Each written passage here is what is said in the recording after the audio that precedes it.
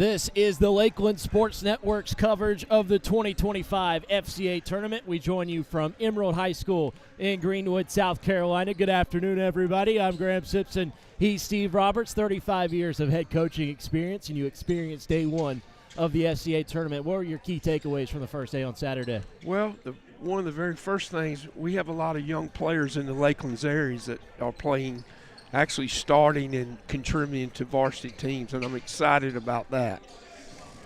Well, we saw a lot of good play on day one. Notably, Demarion Roman led the way with 30 points. Leland Reed sunk 7 threes. A lot of high-octane offense as some of these teams are knocking the rust off.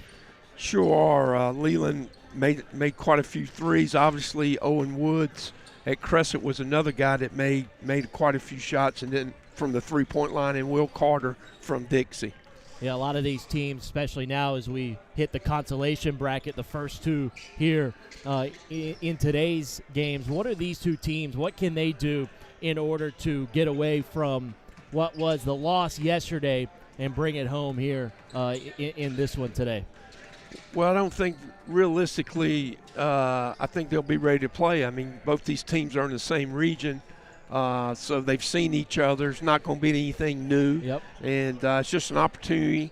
It'll be a very competitive game, I think, and it's just an opportunity to get better. Yeah, it's a rematch from already this year where these two teams played in region play where McCormick got the better of them. Let's see if things can turn in this matchup today. We'll have starting lineups for both teams and the tip-off when we come back. This is the FCA tournament on the Lakeland Sports Network. At the Height Law Firm, we exist for one reason: to make South Carolina safer. When a company cuts corners, when a driver ignores the rules, or when someone's careless mistake injures a family, we step in. Because accountability is not just about compensation. It's about preventing the next tragedy. Every case we take, we hope that we can make a change to make South Carolina a safer community.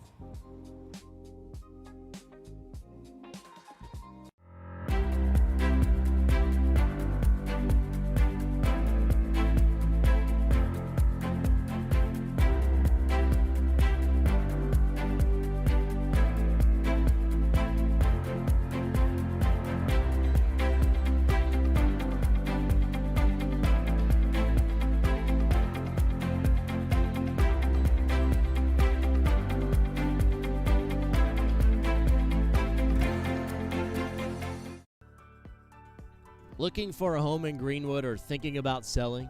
Work with someone who knows the community inside and out. Courtney Height Realtor is a top 5 Greenwood MLS agent with almost $20 million in sales and a reputation for guiding buyers and sellers with confidence and care. Call 864-378-4686, visit CourtneyHeightRealtor.com, and follow us on Facebook at Courtney Height Realtor, serving Greenwood, South Carolina and beyond. Home. It's the house you grew up in, the still warm cookies in the jar at Grandma's, the warm sun on your back, and the buzz of the bugs in the lake where Dad taught you to bait a hook. It's the place you put down roots, pin your hopes and dreams for the future, the connections we've made, and the adventures we've yet to take. This is home, and home is here. When it comes to protecting what matters most, it pays to work with someone who knows Greenwood. At Frank Coyle State Farm, Frank and his team help families and businesses with auto, home, life, and more. Whether you're driving to work, protecting your home, or planning for the future,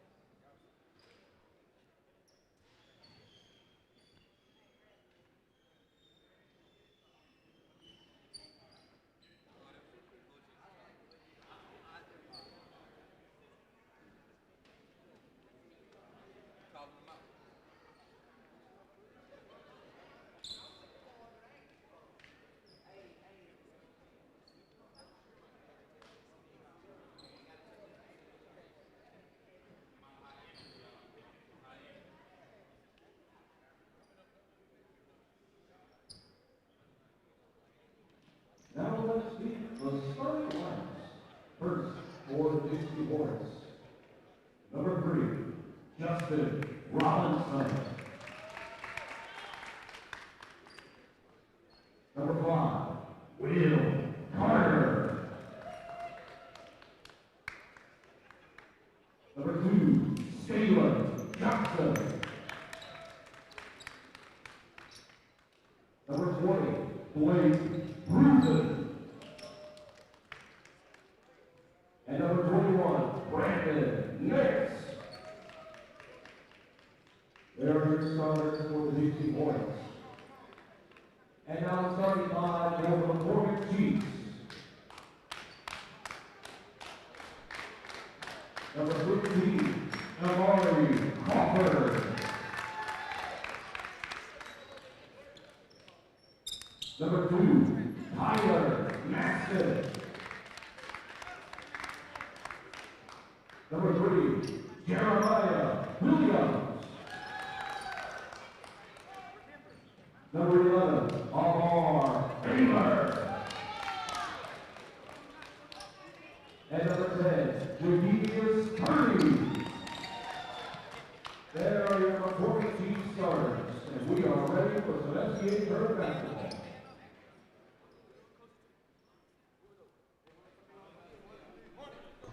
FCA tournament day 2 almost underway between Dixie and McCormick as they start us off here. First of 4 games. We'll see Ware, Shoals, and Crescent to round off the consolation bracket before the semifinals start. Greenwood Christian, a rematch from last year's semi. And then we'll see a cross-county rivalry between Emerald and Abbeville, one which is the first meeting since 2022. That'll be the nightcap. You see Blake Bruton along with Amari Crawford, and we are underway from Emerald day 2 of the FCA tournament. Graham Simpson, Steve Roberts with you on the Lakelands Sports Network. This is a rematch from December 12th where McCormick won 64-51 in an early whistle here as we see B.J. Nance getting in the dirty work early on. 74-59. The loss for Dixie Saturday to Greenwood. Greenwood Christian got the better of McCormick 62-43. And another turnover. This one's a steal in favor of McCormick. Goes right back to Dixie with Brandon Nance. Pass tipped and staying alive for Justin Rollinson. Brand new to this team. He'll turn it over. Here come McCormick the other way. On the drive, using the window. Jamari Williams.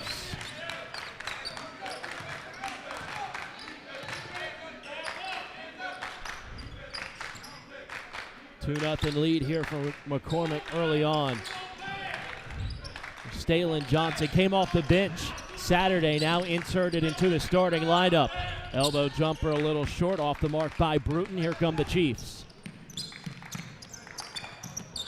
A lot of sloppiness so far. That's 3 turnovers now in the Chiefs. Yeah, 3 possessions, 3 turnovers.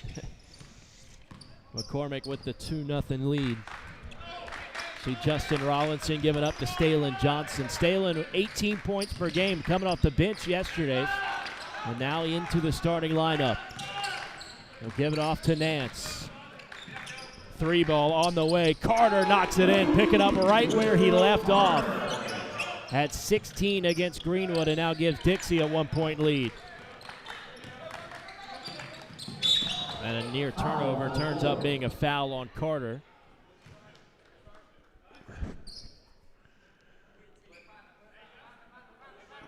A nice shot by Carter. He got it right in rhythm.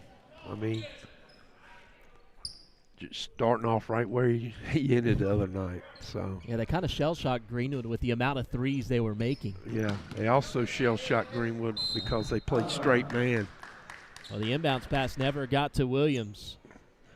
Another turnover on McCormick. That's their 4th already. Not even 2 minutes gone by. 3-2. Dixie with the lead off the triple from Will Carter.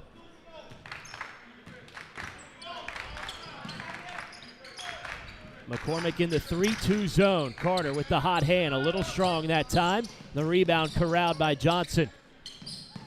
Bruton, baseline attack. Off the trees of the white jerseys. Good defense from McCormick. Williams leading the charge. Teardropper off the heel. Bruton clears the boards for Dixie. First game of day 2 of the FCA tournament. Carter in rhythm. Off the side of the backboard. Bruton on a third chance is fouled. Foul goes on the 6'5" Amari Crawford, averaging a double-double. That's the first team foul on McCormick.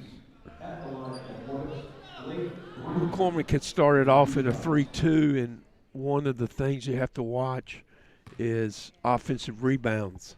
And Dixie has already, early in this game, has gotten some rebounds. Obviously, this young man got a putback and got fouled.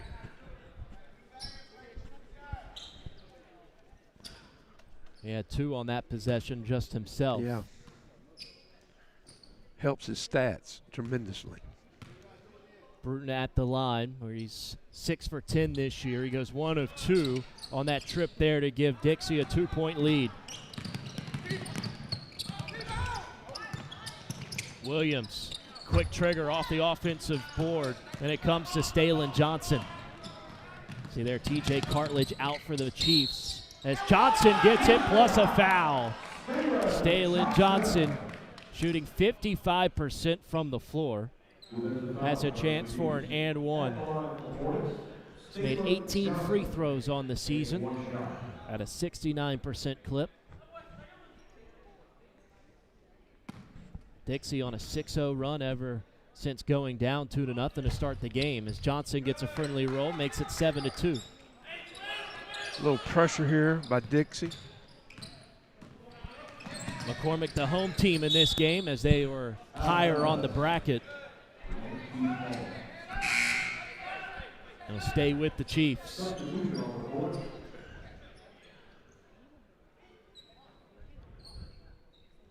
McCormick this year, 3 losses. They're 3-3. Losses to Saluda, Cowan Falls, and now Greenwood Christian after the 62-43 defeat. Here's Williams dancing on the sideline. That's a long 2 that rattles out for Baylor. Here comes Dixie. And an offensive foul. Jeremiah Williams able to draw the charge. 3rd team foul. It's going to be the 2nd team foul on the Dixie Hornets. Their 3rd turnover. Inbounds pass denied. Justin Rollinson with the spin, and he's fouled. He'll shoot a pair. No, traveling violation call. That's a good call. He was out of control on the drive. That's Justin Rollinson, the transfer from the Abbeville Panthers. Williams somehow got it off to Middleton. Purdy lets it fly. Offensive board, Williams through contact, couldn't get it to fall. The 3rd try goes. It's Purdy down low, the 6'3" sophomore.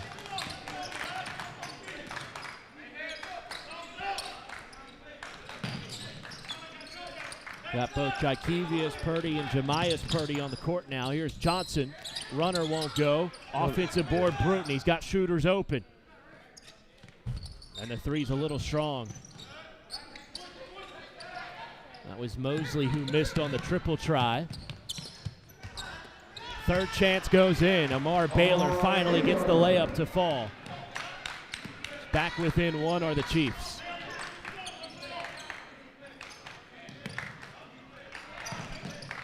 Rollinson almost had it from the wing, but Bruton doing work down low. He'll earn himself 2 chances from the stripe. And you mentioned that 3-2 zone creates some rebounding lanes for the offense. Bruton's taking advantage. This will be his 2nd trip to the foul line already in this first quarter.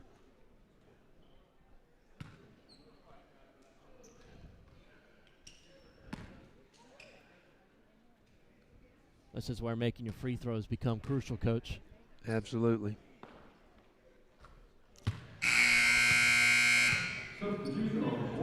Amari Crawford checks back in for the Chiefs.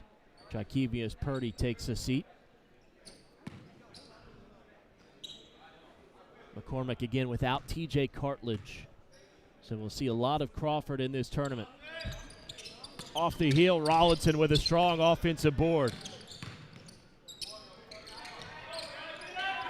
Here's Mosley. Was in the starting lineup yesterday. Now as a six-man, Carter knocking it down. No hesitation on the triple.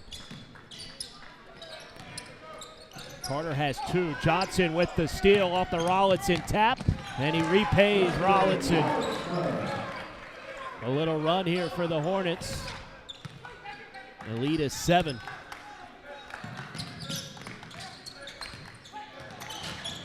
Williams eluding traffic. 10 seconds. 10-second call. Lamar Baylor couldn't get it over midcourt. Great job from Dixie, and they have all the momentum in their favor. Absolutely, and McCormick at this time has 7 turnovers. That's 7 possessions that you don't get anything out of it. They've had 2 threes. Dixie have by that man Carter.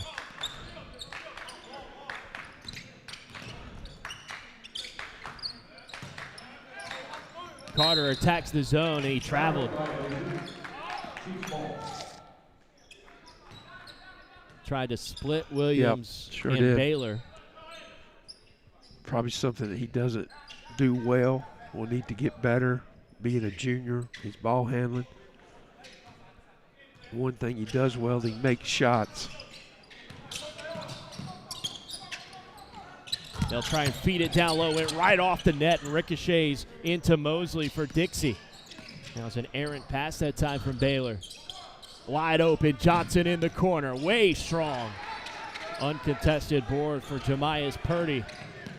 Hit a head pass to Crawford, and he lays it in.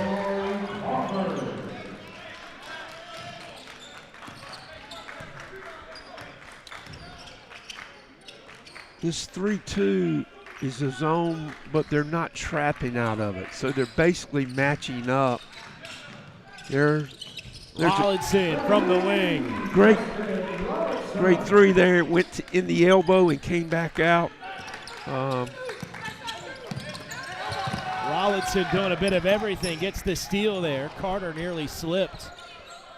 And he gets it into the PG. Johnson one more. Mosley, corner 3. Offensive board and a foul. It was Dallas Dotson who skied to get the extra possession.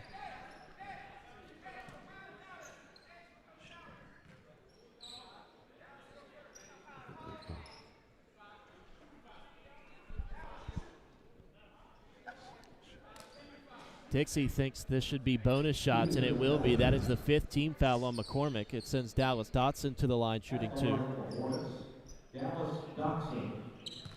Dotson this year 8 for 14 from the charity stripe. It's 57%. And he gets the first one to go.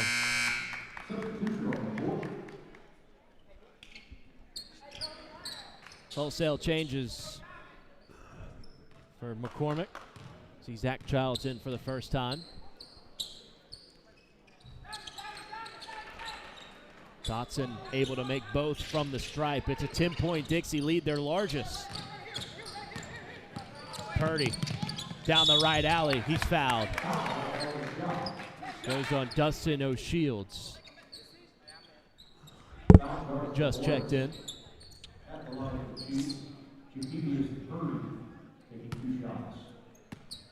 McCormick shooting their first foul shots of the game. Jakevius Purdy, 6'3" sophomore. Can play the 1 through the 4. McCormick down double digits. Need to salvage one here from the line. Absolutely.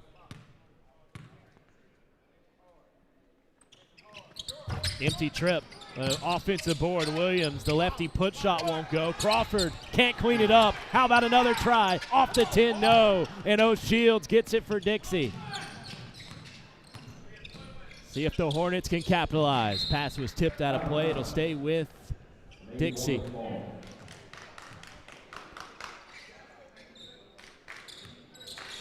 Mosley.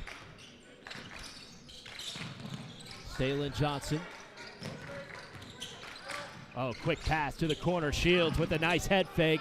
Unable to hit the pull-up midi. Here comes Justin Middleton. Oh, nice crossover to the right-hand lane. No, Williams couldn't put it up and in. A foul underneath. Goes against McCormick over the back on Jakevius Purdy. And a good box out from O'Shields to cause the foul.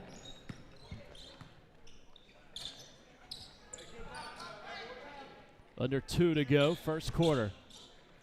It's been the 3 ball for Dixie. Yeah. Gotten them this lead. Yeah, well, right now they need to be aggressive, driving a little bit because, if McCormick fouls, they shoot free throws. Dixie actually is playing 4 out and 1 in against this zone. Yep. Dallas Dotson, the big man, is the 1 in. Mosley skip pass. Stalin Johnson, O'Shields to the corner. Dallas Dotson uses the window. That's what you needed to do. Lead swells to 12. Crawford quickly. And a foul called. It's Jakevius Purdy headed back to the line where he's 0 for 2.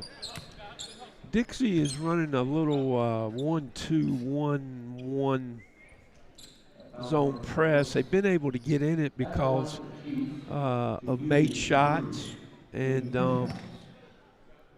the obstacle they're having is McCormick's breaking it. I'm not sure that guy would have made that shot, but they're breaking it, and the back guy is fouling.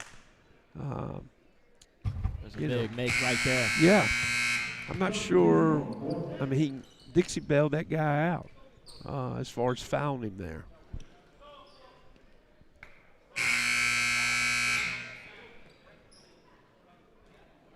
We'll see Tyler Matson check in. Jeremiah Williams with his first seat. Yeah. Now, if I'm Dixie, I want to take this 38 seconds, and I want to wind it down. I don't want to give McCormick another offensive possession. Perfect trip so there I want for to be Purdy. up 10, or I'd like to be up 12 or 13 going into the second quarter. Pulls McCormick back within 10, and now Stalin Johnson gets called for a travel. That's another turnover on Dixie. That's their 6th. Yes, that's not what you want. Oh, the Horns getting some work here in this first quarter. Dixie back into this 1-2-1-1 defense from the side here. McCormick have some ball handlers, see if they can attack it. Middleton passes over to Crawford on the sideline. Back to Middleton. 20 seconds to work with. Sidestep 3. Rainbow's out. Plenty of time to get a shot. Here comes Carter. Dixie up by 10. 12 seconds. B.J. Nance was fouled. Very good. That was a good play by that young man because he put it on the floor and drove it. They fouled him. Now he's shooting 1-and-1 or 2 shot. Sorry. And they got the opportunity to get bucket and get back in their press. B.J. Nance, 7 for 12 at the line this year, 58%. Final 10 seconds of the first quarter as he cans in the first. Brandon Nance, 3.4 assists per game, leads the team, scores 3 points per game. Just a guy willing to do the dirty work. Yep. Fills up what is not the box score, but the intangibles. And a good trip to the line there. You'll get them plus 12. Don't want to foul. Don't want to reach. Oh, there you Carter go. with the steal. 5 seconds. Carter Look at misses, this. but there Wow. to clean it up is Mosley, and that'll end the first quarter on a high note. Middleton can't get it off for the Chiefs. And a 14-point first quarter lead for the Dixie Hornets. We'll have the second 8 minutes of the first half when we come back. This is the Lakelands Sports Network on Simpson Sports Media. Howard's on Main is the kind of place you keep coming back to. Open 6 days a week with breakfast served every day, plus a full menu loaded with variety for lunch and dinner. Great food, friendly faces, and live music that keeps Main Street moving. From morning coffee to late night vibes, Howard's on Main delivers every time. Howard's on Main, great food, live music, and a true Greenwood favorite.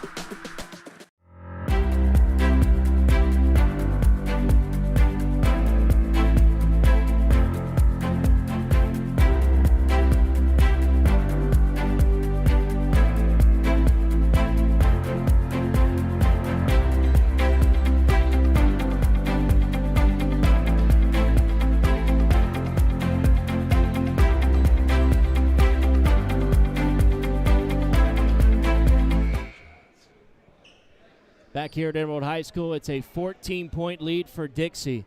Knocking down some big three balls, capitalizing on the McCormick turnovers. They'll have the ball first as we start the second quarter of action. McCormick staying in the 3-2 zone. Mosley penetrates, unable to hit on the floater. Crawford can't keep it in on the baseline. Staying with the Hornets. See Wojciechowski into the game for the first time for Dixie. Carter to inbound. Mosley, good touch pass. Rollins in the head fake, in the drive. Little out of control with the floater. Dixie slapping it around, goes to Crawford. Williams, big runner. Another empty trip for the Chiefs. Rollinson through contact, roundhouse layup again off the mark. Williams, fast break chance. He'll shoot two.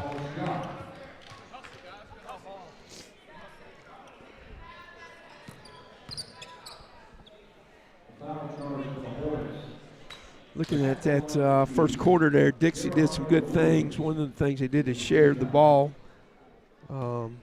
Got quite a few second shots and got themselves to the free throw line. I also think that full court pressure with that 1-2, 1-1 bothered McCormick where they couldn't get in any rhythm when they got past that. Plus they turned it over. Big foul shot here. McCormick now 2 of 5, make it 3 of 6 on the day. First free throw make on the part of Williams in the game. Now Dixie has gone to more of a 3-out, 1, and then a guy running the baseline. Rollinson attracts 2, back out to Will Carter. Trying to go down low to Bruton. It was stolen by McCormick. Tyler Matson poked from behind. Out of play. It'll stay with McCormick.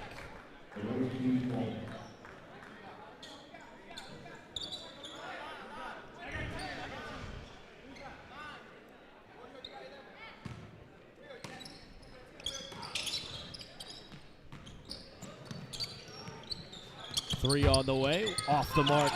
Shot from Jaikevius Purdy. And a foul goes against McCormick immediately after the missed shot.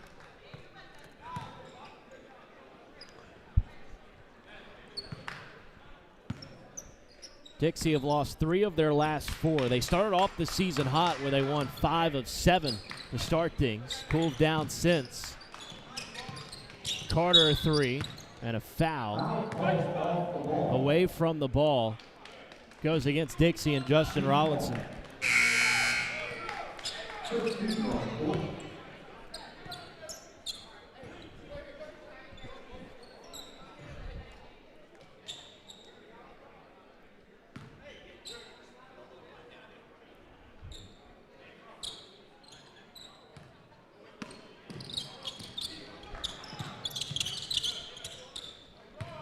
Here's Williams off the inbound. Trap stays for the Hornets. Childs turns it over. Rollinson. Open lane and the foul.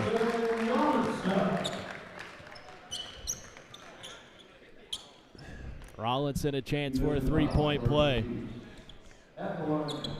McCormick made one mistake and then turned around and made a second mistake by fouling the guy after they turned it over. Dixie with their largest lead. And they'll make a couple changes. Dallas Dotson and Stalen Johnson enter the game.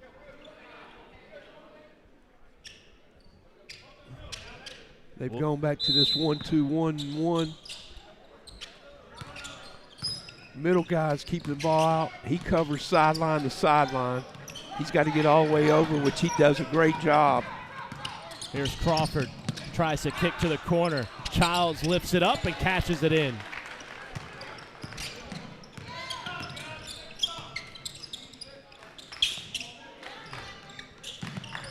Quick trigger. Stalen Johnson off the mark and a rebound for Crawford. Childs off the 2 points. Make it 4, plus a chance for one more.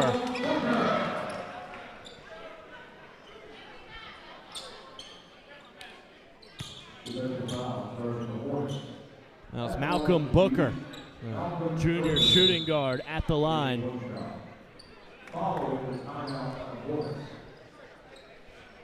Dixie will take a timeout first. It's a 30-second. We'll keep it here. We'll take a look at the bracket, see what we have coming up today later on. It's Greenwood Christian, who won against McCormick. It'll be Greenwood, who won against Dixie. So we'll see Greenwood Christian and Dixie later on today, and then Abbeville and Emerald will be the other game of the semifinal. But first, we'll have the losers of those first two you see on your screen, McCormick and Dixie, and then coming up will be Crescent and Ware Shoals immediately after this one. 5:50 to go here in the first half. 27-15 lead for the Dixie Hornets, and we'll see Malcolm Booker at the line.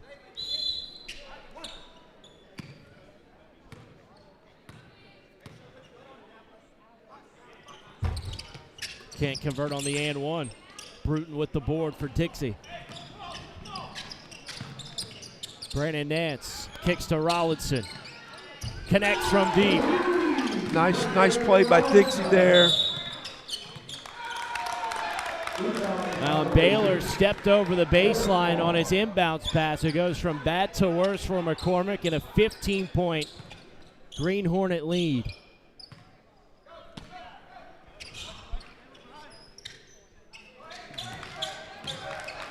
Brandon Nance tries to bounce it to Bruton.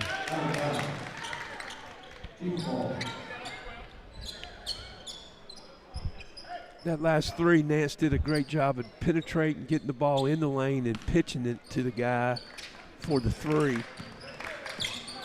Dixie back in the trap. Booker along the baseline finds Crawford. He's fouled from behind, goes on Rollinson. That'll be his second foul.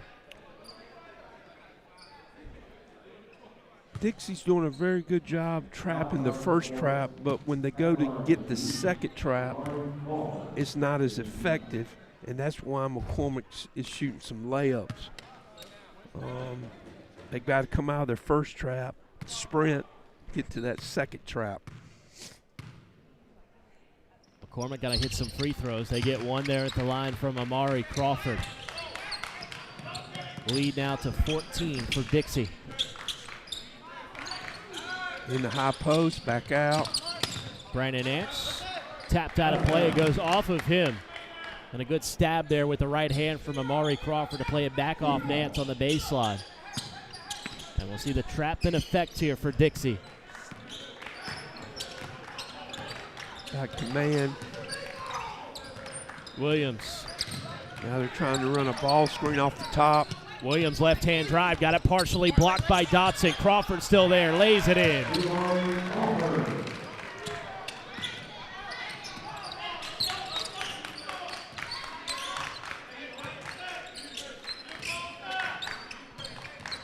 Rollinson the spin.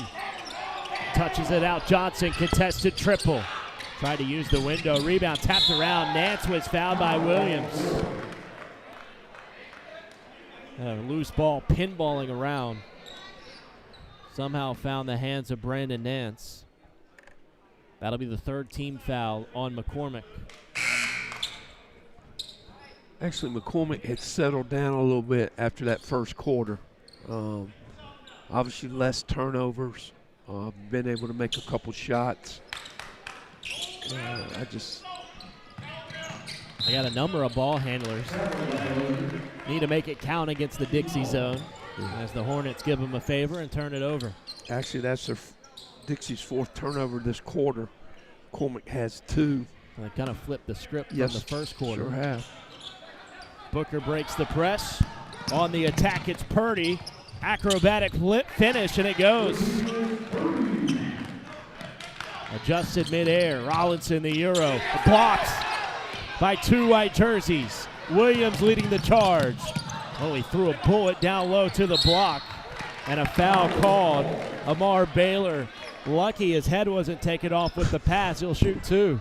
Absolutely. It's not a good pass if the guy can't catch it. There's no need to pass it.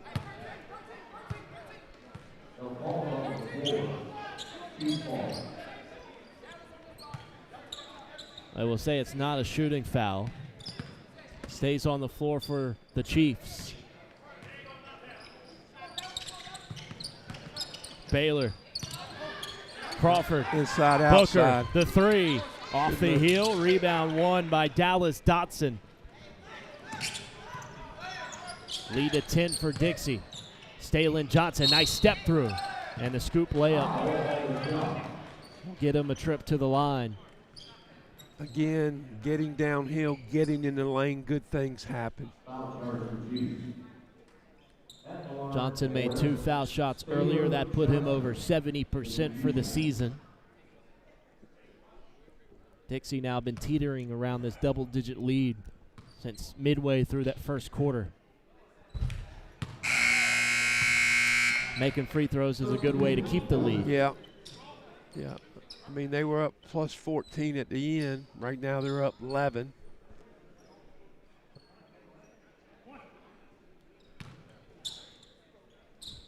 The Chiefs have started to take advantage of the Dixie turnovers and turn it over less themselves. The Hornets still out in front by 12. And a turnover there from McCormick. Errant pass on the part of Jakevius Purdy. Spoke too soon, Graham. Turnover number 3 of the quarter on McCormick. I would like to see McCormick get aggressive in this zone. Rollinson knocks in another. Lead now 15. Williams full head of steam. Down low and the layup is in. Good decision, good pass. Again, broke the pressure. Jamias Purdy with the last 2 points for McCormick. Long three goes. Stalin Johnson from deep in the wing. And another turnover from McCormick. Out of play, last touch by the Chiefs. It'd be actually interesting to see what the shooting percentage is for Dixie right now through these 2 quarters, because they have, seems to me, they've made a lot of shots.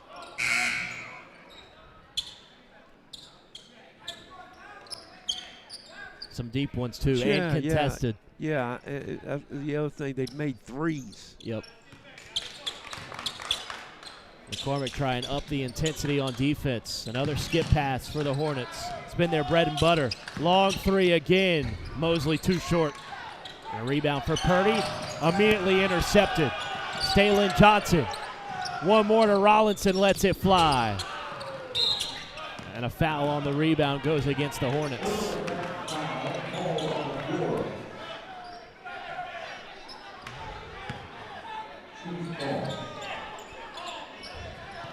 What do you want to see from McCormick the final 2.5 minutes of this first half? Well, obviously, turnovers of late have been a problem. Would have been a turnover there, and coach made a smart play, called a timeout. Again, I think McCormick needs to be more aggressive defensively. Something that they have the ability to do. They're in this 3-2 zone, but it's kind of like they've let Dixie just pass it around, get the ball side to side, and I just think that's what I would do. It's hard to be aggressive right now because of the foul situations, but when it came out third quarter, I'd put some gas on it, see what I could do. Right now, I'm just trying, get this down to about a 12-point game at half. Dixie's going to man-to-man. See what this does. Crawford from the wing. Tries to drive. Back out Williams. 3 in the key. on McCormick. They give it right back up to Dixie. As I spoke on Saturday, I wish they would go to 5 seconds in the lane in high school. I also wish good officials will let that guy know the first time to get out. 3-on-2 here for Dixie. And a nice lend over for the 2 points. Trey's Bolden for the Hornets. Crawford nearly coughed it up. Stays alive, right back to him, and he flushes it.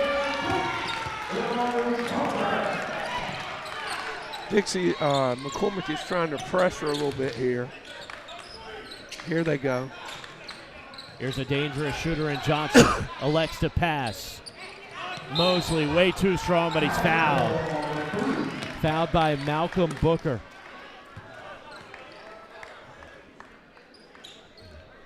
This will be 3 shots at the line for Raquel Mosley. 4.8 points per game this season.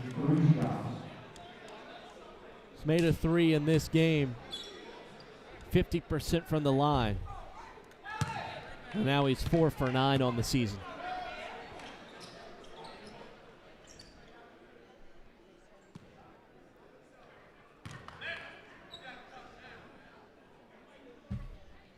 These misses. First 2. Got to get one of these. That kid is a 7th grader. If that's correct. And That's it. And I'll tell you what, he played against Greenwood High the other night and really played under control. I really like him. Mosley gets 1 from the line. Yep, the younger brother of Justice Rollinson. There's turnover. Another turnover. Here comes Rollinson. Lefty layup. Got it, and the foul. Another and 1 for the Hornets. Nearing in on the half-century mark before the first half concludes. And it's Rollinson back to the line for Dixie.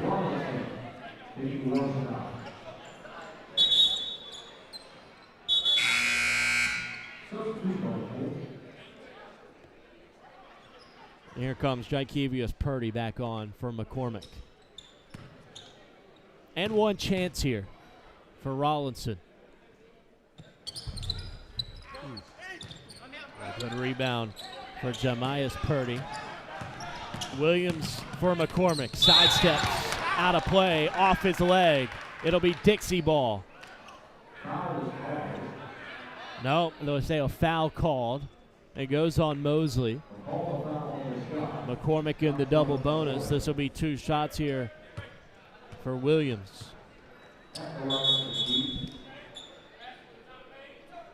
McCormick needs to find something positive going into half, whether it's a shot, good defensive stop, something to possibly just build for the third. First free throw in from Jeremiah Williams.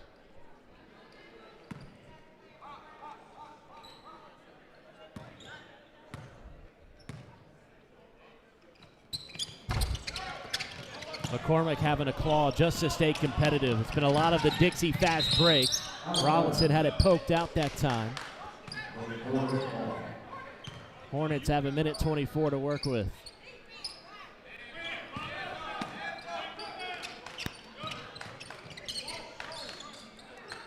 Johnson left alone, and the lead grows beyond 20 for Dixie.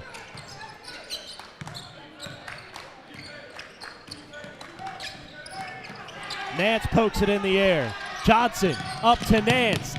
Lobs it up as Dallas Dotson wasn't on the same page. Comes to Crawford. Another near turnover. Williams catches the loose ball. He's taken down, and a foul is resulting. Dixie wants a jump ball.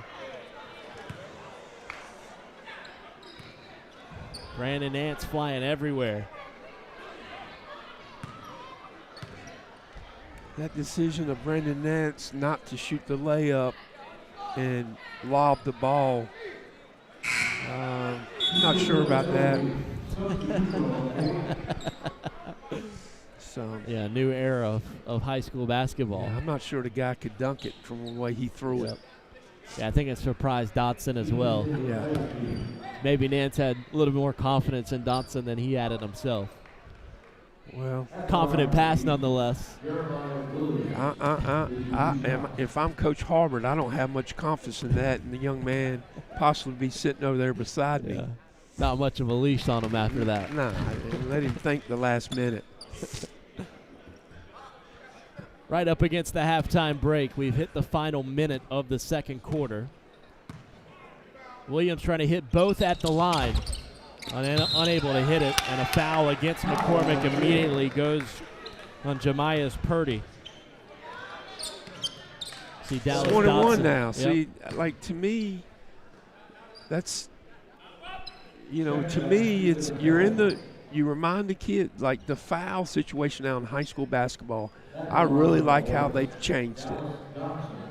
But as a coach and as a player, you have to adapt to where you're at with that. Yep. Like, there's no way that you should foul there. Now he's shooting them.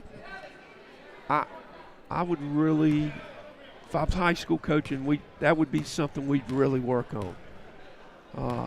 We've talked about if you don't have less fouls, hey, you can go pressure. Dotson makes both at the line. Now let's see if Dixie can pressure without fouling.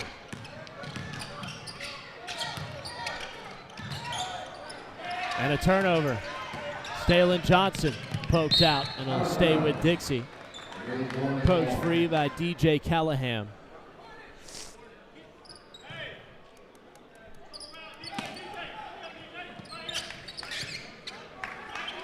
Brandon Nance right back to the corner. Johnson's hot, keeps it that way.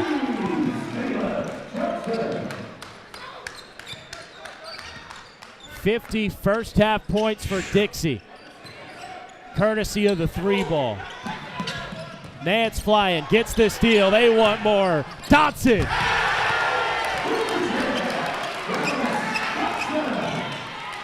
Those were the hops we were looking for. Out of play off Rollinson. It is all Dixie.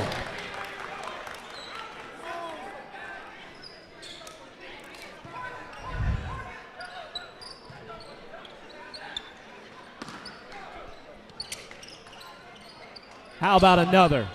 You're kidding. 55 first half points for the Dixie Hornets. Almost a 30-point lead in the second quarter. Nance with the steal. 5 seconds. Rollinson lobs. It was tucked in. Dotson, it counts for two. 57-26. A first half for the ages for the Dixie Hornets. And that's how you take over right before the halftime break. Incredible stuff. And a 31-point halftime lead for the Dixie Hornets. We'll step aside. This is the Lakeland Sports Network.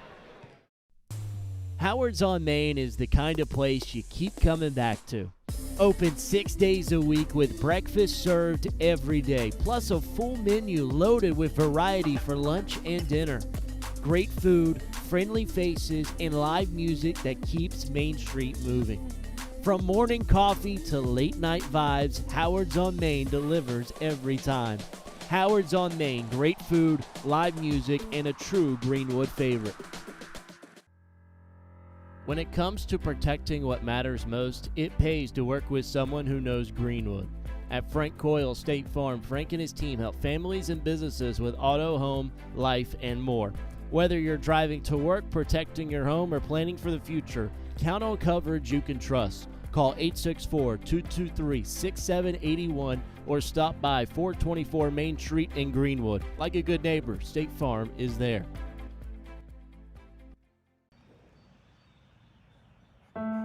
Home. It's the house you grew up in. The still warm cookies in the jar at Grandma's. The warm sun on your back and the buzz of the bugs in the lake where Dad taught you to bait a hook. It's the place you put down roots, pin your hopes and dreams for the future, the connections we've made, and the adventures we've yet to take. This is home, and home is here. At the Height Law Firm, we exist for one reason: to make South Carolina safer. When a company cuts corners, when a driver ignores the rules, or when someone's careless mistake injures a family, we step in. Because accountability is not just about compensation, it's about preventing the next tragedy. Every case we take, we hope that we can make a change to make South Carolina a safer community.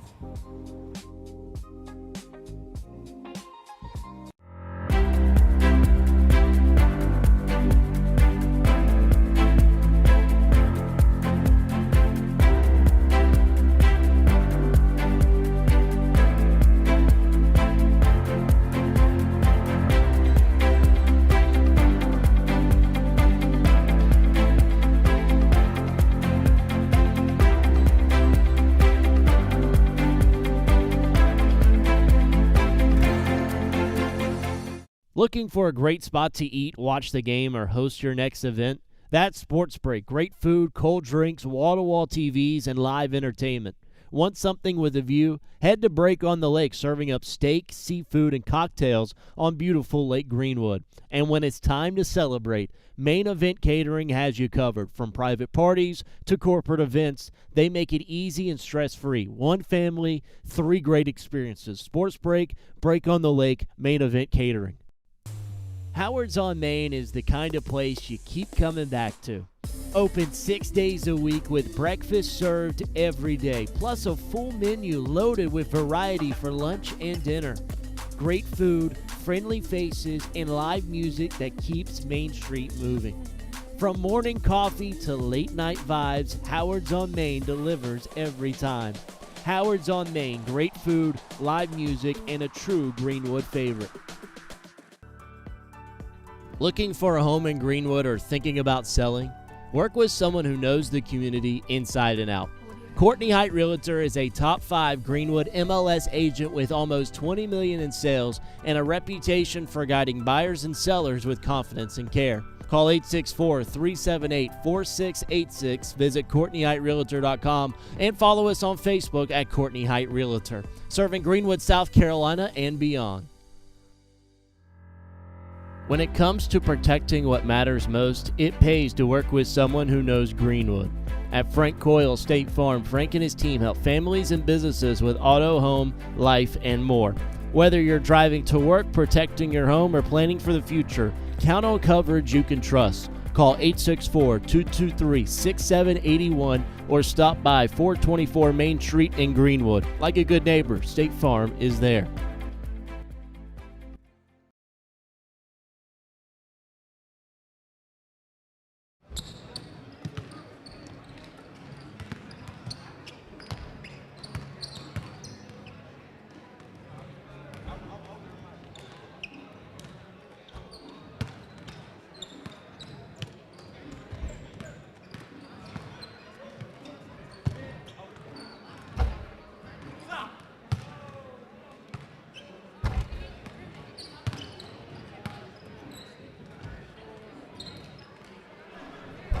Back here on the Lakeland Sports Network, it's halftime between Dixie and McCormick as Dixie have a commanding lead, 57-26, a 31-point halftime lead. They really poured it on and gave us all a textbook definition of what it is to pull away at the end of right at the halftime marker. Well, I mean, you're going to be in really good shape. I don't care if you're the Bucks, the Lakers, or whatever. When you second quarter they made 6 threes. First quarter they made 2, so they've made 8 threes in 16 minutes. Yep. Pretty good job. Now McCormick's helped them by turning the ball over. Now what can McCormick do? Down by 30 points coming out of the halftime break. Well, I was thinking about that. The first thing I would do is I probably would have never went to the locker room. I would have probably went and got however minutes, I think it's 15, 12, and we'd have got out there and did some work, warm up. If you notice, McCormick was a little late getting here. Yeah. So I don't know what you do in that locker room, at halftime. I think it'd been better just to meet out here and get some work in and see if we can be better. My goal would be to them is, hey, look, we can't play any worse. Here's what we're going to try to do. Limit turnovers, okay, and try to get some good shots. And we're going to pressure. Yeah. Because here, these guys, this game, yeah, does it mean something? Sure, but it's not a conference game. So I'm going to work on some things that I know to see if I can to get better when I play them the next time. Well, McCormick starting their layup lines. We got about 2:45 until we'll start the third quarter of play. Again, Dixie 57 first half points. They lead by 31 over the McCormick Chiefs, 57-26. We'll have the third quarter when we come back. You're watching on the Lakeland Sports Network. When it comes to protecting what matters most, it pays to work with someone who knows Greenwood. At Frank Coyle State Farm, Frank and his team help families and businesses with auto, home, life, and more. Whether you're driving to work, protecting your home, or planning for the future, count on coverage you can trust. Call 864-223-6781 or stop by 424 Main Street in Greenwood. Like a good neighbor, State Farm is there.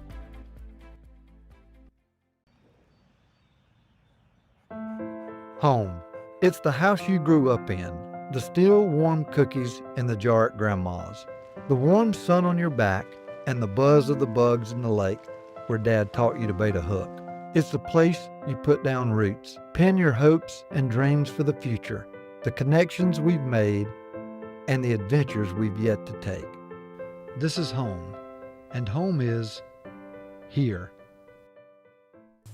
Howard's on Main is the kind of place you keep coming back to.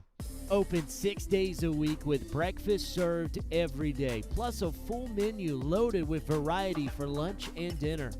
Great food, friendly faces, and live music that keeps Main Street moving. From morning coffee to late night vibes, Howard's on Main delivers every time. Howard's on Main, great food, live music, and a true Greenwood favorite. At the Height Law Firm, we exist for one reason: to make South Carolina safer. When a company cuts corners, when a driver ignores the rules, or when someone's careless mistake injures a family, we step in. Because accountability is not just about compensation. It's about preventing the next tragedy. Every case we take, we hope that we can make a change to make South Carolina a safer community.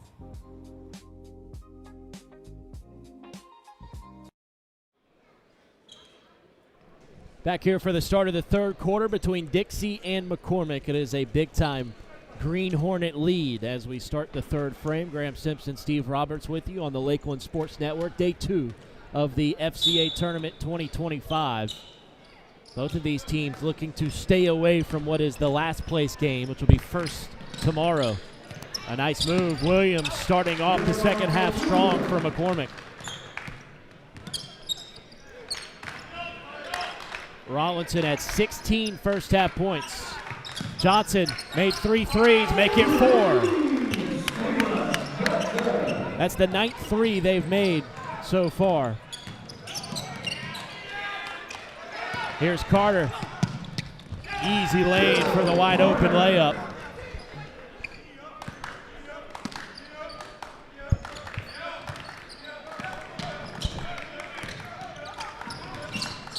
Oh, nice move to get through by Matson. It was taken away. It'll go with Dixie.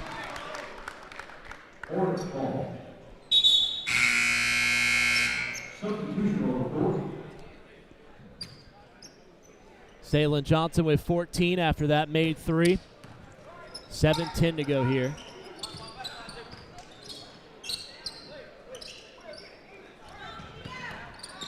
Try to go down low to Bruton. McCormick couldn't knock it away. Thalen again. This time he'll drive into the teeth. And Crawford corrals the board.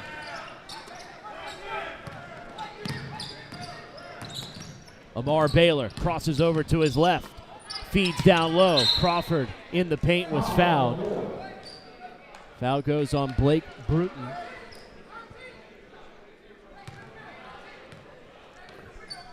Had a conjuncture there in the mid-post between Middleton and Crawford. Ends up being on the floor. The first team foul on Dixie.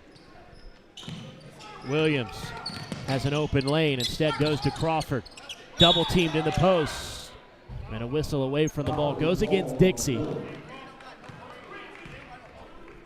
Second team foul in this sequence against the Hornets early on here in the third.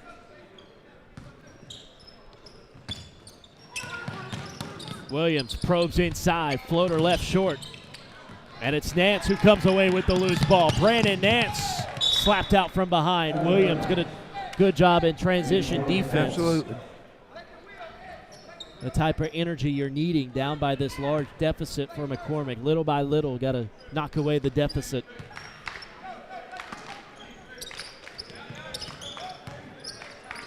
Johnson, hot hand from the corner. This time misses badly. Rebound push ahead by Purdy. He'll go coast to coast.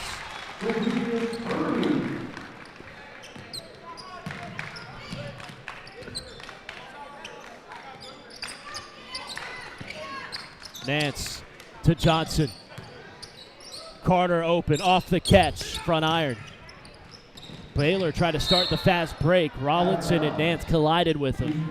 Out of play, it'll be with McCormick. Game like this, Dixie's can't get, I don't know what the word to use, but they got to continue to work on playing as a team. And here's the other thing. As much as McCormick's got to work, Dixie's got to work because they got to play these guys again. Mm-hmm. And my thing right now would be trying to attack this zone against McCormick more than just one pass and shooting it. Baylor to Williams in the corner. Baylor attacks with the right, lost it. Nance. Two bounces ahead to Rollinson. Spots up in the corner, knocks it down. 10 threes now for Dixie. 19 for Justin Rollinson. Baylor does it himself. Teardropper from the right block.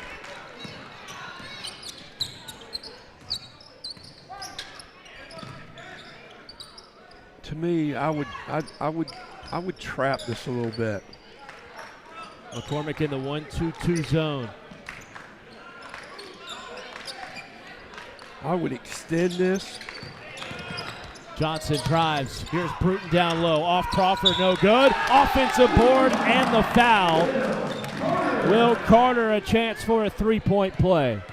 Second shots. Followed it from the weak side. Yeah. And actually, that's how Dixie got started. If you remember, in the first quarter, they got some second shot putbacks.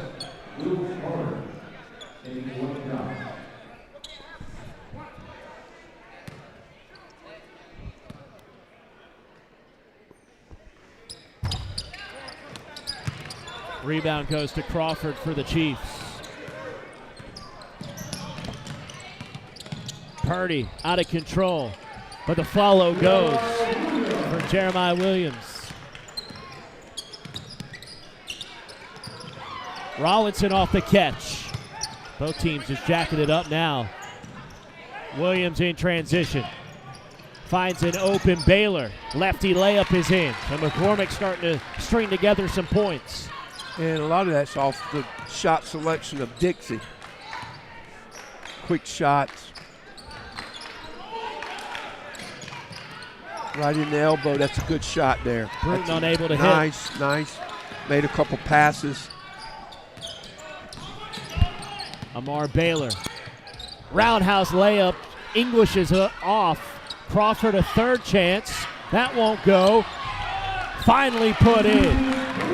That was Purdy underneath. Rollinson, attack-minded. Another empty try for the Dixie Hornets. They'll get an easy turnover here, though. Rollinson creates contact, can't finish. Mosley does the deal.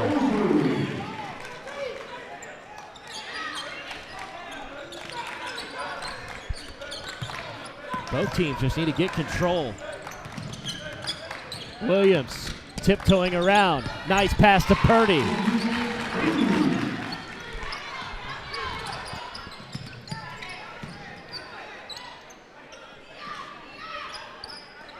Set right in the middle, inside out. That's a good look. Rollinson can't hit this time. Another rebound for Crawford. He's been all over the glass here in the second half. Taking up the court himself to Williams. Charge. Beautifully done from the 7th grader Mosley. Guy should be at a middle school Christmas tournament. You know, to me, Dixie hasn't played as well coming out, which is understandable. But now's a good time to put some of these other guys in and let the starters rest a minute, chat with them, talk to them a little bit, and then go back out there. Yep. Dixie has made 19 threes in 6.5 quarters in this FCA tournament. Wow. O'Shields got his man in the air. How about another? Stalin Johnson rattles it in. This is unbelievable. He's got 17 points. And that's the 11th three-point make for Dixie. Williams slips it down low. Purdy was fouled. Goes on Johnson.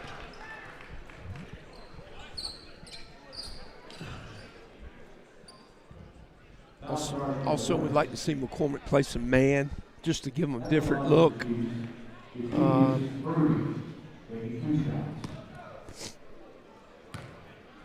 It's a 32-point lead right now for Dixie. Which they had a 31 at the half, so hey, look, they're +1. I always used to keep a coach over there on the bench just so he could add up, because I'd always ask him how many we up. Because I'd look at it. I didn't do well in math. But see, I would ask him, he'd say 32 now. I say, yes, coach, we're +1. Good.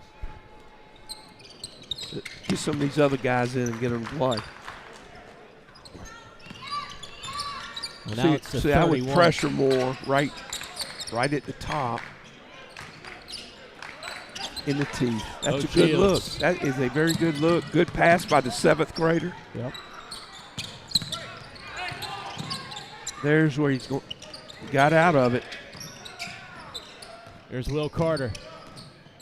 Hands it off to O'Shields. Dixie have taken out some of their primary ball handlers. Mosley's open. That won't go. Rebound for Purdy. It's initially slapped away. Wojciechowski unable to hit from deep. Again, Purdy with the board. Behind the back dribble. Purdy tries to go coast to coast. Ran out of control. Turns it over again. Here comes Mosley and Dixie. O'Shields. Nice short corner dive is the way you beat a zone.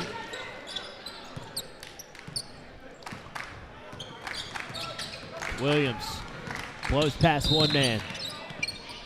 And a foul before the shot goes on the floor. No need to foul there.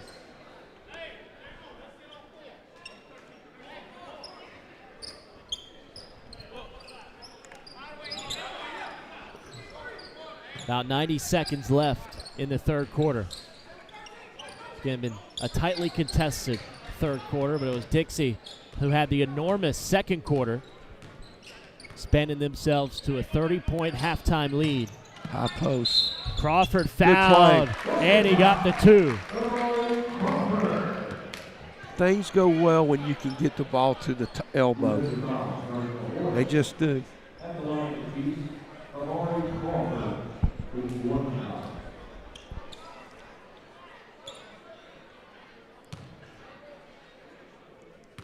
See if Crawford can convert on the and one. Big rebound there for Dallas Dotson. Pushes ahead to Will Carter. Goes all the way to the cup for 2. Nice play. Will is a solid player. Doesn't make a lot of mistakes. Hurst was fouled. See again, there's a no need to do that. Goes on O'Shields. About a minute remaining. And a better third quarter from McCormick. Yeah. Yeah. The other thing is, you know, we're talking about the fouls. Why gamble there with a minute left? Now, you don't get it. Foul. Now you give these guys a chance to shoot them. And I know the game's way out, but you're going to play games this year where going to be tight games. Can't do that. Hurst, his first trip to the line. He's just checked in this game. Immediately got fouled, and he missed his first free throw. And the guy that fouled him checked out. So. And we'll see Brandon Nance back onto the court for the Hornets. O'Shields takes a seat as Hurst goes 0 of 2. And a rebound not corralled by Dixie. Goes out of play, last touch by Dallas Dotson.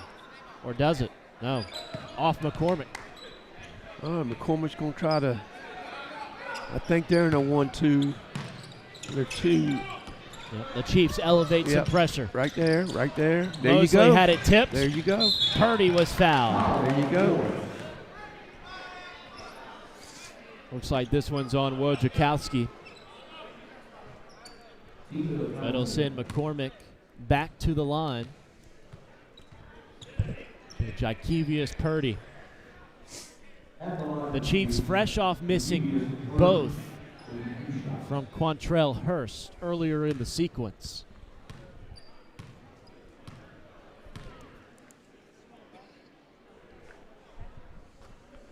That one nothing but net. I'm not sure that's not the first turnover by Dixie this quarter. Yeah, they've been more conservative here in the third, up by 30. Yeah.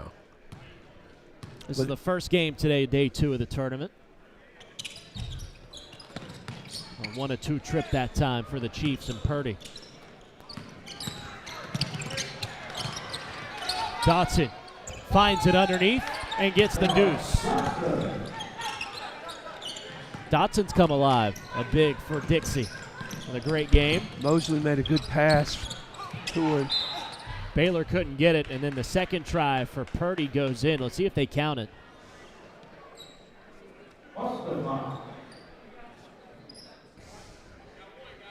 Yep, it is an and one chance. Purdy got the 2.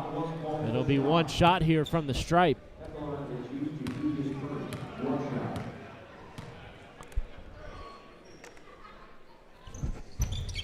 Purdy misses again on the last try. Out of play, it'll be McCormick ball.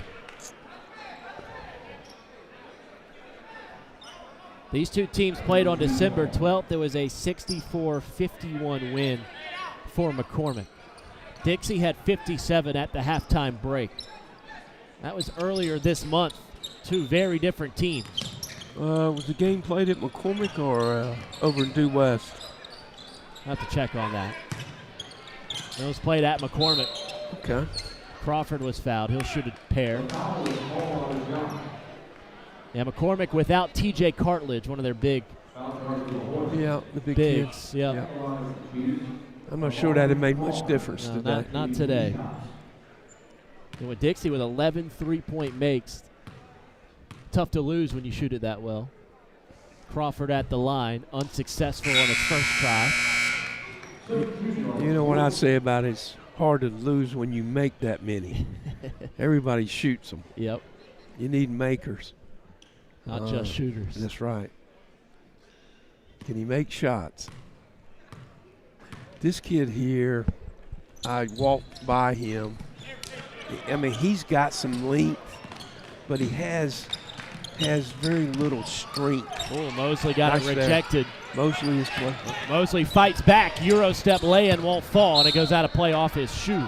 And it'll be McCormick possession. You know that. Nance with the steal. And he can't beat the buzzer. That'll end the third quarter of play. It's still Dixie out in front of McCormick. You're watching on the Lakelands Sports Network. Looking for a home in Greenwood or thinking about selling? Work with someone who knows the community inside and out. Courtney Height Realtor is a top 5 Greenwood MLS agent with almost $20 million in sales and a reputation for guiding buyers and sellers with confidence and care. Call 864-378-4686, visit CourtneyHeightRealtor.com, and follow us on Facebook at Courtney Height Realtor, serving Greenwood, South Carolina, and beyond.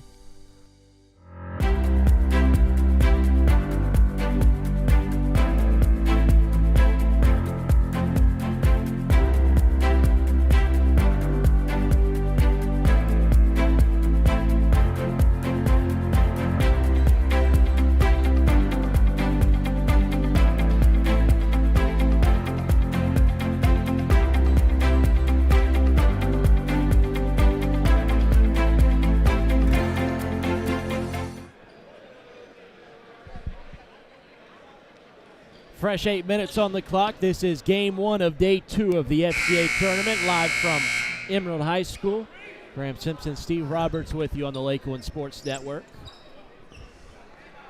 It's a big lead here for Dixie as we start the fourth quarter.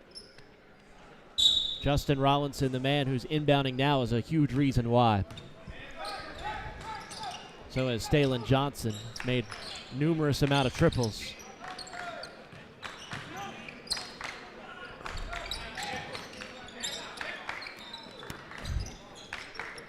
I like what Dixie's doing here. They're moving the ball from side to side. Took a little time, and then McCormick fouls.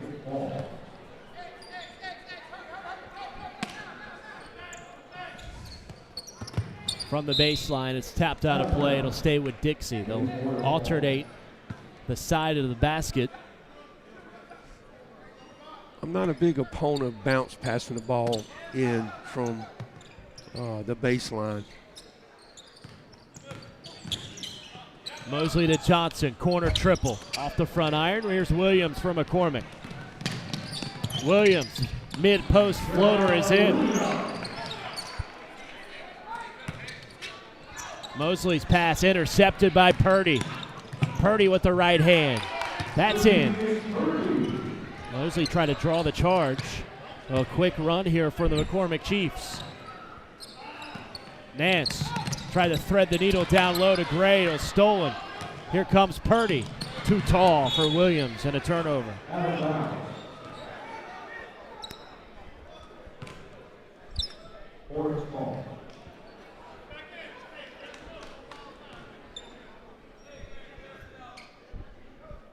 McCormick staying with the press.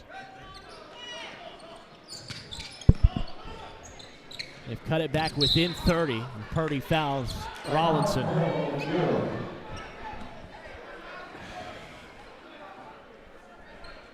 I mean, we should just. We've hit a snail's pace here in the first minute of the fourth. Go back fourth. and get in the zone if we're going to press and then we foul. I mean, it just negates, fouling negates hustle, in my opinion. Now they're moving. Just keep the ball side to side right there. Finish. I mean, there's nothing. Hey. Yeah, Mosley gets the roll. That's a 7th grader in the middle of the zone making an easy play. Williams into the forecourt, tapped away, but a foul on Mosley.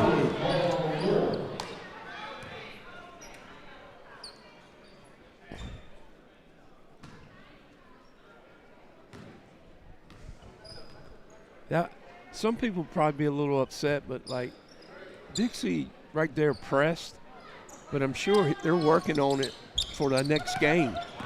Nance, outlets ahead. Here's Mosley on 2 defenders, unable to finish. Gray creates contact, and a pair upcoming from the charity stripe.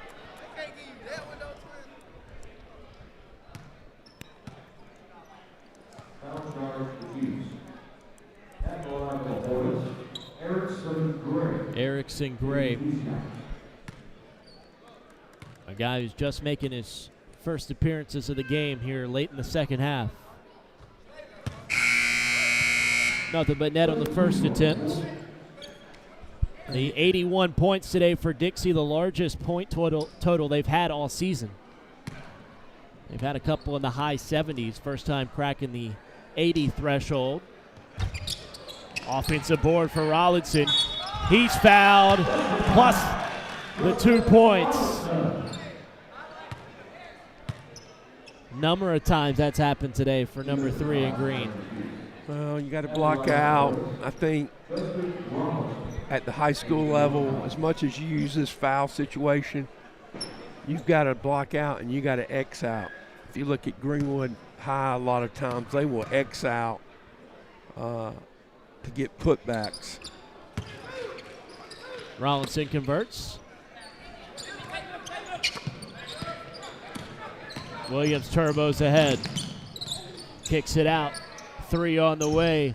Unable to hit. It was shot by Justin Middleton, who was a starter on Saturday. Limited playing here today for the Chiefs. Having to work without their star big man, TJ Cartledge. Middleton left open, doesn't take it. Instead tries to thread the needle, bounces out to Williams. Back to Middleton. This time he'll shoot and hit.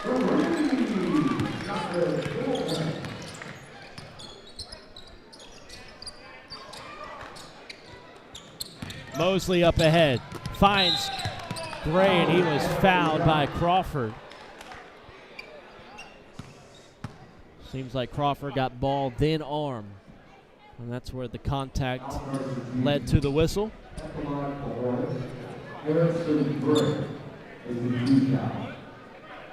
Erickson Gray shooting 2. He's 1 for 2 from the line here in the game. And now 85 total points for the Dixie Hornets. Did not have that on my bingo card coming into the gym today. Nah, that probably wasn't the point spread. Rattles in and a perfect trip for Erickson Gray.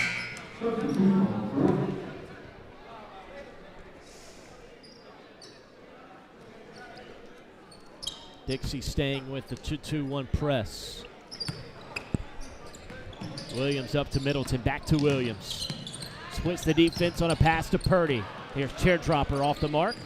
And it's taken away. Purdy gets the steal and then lays it in softly. Quick turnover there on Dixie.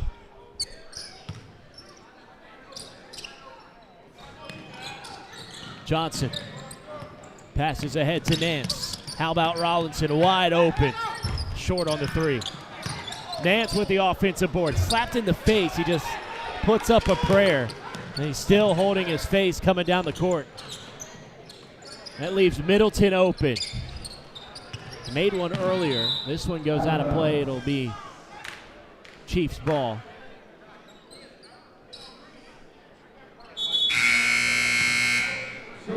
About 5 minutes left in this one. Dallas Dotson, who had a dunk to end the second quarter, back into the game.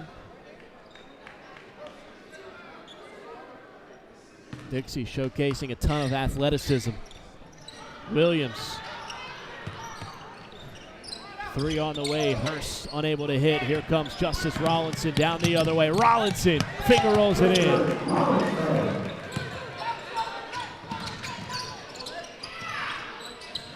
Middleton nearly lost it. Spins away from traffic. Beautiful Nice feed. Yep. And Purdy lays it in.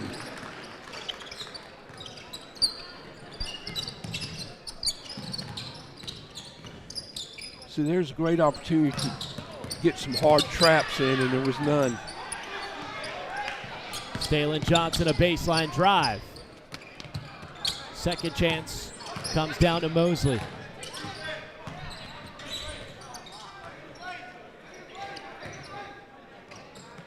Rollinson, no hesitation, a little strong. And Crawford finally with a board for the Chiefs. Hurst skips it ahead to Middleton. One dribble into the 3. Front iron miss. Stalen Johnson ran into traffic and turns it over. Right ahead to Williams. Roundhouse lay-in won't go. Offensive board and putbacks off the mark as well from McCormick. Out of play, it'll be Dixie ball.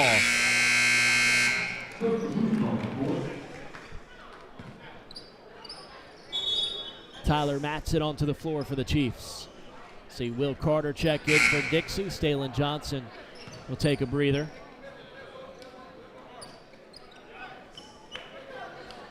And also Jemias Purdy, the sophomore, in for Crawford for McCormick.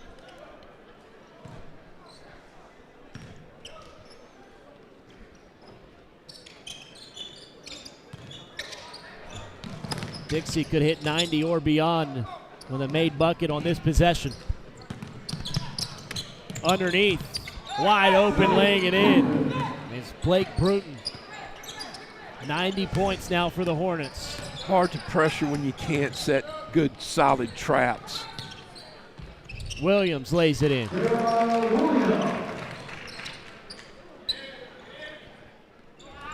Another time, Dixie break the press with ease. Bruton down low. Here's Mosley.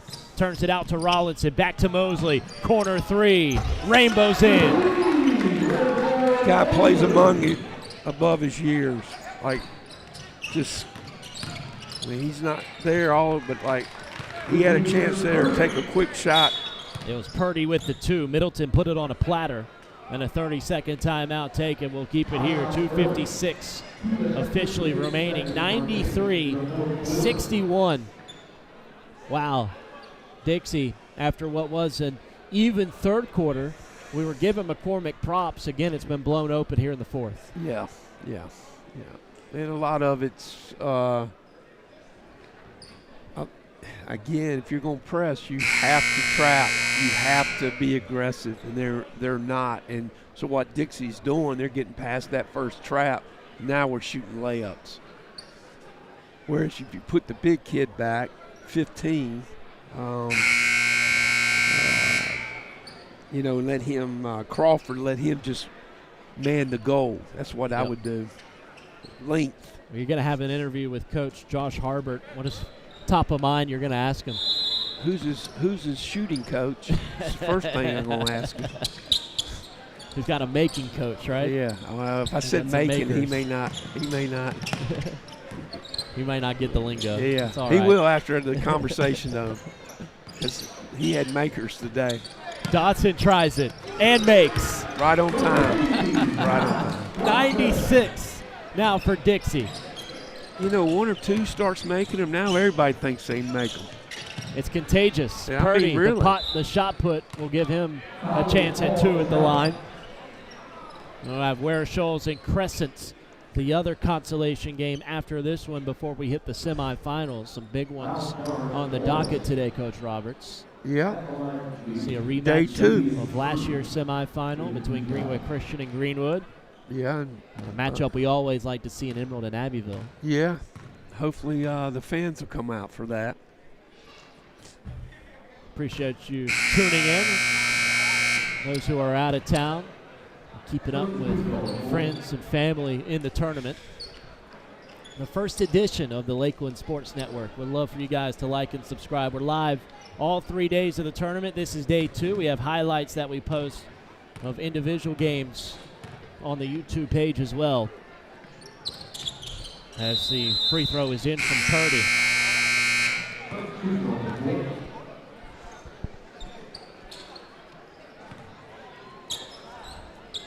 Got to think the century mark is top of mind here for the Hornets.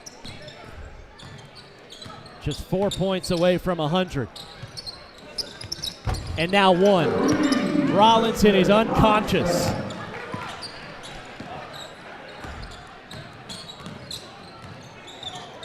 Matson nearly turned it over. Middleton a 3. Off the side rim, it's taken down. Here comes Dixie. Rollinson. Travel. Didn't make the 3 anyway. Shuffled his feet before shooting. And now Zy Martin checks in. Rollinson takes a seat. That'll end what was a very successful afternoon for Justin Rollinson. He was impressive yesterday against Greenwood, but took it to another level here against the Chiefs. Yeah, and I think he just became eligible. Is that correct? Because of transfer That's rule. right. New into the team. Hey, that's a good Christmas present. That is. For Coach, I'll tell him. Here's Mosley for 100. You bet. 101 as Dixie takes McCormick to school here. A non-region matchup. They'll face each other again later on the season. McCormick won the first meeting. But a big confidence boost for Dixie and a message sent to not only this Lakelands area, but the rest of their region as well. Yes.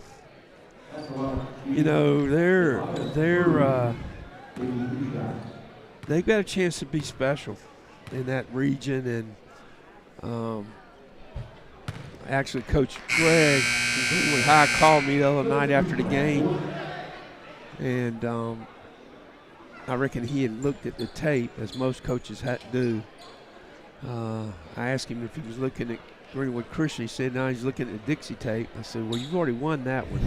You need to move on. He said, I'm telling you right now, Dixie's got a chance to be really good and take in the region and then in the playoffs. I mean, again,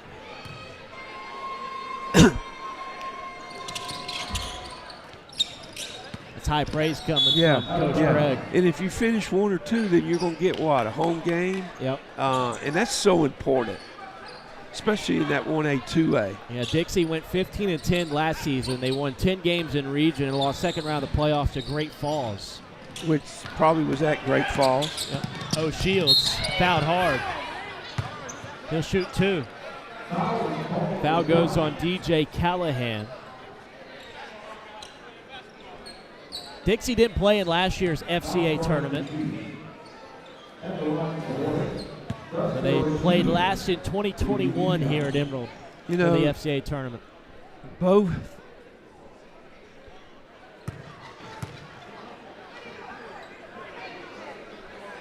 Oh, Shields ready to shoot 2. Both these teams have good young players, okay? I mean, obviously it wasn't McCormick's day, but when you start looking at his roster, I mean, Purdy, sophomore, okay? Williams, junior. You know, yep. Middleton is a sophomore. So the big kid there, like 34, he's a sophomore. Yep, he's got the ball. Three-pointer miss by Matson. He's a junior. Crawford's a junior. Yep. I mean, And Crawford's going to be a good player. he's got to get stronger. Like, he's got to get in the weight room. Layup is in by Zy Martin. And that gets the Dixie faithful with a huge roar with a minute to play. They got 103 up on McCormick. Top of the backboard on a three-point miss. Rebound comes to Matson where he's fouled by Wojciechowski. We might need to write down the date when these two guys play again and ride over That'll to be Due West. January 23rd and Due West at Dixie, 7:30 tip-off. Again, that's January 23rd when these two teams will meet for the final time this season. Wojciechowski got the steal. 38 seconds to work with. He'll immediately turn it over. Wide open lane. Zach Childs to put it in.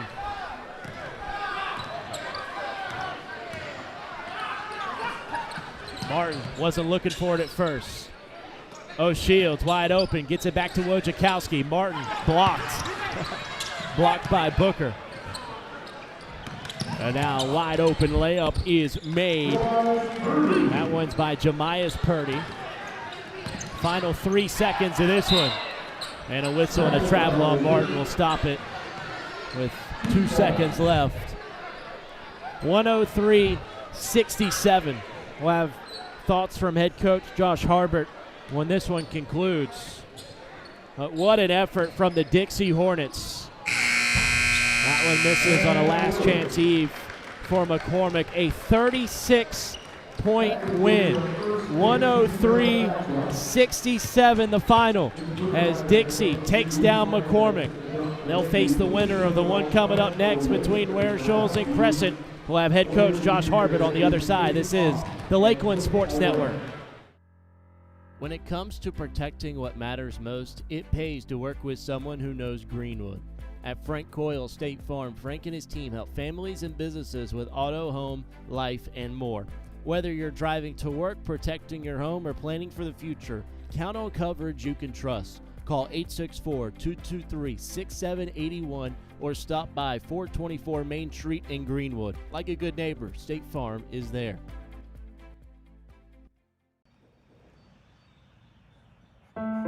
Home.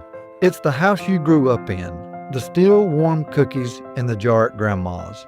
The warm sun on your back and the buzz of the bugs in the lake where Dad taught you to bait a hook.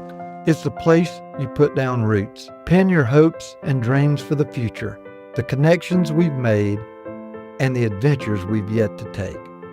This is home, and home is here. When it comes to protecting what matters most, it pays to work with someone who knows Greenwood. At Frank Coyle State Farm, Frank and his team help families and businesses with auto, home, life, and more. Whether you're driving to work, protecting your home, or planning for the future, count on coverage you can trust. Call 864-223-6781 or stop by 424 Main Street in Greenwood. Like a good neighbor, State Farm is there. Howard's on Main is the kind of place you keep coming back to. Open 6 days a week with breakfast served every day, plus a full menu loaded with variety for lunch and dinner. Great food, friendly faces, and live music that keeps Main Street moving. From morning coffee to late night vibes, Howard's on Main delivers every time. Howard's on Main, great food, live music, and a true Greenwood favorite. At the Height Law Firm, we exist for one reason: to make South Carolina safer. When a company cuts corners, when a driver ignores the rules, or when someone's careless mistake injures a family, we step in. Because accountability is not just about compensation, it's about preventing the next tragedy. Every case we take, we hope that we can make a change to make South Carolina a safer community.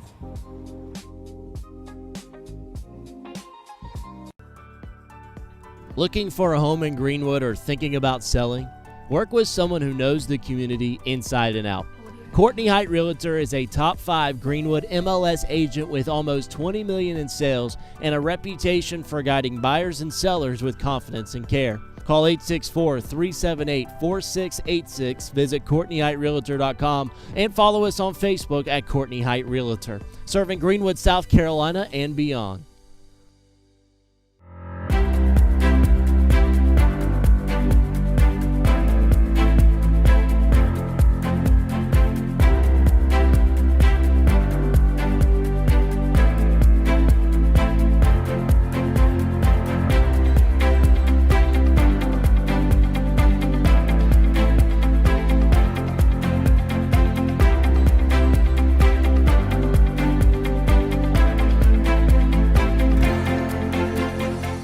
Looking for a great spot to eat, watch the game, or host your next event? That's Sports Break. Great food, cold drinks, wall-to-wall TVs, and live entertainment. Want something with a view? Head to Break on the Lake, serving up steak, seafood, and cocktails on beautiful Lake Greenwood. And when it's time to celebrate, Main Event Catering has you covered. From private parties to corporate events, they make it easy and stress-free. One family, 3 great experiences. Sports Break, Break on the Lake, Main Event.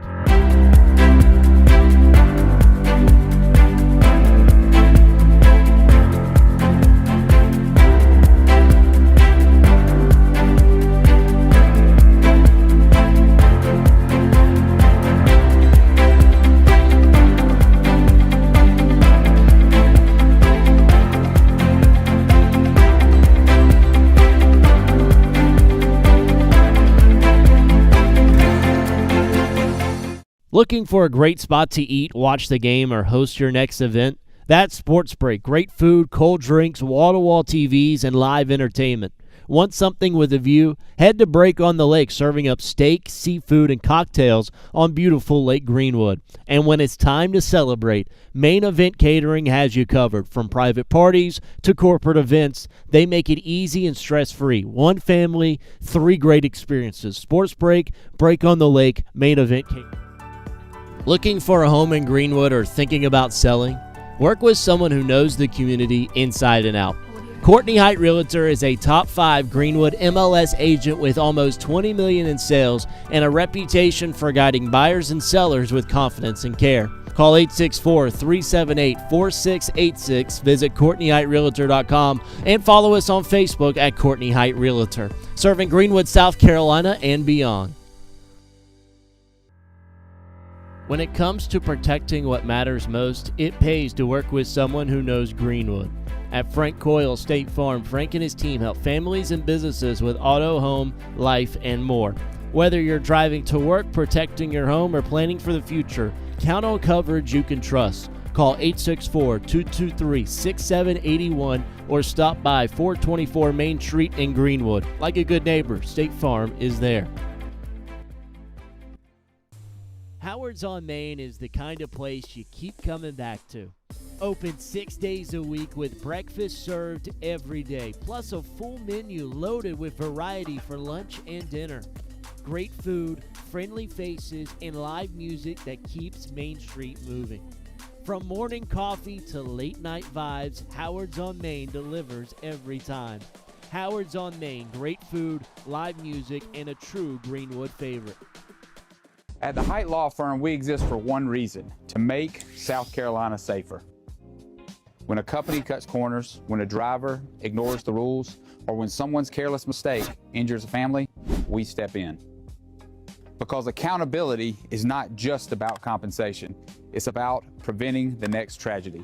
Every case we take, we hope that we can make a change to make South Carolina a safer community.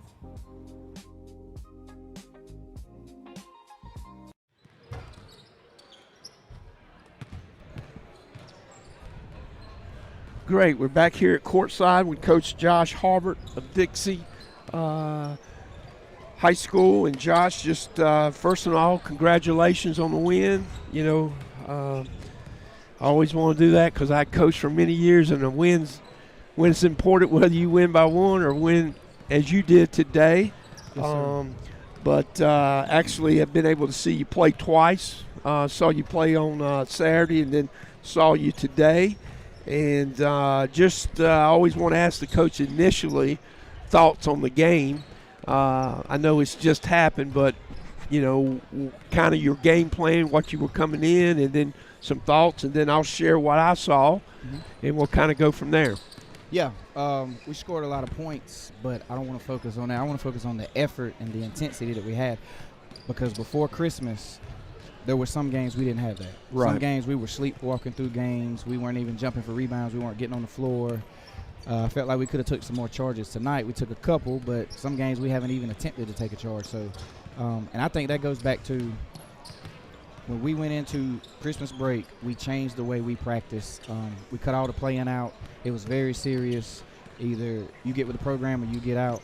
And so I think that's had a really positive impact. But I also think Justin Rollinson, number 3, this is only his second game playing.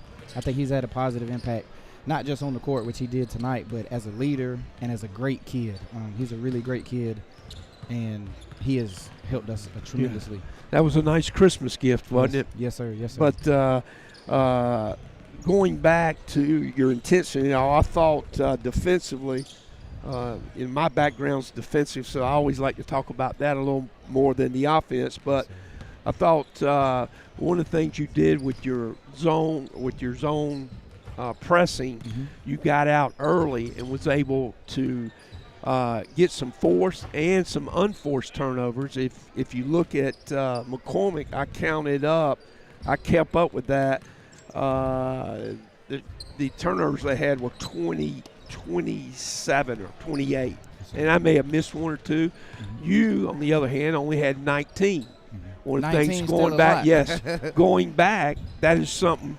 They're all happy in there right now, but guys, you know, I just counted up. We had this amount of turnovers because, to be honest with you, the McCormick teams of the past, the 80s, 90s, when I saw them, they were like full court pressure, and you know, they kind of set back in that zone. And then when they did try to pressure you, you were able to break the trap and be able to either shoot a layup or get fouled. Yes. But defensively, you know, that to me was the difference, you know, of just – and even when they broke it, they were out of position where they could get anything started. Yes, sir. So I thought that was a good thing. A couple things I looked – obviously today you had a lot of guys that were that made shots. You know, they're shooters and makers. You had makers today. And I think what happened, too, is, you know, obviously Carter has shot it well the last 2 games. Yeah. You wouldn't believe me. You probably won't believe me. We played Crescent last week, maybe the week before, and then we played – when we went to McCormick 2 weeks ago, Will Carter had 0 points in both of those games. Yeah. It's very streaky. Now, when he gets going, he can light it up. And I always say, you don't have. If you know the Carters, you don't have to tell them to shoot. No, I know all of them. I know his daddy and his granddaddy. Yes, so, but you know, he got off well, and it seemed like when 1 or 2 of your guys started making them, the confidence in the other guys, you know, it comes. Now, hey, they've got confidence to shoot them. So I thought, and I thought part of that, of those made threes, I tell the kids, hey, we shared the ball. The ball went inside out. And I think that's the best way to shoot a three is when the ball can get to that elbow, which you did some tonight, and the ball you were able to get down. The other thing is you got some drives down. Yes, sir. But just wanted to congratulate you and look forward to watching you guys tomorrow. I think just interested to see if we can make all those shots again. Yes, sir. I hope so. But congratulations again. Yes, sir. Thank you. Home. It's the house you grew up in. The still warm cookies in the jar at Grandma's. The warm sun on your back and the buzz of the bugs in the lake where Dad taught you to bait a hook. It's the place you put down roots, pin your hopes and dreams for the future, the connections we've made, and the adventures we've yet to take. This is home, and home is here. When it comes to protecting what matters most, it pays to work with someone who knows Greenwood. At Frank Coyle State Farm, Frank and his team help families and businesses with auto, home, life, and more. Whether you're driving to work, protecting your home, or planning for the future, count on coverage you can trust. Call 864-223-6781 or stop by 424 Main Street in Greenwood. Like a good neighbor, State Farm is there. Howard's on Main is the kind of place you keep coming back to. Open 6 days a week with breakfast served every day, plus a full menu loaded with variety for lunch and dinner. Great food, friendly faces, and live music that keeps Main Street moving. From morning coffee to late night vibes, Howard's on Main delivers every time. Howard's on Main, great food, live music, and a true Greenwood favorite. At the Height Law Firm, we exist for one reason: to make South Carolina safer.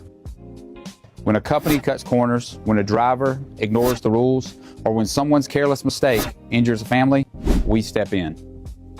Because accountability is not just about compensation, it's about preventing the next tragedy. Every case we take, we hope that we can make a change to make South Carolina a safer community.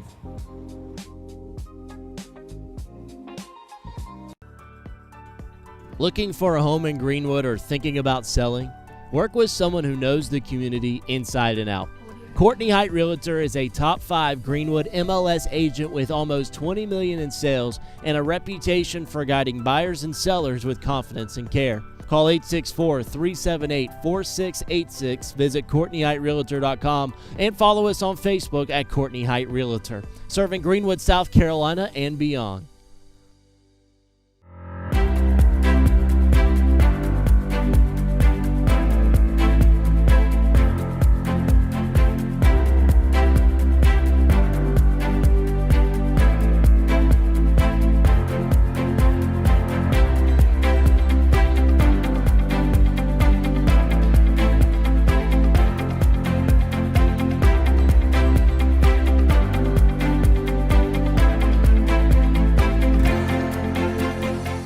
Looking for a great spot to eat, watch the game, or host your next event? That's Sports Break. Great food, cold drinks, wall-to-wall TVs, and live entertainment.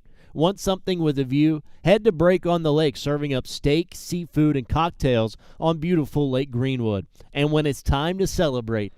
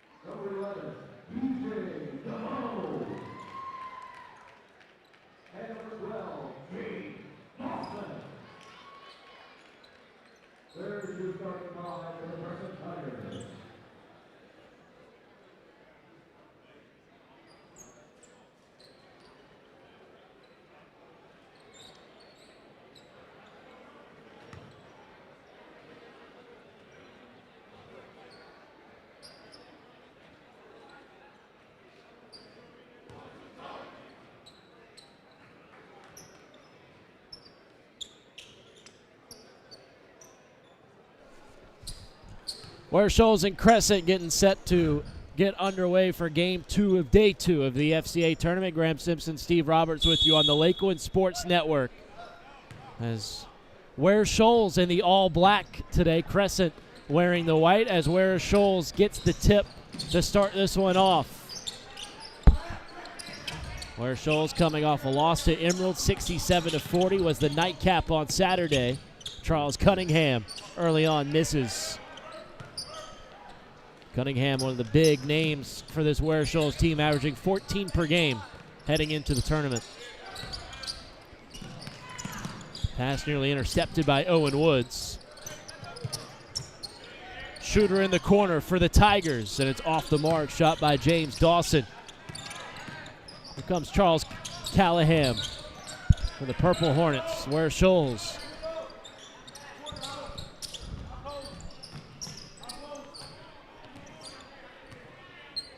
Tyrell Cunningham, back to Callahan.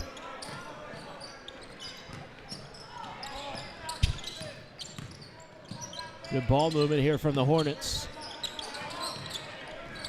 Minute has gone by. And a turnover taken by Dawson. P.J. DeVoe back out Dawson. Reloads from 3, hits this time.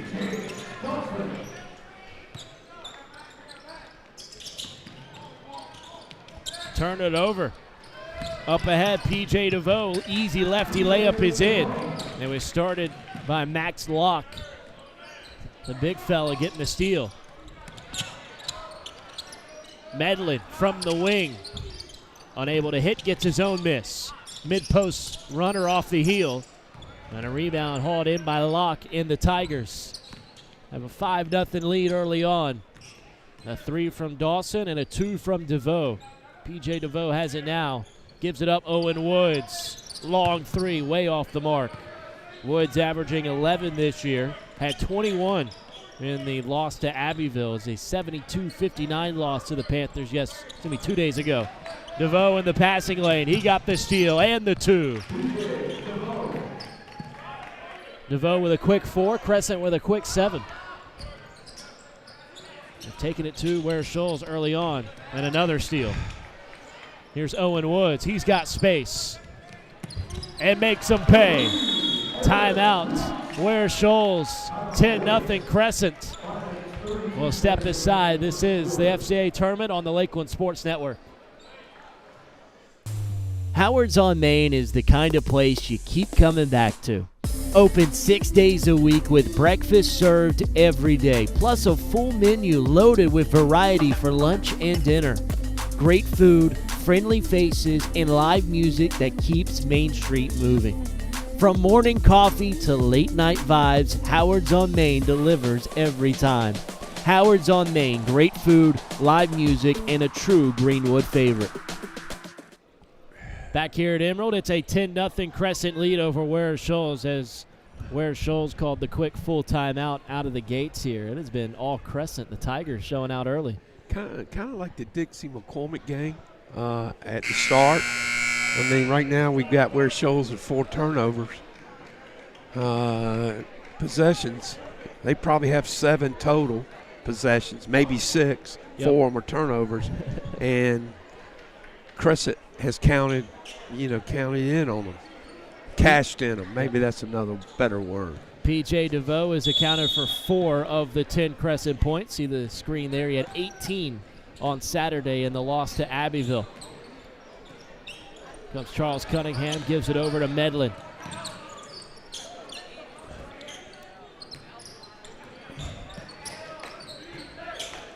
Cunningham to Baldwin. Johnson underneath. Tries to scoop it around. It's Owen Woods with the loose ball. Dawson another 3. Won't go. And a rebound to Jaden Johnson. I think we probably get a better shot than that. Just, one pass. Let it fly. Long 3 off the heel. Baldwin skies for the offensive board, then lost it. It was taken away. Here's Scott. Leads it over to Woods, already made a 3, unable to hit on his 3rd try. Still a 10-0 Tiger lead. Crescent are a big-time three-point shooting team. They've made 85 three-pointers already this season. Well, that's a lot. I mean, that's a lot. Be interesting how many they taken. You got to figure at least 175 to 200. Dawson, another one. Off the catch, no good. Coming in to today, Coach, they were 85 for 327. I was even really short. 26% as a team. Well, yeah. Medlin off the I mark. should have known better than that. I should have. No team shooting 50%. Here's Woods, another one from the wing, off the mark. Rebound for Baldwin. Neither team has scored since the timeout. It's still all Crescent. Yeah, I think Crescent's probably some of their MO is, hey, if you're open, even off the first, we're going to shoot it. Short corner inside.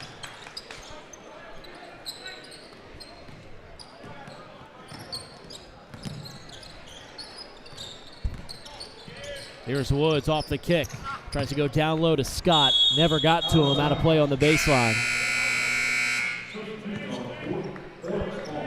I kind of like what the Crescent coach is doing. I mean, he's already did some household subs. He's getting everybody in. Just keeping everybody active on the bench. And I like that. A wide open Tyrell Cunningham underneath for Ware Shoals' first points of the day.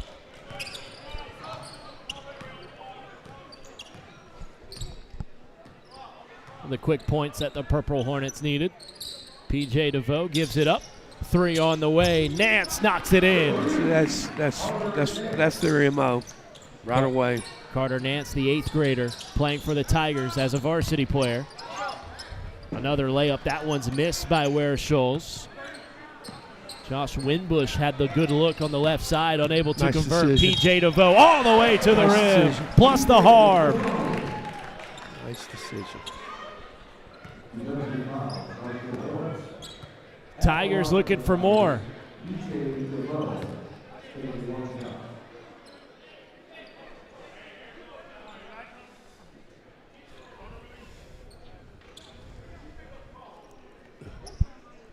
P.J. DeVoe at the line.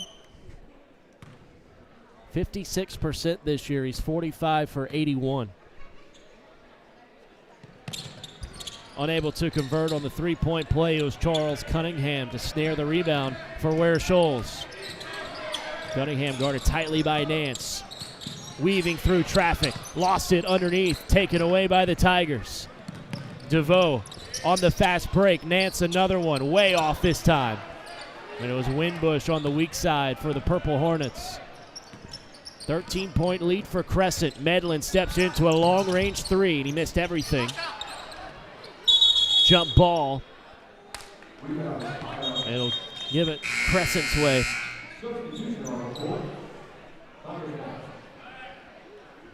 Ethan Parham, who got tied up, along with Colton Walker, who inbounds to P.J. DeVoe. DeVoe just the 5'10 sophomore, averaging 16 points per game. Ware Shoals now to 2-3 zone. DeVoe kicks out Nance. It's 1 of 2 from deep. This time gives it up. The shot put is short. Own miss, though, kept alive by Walker. Leads to a Woods 3 ball, and he knocks it in.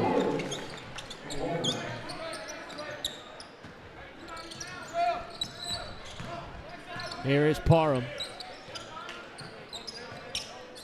Step back 3 on its way, and it's short. And the shot selection from Ware Shoals has been lackluster here early on, Coach. Yeah, it's not getting any player movement or ball movement, and that stymies. You got to have either ball movement or player movement against the zone, and that's not happening. Inside out there, I like that. I'll live with that. It led to an open 3. It was off the mark from Carter Nance. Here's Charles Cunningham. To the rack, he's too strong. got his own board. Charles Cunningham, the leading scorer, takes a deep three. That one's off the mark, but another chance here for the Purple Hornets. Evans snatched away. Dawson with the steal. Under a minute to play here in the first period. Walker down low. Max Locke back to Walker. Spots up from the corner. And a rebound hauled in from Evans and Ware Shoals. Only with one field goal in the first quarter. Medlin. Again, drive from the well. Nice drive. That was a good Nice look. shot. Floater there a little bit. Nice ball movement there.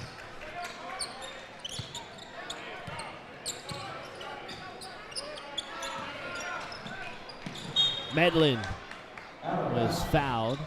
Actually, no, out of bounds off of Nance.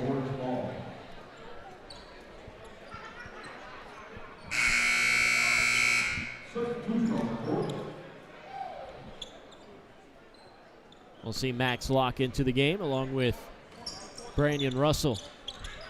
Long three again, Medlin. I mean, they're just putting up bombs here today. And that ends the first quarter of play, 18-2. Ware Shoals down by 16 as we head to the second quarter. You're watching on the Lakelands Sports Network. Looking for a home in Greenwood or thinking about selling? Work with someone who knows the community inside and out. Courtney Height Realtor is a top 5 Greenwood MLS agent with almost $20 million in sales and a reputation for guiding buyers and sellers with confidence and care. Call 864-378-4686, visit CourtneyHeightRealtor.com, and follow us on Facebook at Courtney Height Realtor, serving Greenwood, South Carolina, and beyond.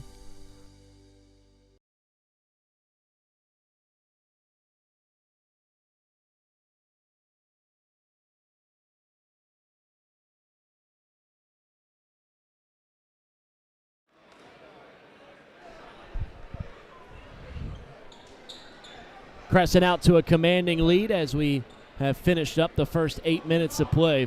And Ware Shoals, just bad shot selection, took a lot of deep threes, only accounted for 2 points. And Crescent's not putting a lot of pressure on you. It's not, I mean, they've got 6 turnovers, Ware Shoals, but most of those are self-inflicted. So it's not like can't move the ball against this zone. Medlin with the ball now. There you go. Johnson goes underneath, Inside back out. out Medlin, another triple, another miss. Ware Shoals in a drought offensively, scoreless over the last 4 minutes. Nance tries a three, he connects. Put 21 on the board for the Tigers. Transition triple is in. Charles Cunningham stops the bleeding momentarily.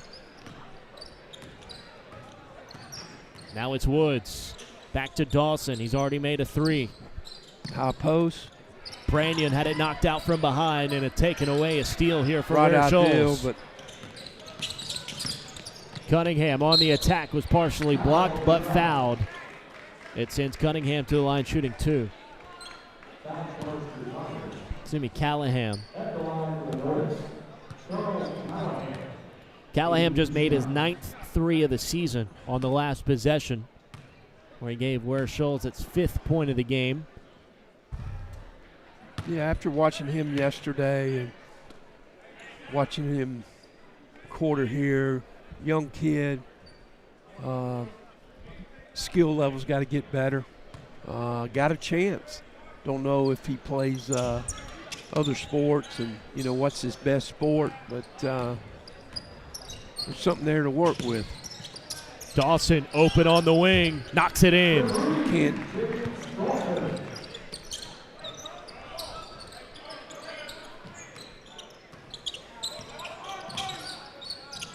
And pass to nobody from Callahan. Another turnover on the Purple Hornets. Clock stop with 6:42 left to go in the second quarter. 19-point lead early on. Dawson thought about the 3. Instead gives it up to Woods. Ball needs to go inside. Locke facilitates. Nance down low. Brannion can't hit it. Locke the offensive board. Spinning away from traffic, and he's fouled in the restricted area.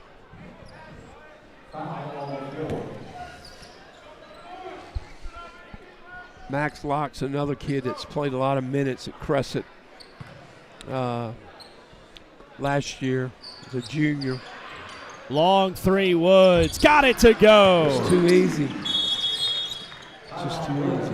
Timeout taken by Ware Shoals. 27-5, a Tiger lead. They have all the momentum.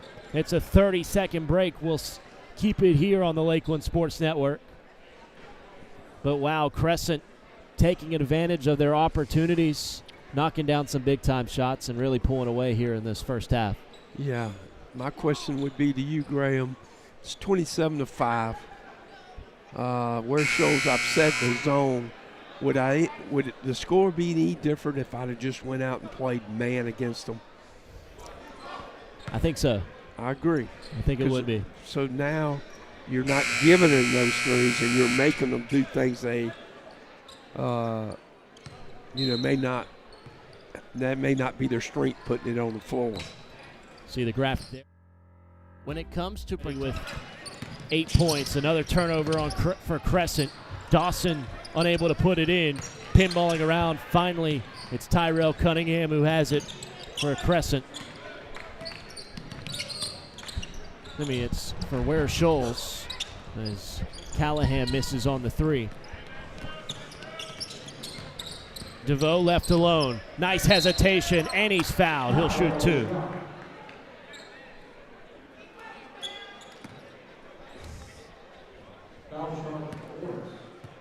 Charles Callahan is a young kid, sophomore. Shot selection was, to me, not the shot I'd be looking for if I'm the Hornets. And then coming back down, he fouls, not moving his feet. As a coach, I'm more concerned that you didn't defend well there. So, again, a learning experience. Both are missed by DeVoe, but Max Locke gets the offensive board. A chance for another for the Tigers. It's rejected by Johnson. Here comes Ware Shoals. The Hornets led by Callahan. He'll slow things down. Jaden Johnson, the quarterback, feeds it back out Callahan. Now Baldwin. A near turnover. Is kept alive. Johnson misfires. Woods, he's dangerous and open. Unable to make him pay. It'll be Ware Shoals' ball from the baseline.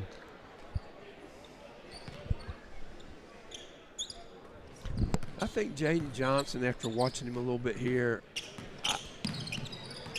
I'd like to see him get more touches, closer to the basket. Johnson a three. Because he's a pretty strong-looking kid, got some size. Dawson left open from the wing, knocks it in.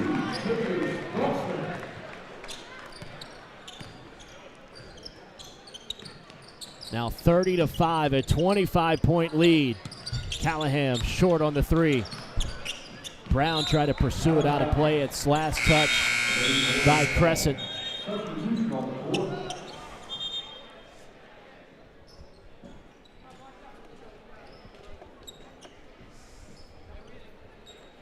The Tigers make a couple substitutions. Walker back in along with Scott. Baldwin gives it up to Cunningham. Out of play. Coach went with a little zone trap there, which I thought was pretty good.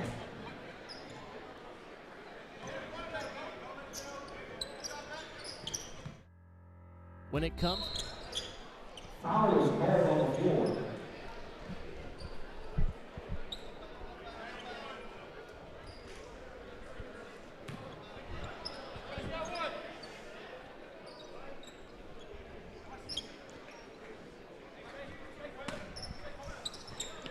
Cunningham to inbound.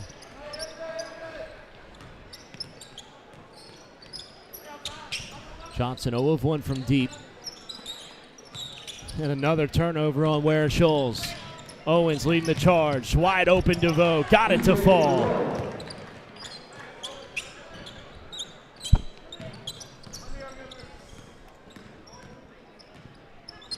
Crescent having their way here against the Purple Hornets. Pace is slowed down.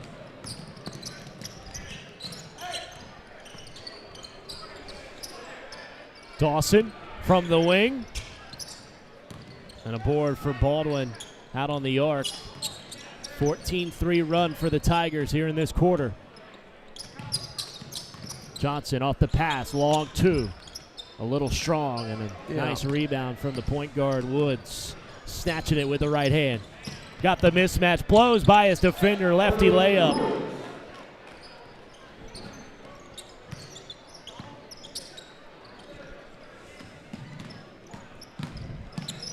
Evans out of control, but the foul is called. He'll shoot 2. It's a shooting foul in motion. Foul charge retires. At the line of the Hornets, Alkevion Evans, taking 2 shots.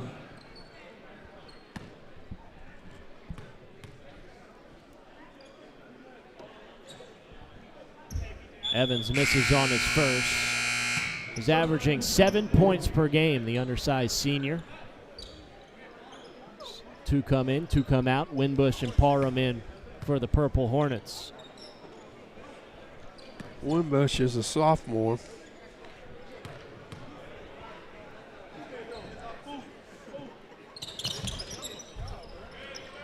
And Evans salvages one from the Parham's line. a sophomore, so he's brought in 2 softs.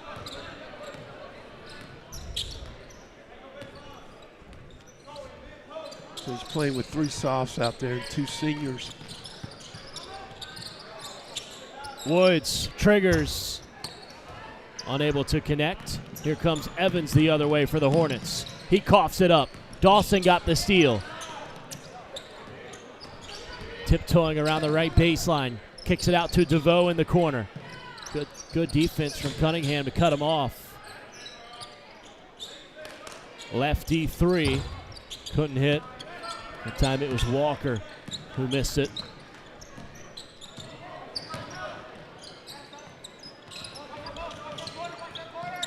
Evans dancing, 2 white jerseys, throws it right to a Tiger. Scott got the steal, up ahead DeVoe, finger rolls it in. It's a 30-point Crescent lead with 2 minutes to play in the first half. Had 2 blowouts so far today. Callahan takes the screen, gives it over to Scott. 3-pointer was missed. And a rebound for Owen Woods. Crescent running in transition. DeVoe triggers. Yes! And a steal for DeVoe. He puts it in, plus the harm. Wow.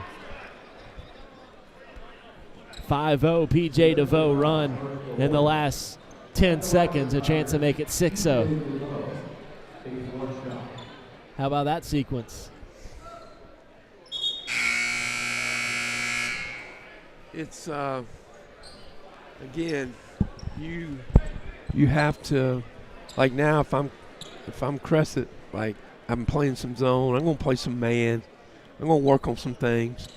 If I'm Ware Shoals, I'm gonna play some man. I think as we talked earlier, I just, I'm preparing. Like, if I'm Ware Shoals, I'm preparing for my conference race. So I'm going to try some things right here.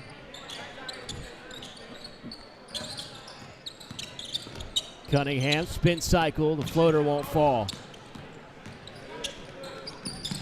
Nance, front iron miss. Charles Cunningham trying to do a little everything for Ware Shoals. And a foul underneath as Winbush corralled the rebound. I'd like to see Charles Cunningham, do some other things. I think sometimes the ball sticks in his hand and the other guys just stand around and just do some, like, to me, hey, become a better rebounder. With his length, be down there battling a little bit. Some things that most kids struggle to do, but it makes them a better player.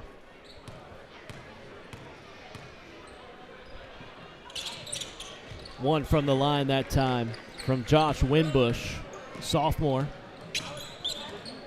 Ware Shoals on a 3-game losing streak, trying to snap that, but Crescent have thrown a haymaker here in the first half. Yeah.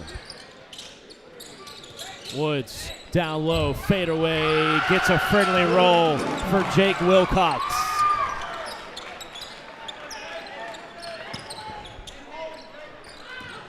Parham has to save it and does from the sideline. Pass tip stolen. Hit ahead pass, Owen Woods. Right hand layup is in. Woods into double figures. 46-7, the Crescent lead. Here's Parham, takes a long two off the dribble. And a rebound, last touched by Crescent. So I know Ware Shoals have played some conference games. Is that correct? What are they in the conference? They're 2-2 in 1A Region 1. Okay. Three-pointer off the mark, and another offensive board. Passed into Jaden Johnson. Yep. Losses to Abbeville and McCormick in region for Ware Shoals. Thread the needle down low and a fadeaway miss short on the part of Winbush. Dawson gives it up. Wilcox had it batted away. Nance keeps it in play right to Johnson. Ricochets off the referee, but a foul. Was it before the buzzer? We hit the end of the first half, but was the foul right before the first half ending buzzer?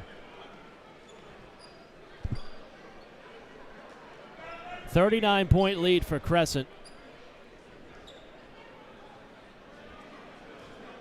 Tigers have taken this from a strangle, and it will send Jaden Johnson to the line shooting 2 with time It's a expired. good call.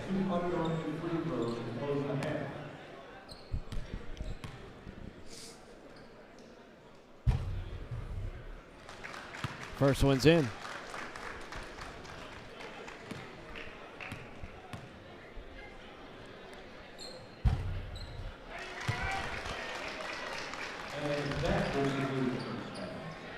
And a nice end to the first half for Ware Shoals. The 2 free throws hit makes it 46-9.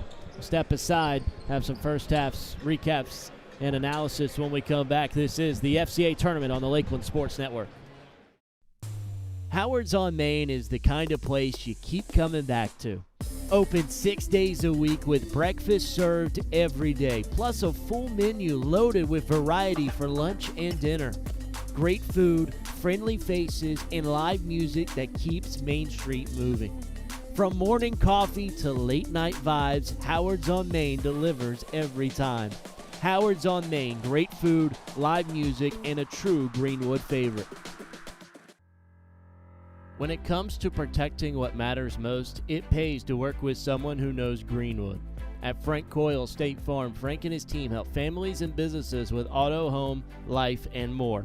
Whether you're driving to work, protecting your home, or planning for the future, count on coverage you can trust. Call 864-223-6781 or stop by 424 Main Street in Greenwood. Like a good neighbor, State Farm is there.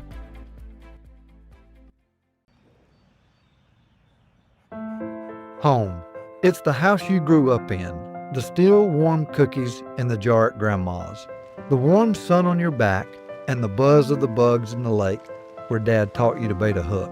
It's the place you put down roots, pin your hopes and dreams for the future, the connections we've made, and the adventures we've yet to take. This is home, and home is here. At the Height Law Firm, we exist for one reason: to make South Carolina safer. When a company cuts corners, when a driver ignores the rules, or when someone's careless mistake injures a family, we step in. Because accountability is not just about compensation. It's about preventing the next tragedy. Every case we take, we hope that we can make a change to make South Carolina a safer community.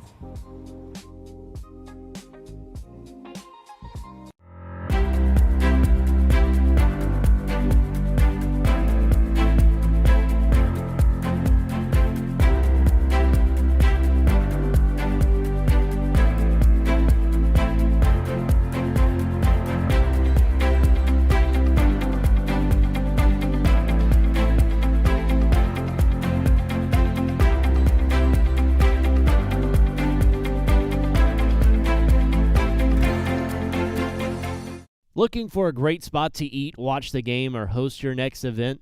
That's Sports Break. Great food, cold drinks, wall-to-wall TVs, and live entertainment. Want something with a view? Head to Break on the Lake, serving up steak, seafood, and cocktails on beautiful Lake Greenwood. And when it's time to celebrate, Main Event Catering has you covered. From private parties to corporate events, they make it easy and stress-free. One family, 3 great experiences. Sports Break, Break on the Lake, Main Event Catering. Howard's on Main is the kind of place you keep coming back to. Open 6 days a week with breakfast served every day, plus a full menu loaded with variety for lunch and dinner. Great food, friendly faces, and live music that keeps Main Street moving. From morning coffee to late night vibes, Howard's on Main delivers every time. Howard's on Main, great food, live music, and a true Greenwood favorite. Looking for a home in Greenwood or thinking about selling? Work with someone who knows the community inside and out. Courtney Height Realtor is a top 5 Greenwood MLS agent with almost $20 million in sales and a reputation for guiding buyers and sellers with confidence and care. Call 864-378-4686, visit CourtneyHeightRealtor.com, and follow us on Facebook at Courtney Height Realtor, serving Greenwood, South Carolina, and beyond. Howard's on Main is the kind of place you keep coming back to. Open 6 days a week with breakfast served every day, plus a full menu loaded with variety for lunch and dinner. Great food, friendly faces, and live music that keeps Main Street moving. From morning coffee to late night vibes, Howard's on Main delivers every time. Howard's on Main, great food, live music, and a true Greenwood favorite. At the Height Law Firm, we exist for one reason: to make South Carolina safer. When a company cuts corners, when a driver ignores the rules, or when someone's careless mistake injures a family, we step in. Because accountability is not just about compensation. It's about preventing the next tragedy. Every case we take, we hope that we can make a change to make South Carolina a safer community.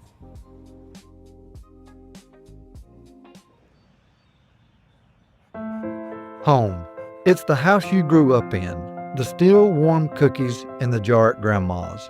The warm sun on your back and the buzz of the bugs in the lake where Dad taught you to bait a hook. It's the place you put down roots, pin your hopes and dreams for the future, the connections we've made, and the adventures we've yet to take. This is home, and home is here. When it comes to protecting what matters most, it pays to work with someone who knows Greenwood.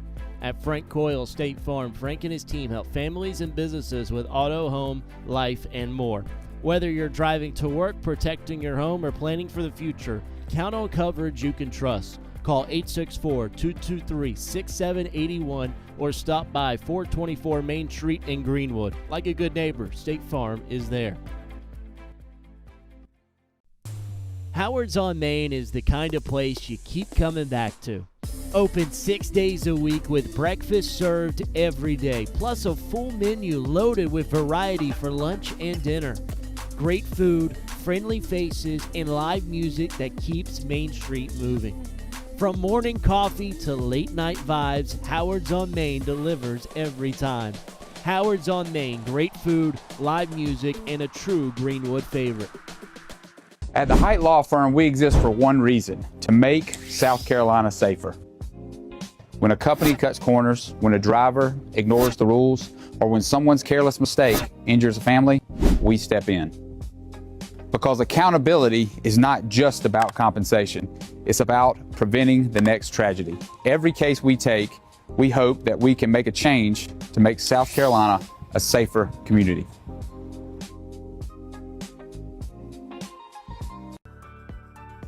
Looking for a home in Greenwood or thinking about selling? Work with someone who knows the community inside and out. Courtney Height Realtor is a top 5 Greenwood MLS agent with almost $20 million in sales and a reputation for guiding buyers and sellers with confidence and care. Call 864-378-4686, visit CourtneyHeightRealtor.com, and follow us on Facebook at Courtney Height Realtor, serving Greenwood, South Carolina, and beyond.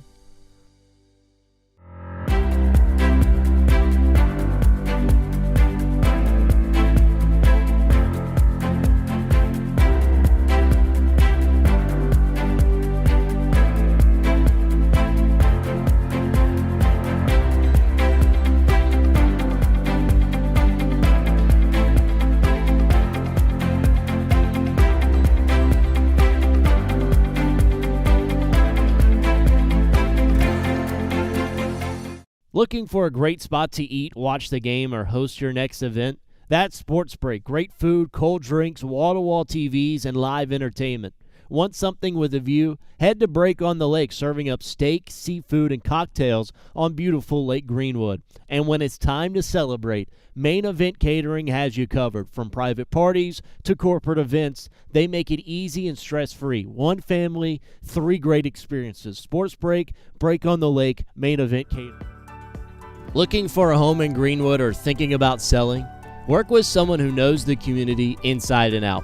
Courtney Height Realtor is a top 5 Greenwood MLS agent with almost $20 million in sales and a reputation for guiding buyers and sellers with confidence and care. Call 864-378-4686, visit CourtneyHeightRealtor.com, and follow us on Facebook at Courtney Height Realtor, serving Greenwood, South Carolina, and beyond. Back here at Emerald High School, Graham Simpson, Steve Roberts with you on the Lakelands Sports Network. You see the halftime score there as we about to start the third. 46-9. Crescent all over Ware Shoals there in that first half, Coach Roberts. Yep, it sure was. And biggest difference is turnovers and shot selection for Ware Shoals, and Crescent has made open shots. So again, pretty simple. Pretty simple. Ware Shoals just made it out of the halftime locker room, had a long talking to in between the second and third quarters. I probably would have practiced those 12 or 15 minutes again and saved my breath. Let's see them come out and play a little bit better. They start in a 2-3 zone. P.J. DeVoe tips it out to Dawson in the corner. More aggressive with Ware Shoals. High post. That's a good place to have it. Lock to Dawson. 3. Won't go. Tap. Again off the mark. Much better. Tyrell Cunningham. Inside out. Move the ball. Gap. Charge taken and drawn. That'll negate the 2 points.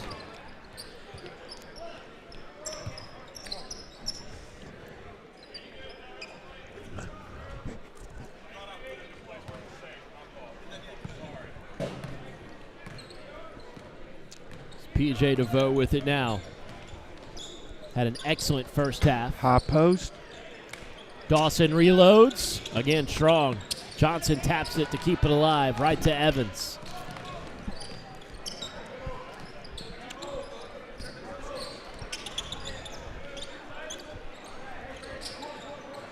Baldwin outside Cunningham. And he's fouled on the floor. Goes on DeVoe.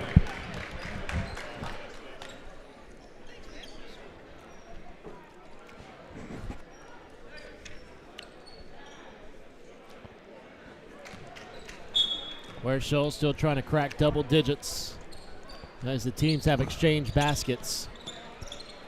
Evans manipulates the 2-3 zone with a deep three. It's off the mark. Offensive board, though, for Johnson. He can't get it high off the glass. Empty possession again for Ware Shoals. Dawson, he's 0 for 2 from 3 in the quarter. Gives it up to Woods. Dawson. Inside lock off the pass. It was taken away and stolen. Right back to Crescent. Woods bounces it. DeVoe, one more. The opposite block is put in by Russell.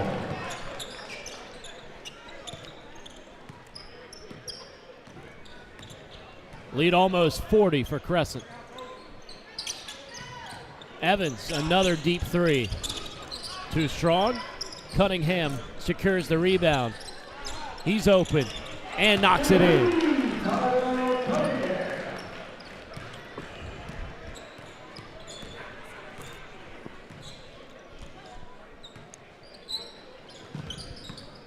High post to the short corner.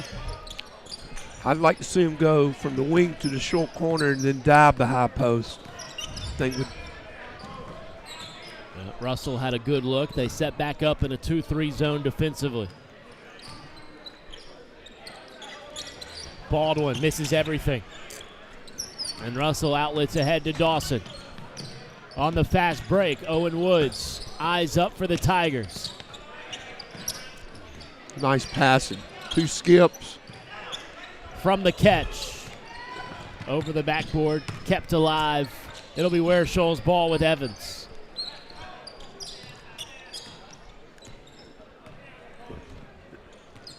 When a team shoots as many threes as Crescent shoots, when they miss, you've got to finish at the other end. I mean, you've got to break. Baldwin again. This time it's nice. a baseline drive. Short. Johnson. Baldwin. Window no good. Rebound for Locke. DeVoe was fouled on his drive. Was able to kick it out to Woods. Foul goes on the floor against Ware Shoals. Second team foul in the quarter against the Purple Hornets.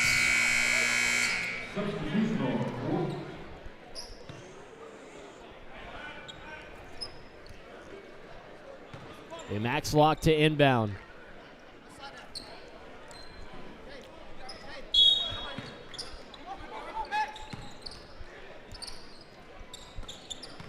DeVoe had it stolen by Medlin. His pass tipped, taken away by the Tigers. 3-on-3 fast break. Down low, it's Locke. Second try. Rattles out.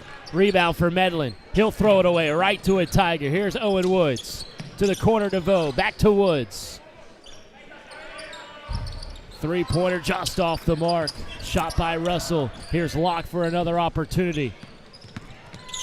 Woods on the attack. Outside DeVoe.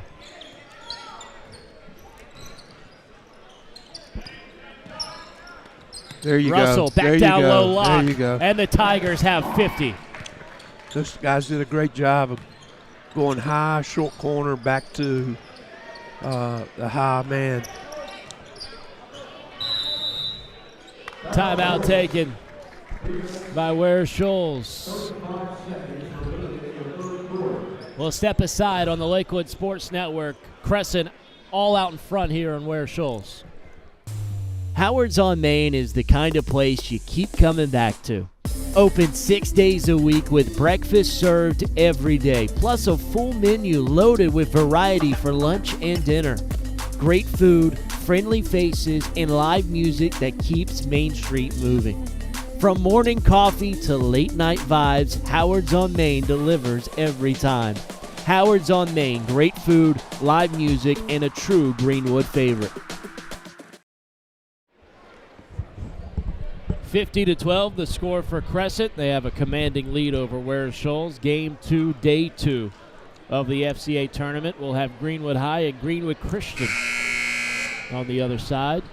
Myself and Landon King will be on the call right here on the Lakeland Sports Network as night begins to fall outside. We've been snuggled in here away from the wind all day inside Emerald High School.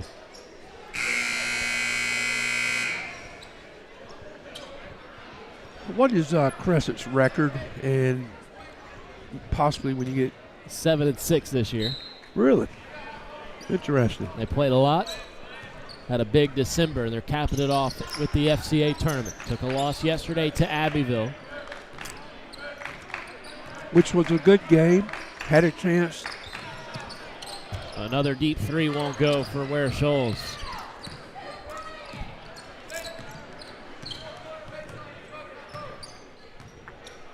Colton Walker who controls the offense. Nance to Scott. Short corner. Got to look for your post guy. High post guy out of that. Crescent this year with wins against Dixie, Palmetto, Stevens County. That's a good win. They had a big loss to Hart County right before the tournament, so above 500. They were 7-5 coming into things. Johnson off the pass from Cunningham. He was blocked. Blocked by Walker. Kept alive. Medlin. Triple around and out. Another offensive board. Johnson skying. Callahan hits a three.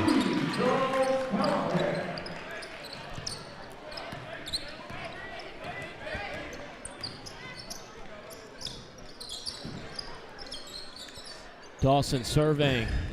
Against his own, good things to do is pass fake, shot fake.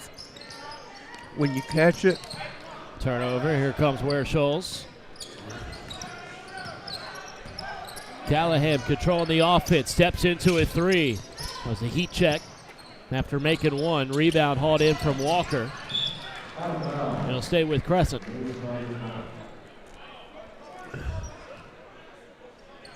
We never had that word heat check when I played. We had bench check. That's where it gets you. Hey, you're going to shoot it. Make sure you make it. Scott underneath Nice the rim. job there. Tried to change hands midair. It's taken down by Charles Callahan. Driving on two defenders. Rattles out. Johnson had it taken away by Nance.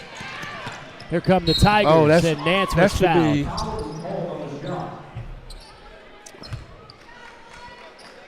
I'm not sure that guy didn't.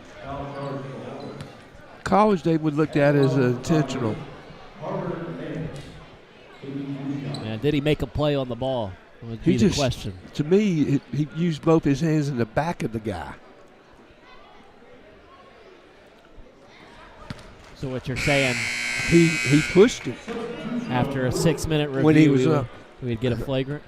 Yeah, we don't need that at the FCA tournament. Yeah, a borderline flagrant foul. Nance makes both at the line. Now 52-15 for the Crescent Tigers. One thing about this quarter, the clock has kept moving. It has. Crescent's done a better job of going inside, too. Nobody stop ball. Dawson, the hop step, but can't finish. Scott with the offensive board. Walker to the corner. Nance a three. That misses everything.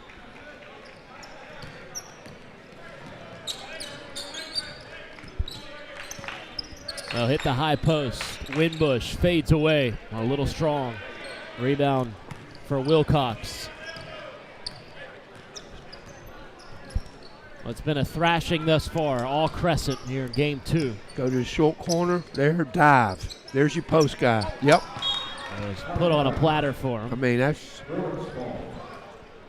Out of play off Colton Walker. Man.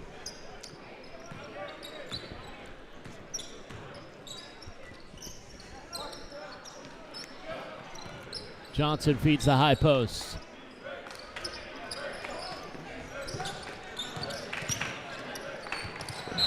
And a foul.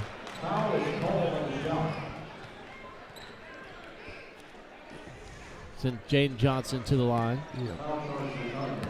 I would put Jaden Johnson, whatever. You know, a lot of coaching is all about fits and what guys can do and what they can't do. But looking at him for 2 days, knowing the background of a quarterback at Ware Shoals and all, I think the closer he is at the basket, the better player he could help us or help the Hornets. That one's taken away due to a lane violation. I just think that because of his size. Now, 23 had some size. He's a young kid. Nearing the end of the third quarter. And a turnover taken away. Jaden Johnson with it. Final 10 seconds. Winbush, the leaner, off the rim.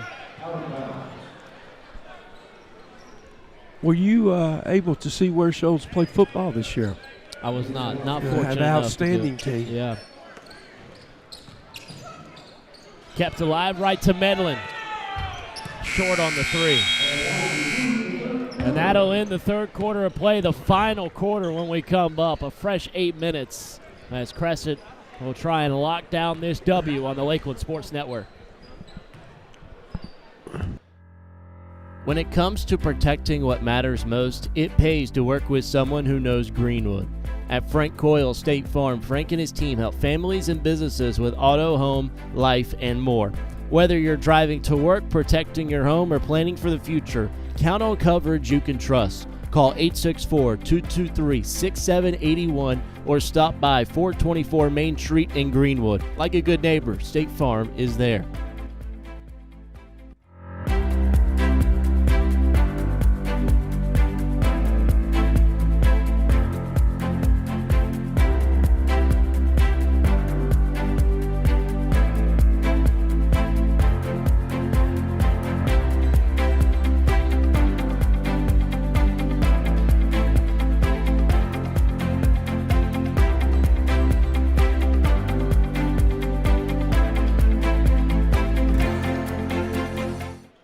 Welcome back to Emerald High School. Graham Simpson, Steve Roberts with you on the Lakeland Sports Network. See the score there. Crescent all over Ware Shoals. Final 8 minutes of play here. Seen two blowouts, two teams really coming out of the gate strong in both games. First one was Dixie, who clobbered McCormick, and now we see the same for Crescent. I'll tell you what, the Crescent Dixie game.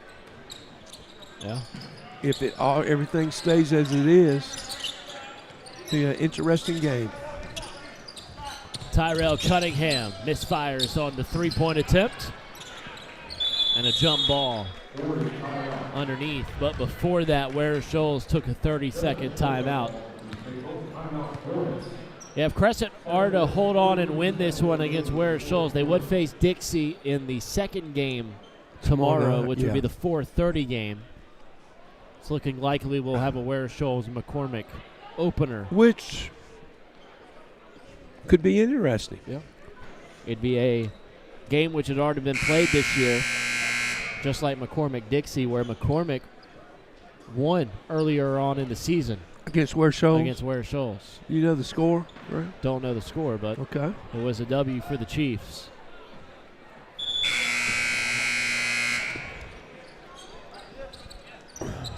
And on the same note, Crescent has already beaten Dixie this year. So two rematches on the docket for tomorrow. Woods got the steal, pulls up in transition, knocks in the three. Smooth from Owen Woods. That gives Crescent 55. Turnover. Right to Russell. DeVoe initiates the offense. He's left open. Unable to make him pay. Max Locke with the offensive board. Nance. High off the window another time. Here's Woods. Finally, Ware Shoals corral the rebound with Charles Cunningham, the sophomore.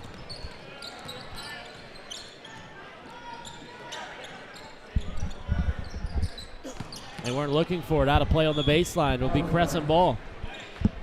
A mindless turnover on Ware Shoals.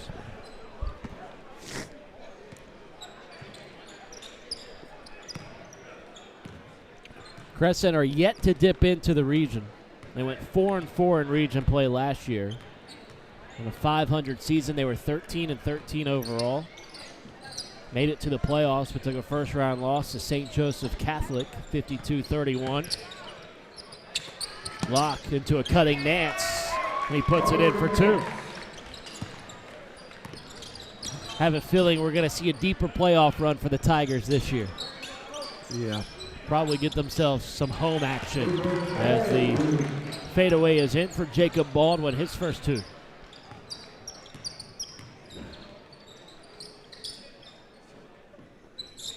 Cross-court pass to Woods. Back up top, DeVoe. His jumper. Off the mark and a rebound for Jaden Johnson.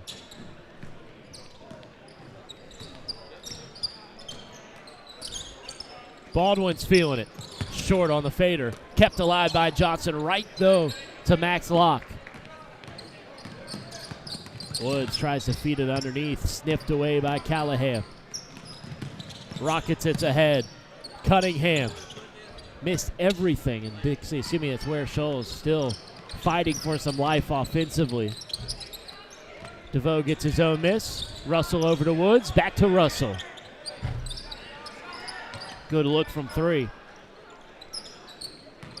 That was a very unselfish play by Woods. He had a shot, pitched it to the corner. Sidestep 3, Callahan off the glass, no. Offensive board, Baldwin had it packed by Russell, kept alive by Woods. Baldwin again, rattles out, and Locke was hacked on his rebound, no whistle. Under 5 to go. DeVoe in the corner, count it. That gives Crescent 60 on the afternoon.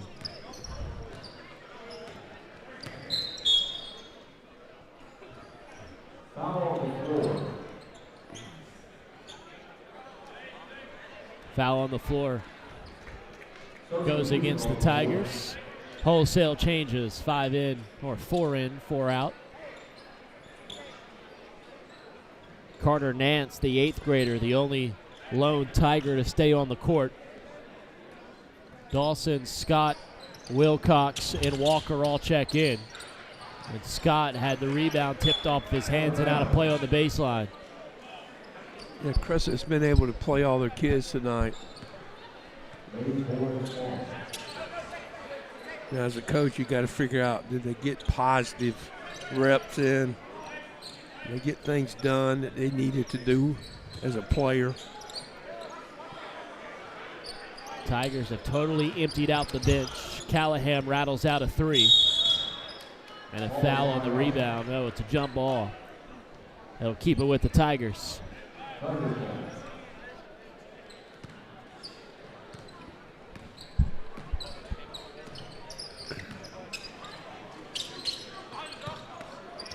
Scott underneath. He's fouled and will shoot 2.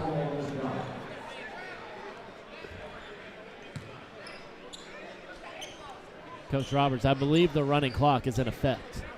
They haven't stopped it. Either that or the scorekeeper is gone to sleep.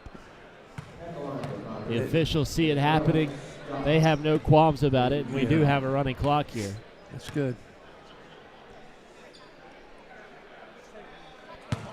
Free throw missed badly by Scott. 5 points per game this year. It's been a good outing so far today. Yeah. 42-point lead for the Tigers. Make it 43.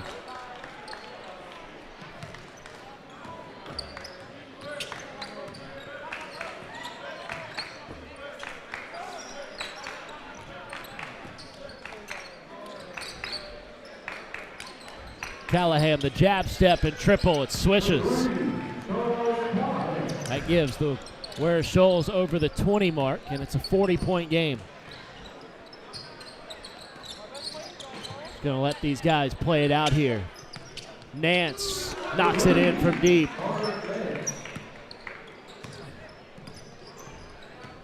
I know Callahan, he's averaging about 14 a game. He's getting hot. Gets that one to go.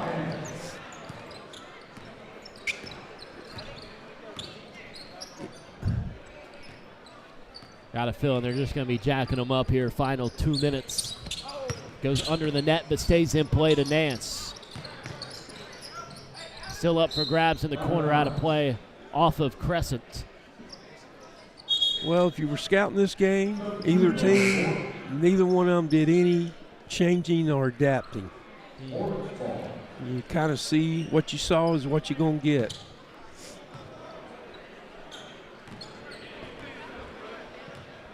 Greenwood High, Greenwood Christian up next with a 6 o'clock bout. Right on schedule here at Emerald. Here's Evans at the top of the arc. Winbush at the mid post. Good, back to Evans. Way off on the 3. Whistle will keep it with Crescent. It'll be interesting how many threes will be shot tomorrow in the Crescent Dixie game. I will keep that stat. Yeah, that'll be a lot. Crescent will move on. They'll face Dixie at 4:30 tomorrow. Ware, Shoals, and McCormick in a region matchup, if you will. In a rematch, they'll call the 5-second call with the clock still rolling here. Final 35 seconds. Yeah. You know, if he hadn't called nothing, no one would have had to move. Yeah, that's right. Here's Parham to end things for Ware Shoals. They'll be in the last place game tomorrow against McCormick. There's only one winless team every year. And we'll hope that Ware Shoals and McCormick duke it out to get that pride victory. As Dawson enters the forecourt and can dribble it out. Instead, he gets into his bag. And will let time expire. Final score, 64-24. We'll have a talk with James Dawson, the head coach of Crescent, with Coach Roberts when we come back. A 40-point victory for the Tigers on the Lakeland Sports Network. When it comes to protecting what matters most, it pays to work with someone who knows Greenwood. At Frank Coyle State Farm, Frank and his team. Home. It's the house you grew up in. The still warm cookies in the jar at Grandma's. The warm sun on your back and the buzz of the bugs in the lake where Dad taught you to bait a hook. It's the place you put down roots, pin your hopes and dreams for the future, the connections we've made, and the adventures we've yet to take. This is home, and home is here. When it comes to protecting what matters most, it pays to work with someone who knows Greenwood. At Frank Coyle State Farm, Frank and his team help families and businesses with auto, home, life, and more. Whether you're driving to work, protecting your home, or planning for the future, count on coverage you can trust. Call 864-223-6781 or stop by 424 Main Street in Greenwood. Like a good neighbor, State Farm is there. Howard's on Main is the kind of place you keep coming back to. Open 6 days a week with breakfast served every day, plus a full menu loaded with variety for lunch and dinner. Great food, friendly faces, and live music that keeps Main Street moving. From morning coffee to late night vibes, Howard's on Main delivers every time. Howard's on Main, great food, live music, and a true Greenwood favorite. At the Height Law Firm, we exist for one reason: to make South Carolina safer. When a company cuts corners, when a driver ignores the rules, or when someone's careless mistake injures a family, we step in. Because accountability is not just about compensation. It's about preventing the next tragedy. Every case we take, we hope that we can make a change to make South Carolina a safer community.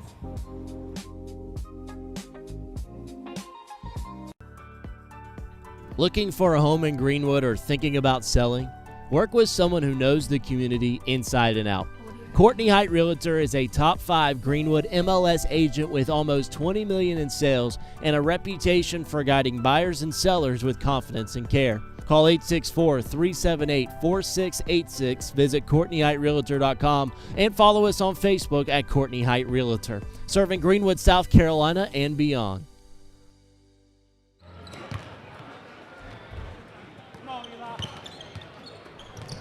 Okay, here with Coach Dawson, head coach at Crescent High School, and just got a win against Ware Shoals. Coach, what's your first thoughts? I know it just happened, but just your thoughts, short summary on thoughts of the game.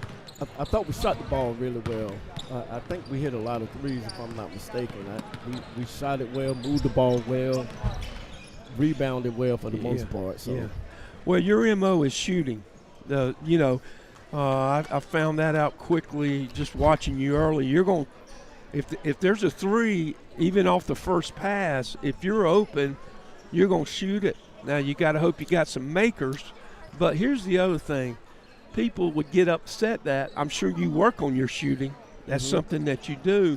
But I'd like to play for you because I'd rather, I'd like to have some shots. And then the other thing it does, it cuts down on turnovers. Absolutely. People don't look at that. Hey, I'd rather have a good shot out there than run it for 20 seconds and then we have the wrong guy shooting it and driving it. So correct. I kind of understand your MO with that. You were able to come out and make some shots.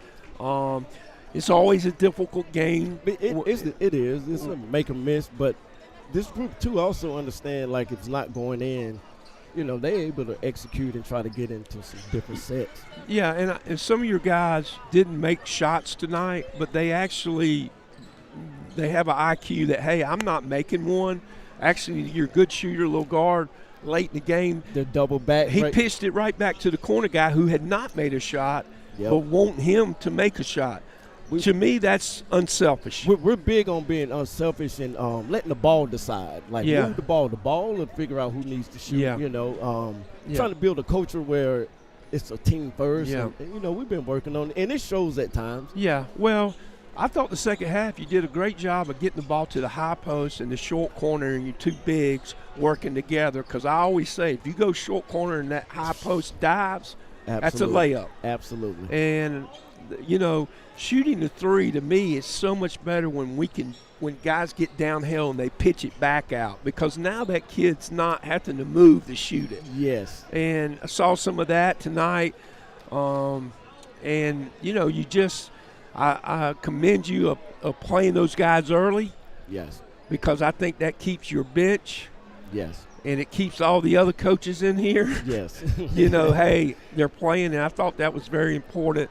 Plus, you have another game, but when a kid goes in, whether it's 30 seconds or a minute, absolutely. When he comes back out, he's not sitting down there thinking about what he's going to do after the game. Absolutely. So I thought you did a great job on that. I tell you, tomorrow, thoughts on Dixie? Dixie's good. We split with them already. And they're a tough matchup for us. I mean, they're similar to you with making threes. Mm-hmm. Like it's going to be a horse game tomorrow, and whoever's making shots. I think you've got the big thing with them. They're probably a little more putting it on the floor than you guys are. So I think tomorrow your defense is going to have to really lock down where they don't get in the gaps, and now they're pitching. And then I think the other thing, and you play zone, and they play zone, is no silly fouls. Oh, yes. Keep teams off the free throw line. Yes. Because the way y'all this was not when I played. You had so many fouls, but I love where you have these fouls, and I love that they scratch them at the second quarter because there's games where you may have not fouled and you got 4 minutes to go. You can be more aggressive defensively. Absolutely, that's right. I mean, it's a coaching tool, no doubt. So no doubt. But again, thought last night or Saturday night the best game was y'all in Abbeville. Close game like. You play them again, the chance, you could win, they could win. Yeah. They were, athleticism. The aggression got to us, and that's something we're trying to overcome because we're young. Yeah, very young. We're very young, so, aggression and physicality kind of throws us off a little bit. Yeah. And I told Coach Belcher last night, I said, Coach, one thing that you never have to worry about your teams, and I've watched them for years, they're going to be aggressive because all those cats play football. Yes. I said, Coach, you don't even have to teach it. Yes. It is in their DNA. Yes. And other teams, I have to teach it. I got to teach everything, which is fine. I'm trying to make a complete player, where they truly understand the game. Yeah, but I like your team. I like your young guys. You got some guys that should be playing at the middle school Christmas tournament. You and hey, Dixie's got one too. So I'm really looking forward to that game tomorrow. You guys need to make sure you hopefully drive safe home, get everybody rested up, and really looking forward to that game. Yes, and sir. again, congratulations. Thank you, sir. Thank you. All right.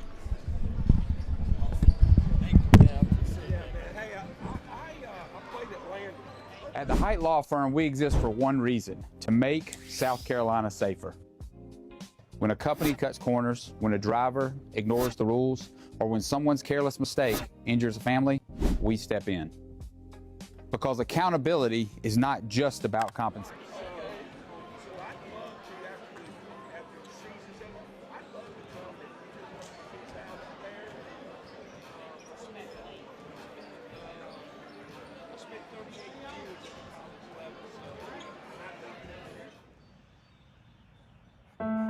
Home. It's the house you grew up in, the still warm cookies in the jar at Grandma's, the warm sun on your back, and the buzz of the bugs in the lake where Dad taught you to bait a hook. It's the place you put down roots, pin your hopes and dreams for the future, the connections we've made, and the adventures we've yet to take. This is home, and home is here. When it comes to protecting what matters most, it pays to work with someone who knows Greenwood. At Frank Coyle State Farm, Frank and his team help families and businesses with auto, home, life, and more. Whether you're driving to work, protecting your home, or planning for the future, count on coverage you can trust. Call 864-223-6781 or stop by 424 Main Street in Greenwood. Like a good neighbor, State Farm is there. Howard's on Main is the kind of place you keep coming back to. Open 6 days a week with breakfast served every day, plus a full menu loaded with variety for lunch and dinner. Great food, friendly faces, and live music that keeps Main Street moving. From morning coffee to late night vibes, Howard's on Main delivers every time. Howard's on Main, great food, live music, and a true Greenwood favorite. At the Height Law Firm, we exist for one reason: to make South Carolina safer. When a company cuts corners, when a driver ignores the rules, or when someone's careless mistake injures a family, we step in. Because accountability is not just about compensation, it's about preventing the next tragedy. Every case we take, we hope that we can make a change to make South Carolina a safer community.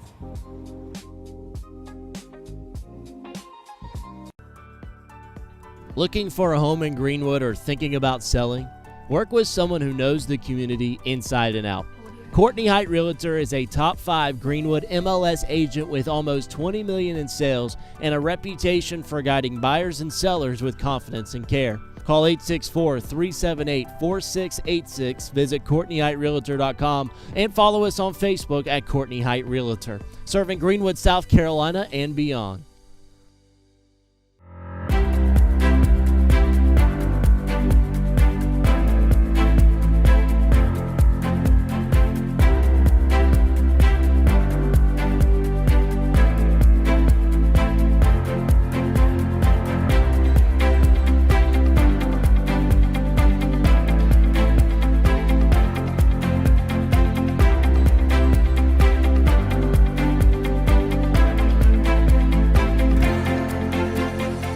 Looking for a great spot to eat, watch the game, or host your next event?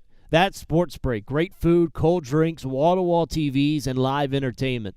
Want something with a view? Head to Break on the Lake, serving up steak, seafood, and cocktails on beautiful Lake Greenwood. And when it's time to celebrate, Main Event Catering has you covered. From private parties to corporate events, they make it easy and stress-free. One family, 3 great experiences. Sports Break, Break on the Lake, Main Event Catering.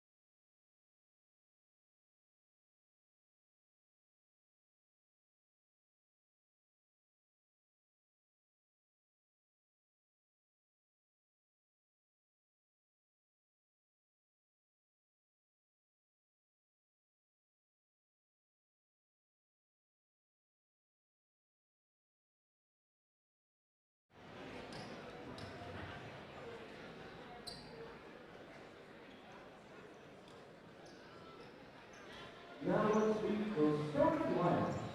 First for Greenwood Christian Hawks. Number 1, Leland.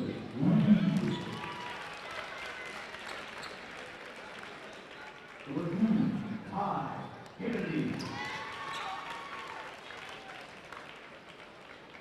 Number 10, Noah Boston. Number 13, Irvin Poole. And number 20, Crescent Dixie. These are your GCS starters. And now starting by for the Greenwood Eagles. Number 1, London Crawford. Number 4, James Duncan. Number 5, Davarion Rowland. Number 10, Elijah Housel. And number 31, Jolly Davis. There are your Greenwood Eagles starters. The winner of this matchup will punch their ticket to the championship game tomorrow night.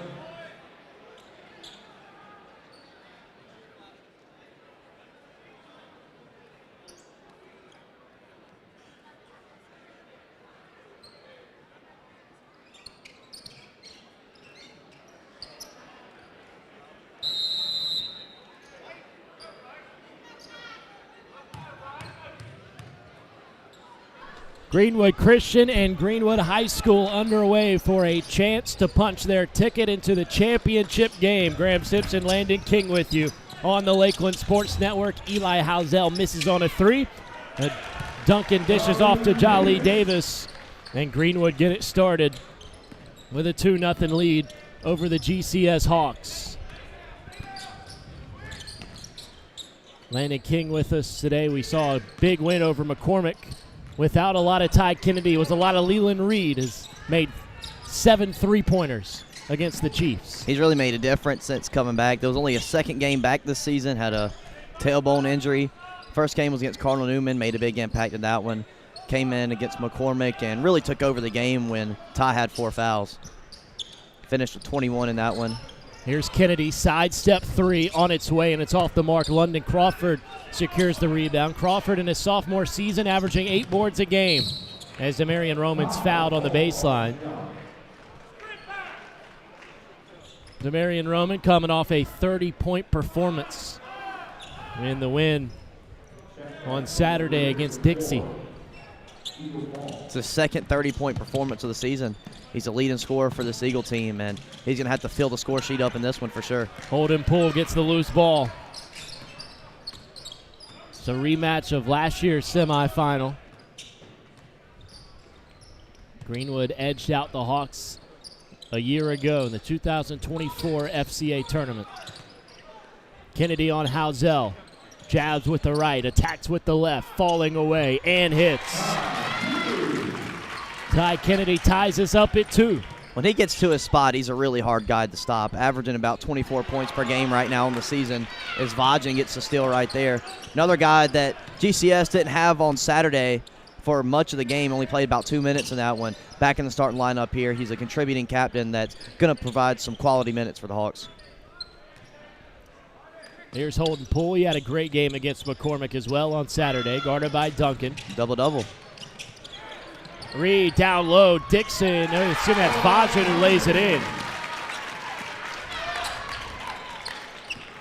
Vajan got the steal and got the 2 points to give the Hawks an early lead. In front of a big crowd here on this semifinal. Greenwood and Greenwood Christian. They'll feed it down low. London Crawford doubled. Out to Jolly. Here's Housel in the corner. Demarion Roman. And a foul on the entry pass. Goes on Bryson Dixon, the senior forward.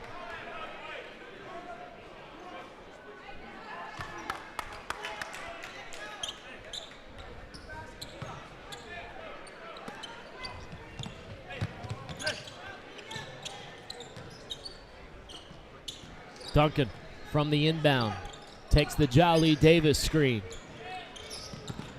Tries to thread the needle down low and turns it over. I think Greenwood need to settle down a little bit. I think they're getting a little bit too anxious. They just need to settle things down and play their game as they normally would. A lot more Hawks fans here than Eagle fans. A foul on Jolly Davis on Holden Poole on the far sideline. Talked a lot about Jolly on Saturday with Coach Roberts. Really a glue guy for the Eagles. Can score the ball as well. Really provides a spark defensively and on the boards for Greenwood as well. Vajan to Poole underneath, and he traveled. A double dribble called on Holden Poole.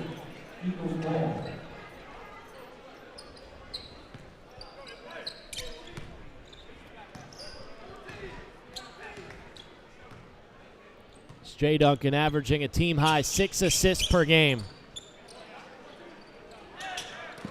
Now to Jolly. Davis has come on strong now in his senior season. What a feed underneath. Demarion Roman, the easy 2 off the London Crawford assist. Ties us back up at 4. Ty Kennedy falling away off the bounce, can't hit. Rebound for Jay Duncan. Eagles in search of breaking the tie. Crawford gets past Dixon and lays it home. London Crawford goes toe-to-toe with elite big men every day in 5A hoops. Tate Jackson the other way, got it, and the foul. Bryson Dixon trying to convert on the and one. 6 different dudes have scored in the game so far. 2 points from Jolly, Demarion Roman, London Crawford, and 2 points from Ty Kennedy, Noah Vajan, and 2, possibly 3 from Bryson here. Jinxed him. Dixon had the chance to give the Hawks a 1-point lead. See Quinn Calhoun for the first time. He's come off the bench now in his second game. Roman misses from 3. Kennedy leading the charge. Almost slapped out. Here's Poole on the baseline. Reed in the corner.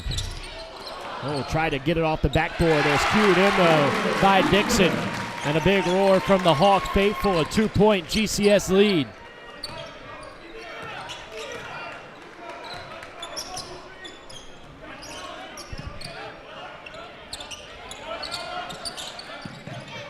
High post for Davis. Vajan all over him. Step through with the left. And a rebound hauled in. And Bryson Dixon.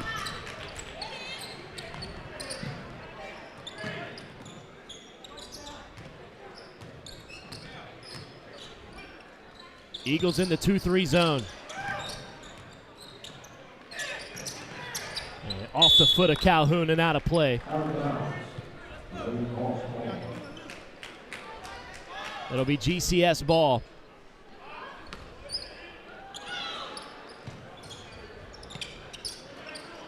Neither team has made a 3. Here's Kennedy. A little strong off the catch.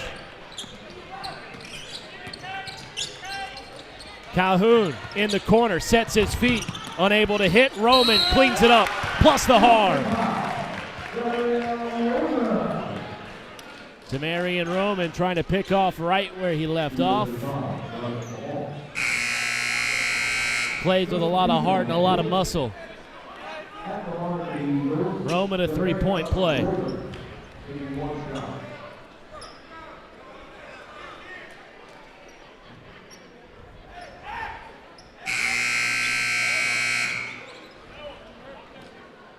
Roman 64% from the line this year, but he's made 27. He's 27 for 42 from the charity stripe. In search of make number 28 on the campaign.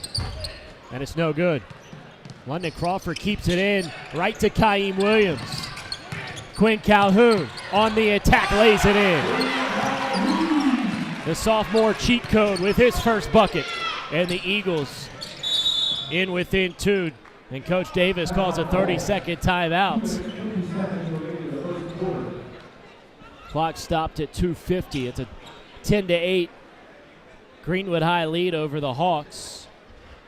Both teams have had good looks but in around the rim is where both offensives have been effective. Yeah, they've been getting a lot of points, breaking the press as well. Both teams bringing some pressure, especially Greenwood here early in this first quarter. GCS have done a good job of getting through that, getting some easy points in the paint. Greenwood just using their athleticism when they get down low to out-muscle the Hawks down there, get some easy points near the basket like Mel and Calhoun just did. Got a tight one here in the first. Tell GCS very calm with the ball offensively, not being rushed by the length of Greenwood.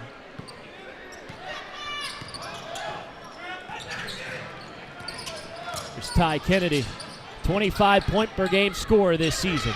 Gives it over to Reed, had 21 against McCormick. Kennedy again, contested 2, well short, air ball, out of play. Ty just 1 for 5 from the floor now on this one. Got into foul trouble yesterday. Cannot afford that to happen today.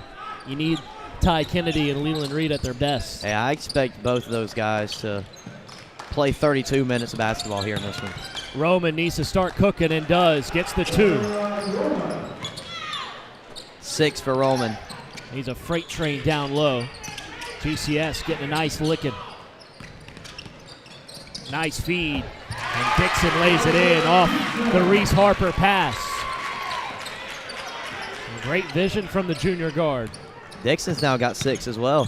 Roman short on the hook shot. Duncan keeps it alive. Right to London Crawford. A soft lay. And an assist for Jay Duncan. Brings the Greenwood lead back to 4. Reed breaks the press. Pass tipped by Roman. It'll stay with the Hawks right in front of the Greenwood high bench. A tightly contested first 6 minutes or so. Eagles setting up in the 2-3. Would be a great chance here for Reed to get hot from deep. Instead doesn't take it. Roman out on him. Vajan trapped in the corner. Gets it out to Leland Reed. Driving, uses the window, but misses the bunny. Williams, foot on the gas. Calhoun thought about the long 2. Knocked down 2 triples against Dixie on Saturday. Jolly in the spin cycle, and he's fouled hard. He'll shoot a pair.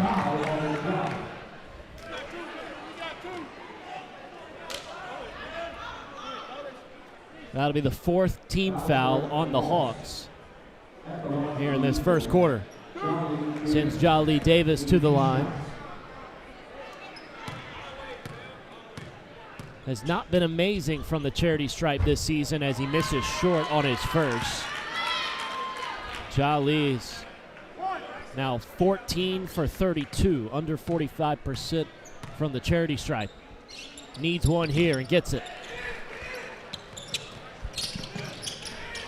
Greenwood, their largest lead at 5. Harper keeps it alive on the sideline. Vajan fouled on the floor. Either on Williams or Calhoun. I was wrong. Jolly Davis, the guilty party.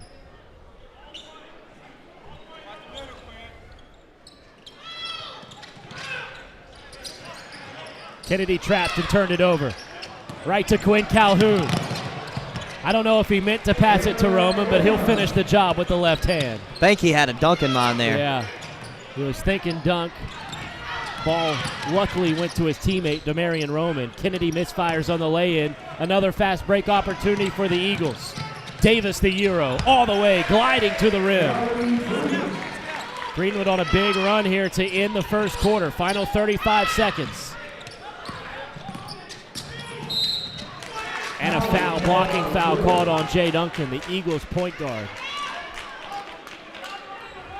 30 seconds remaining here in the first quarter. 9-point Greenwood High lead.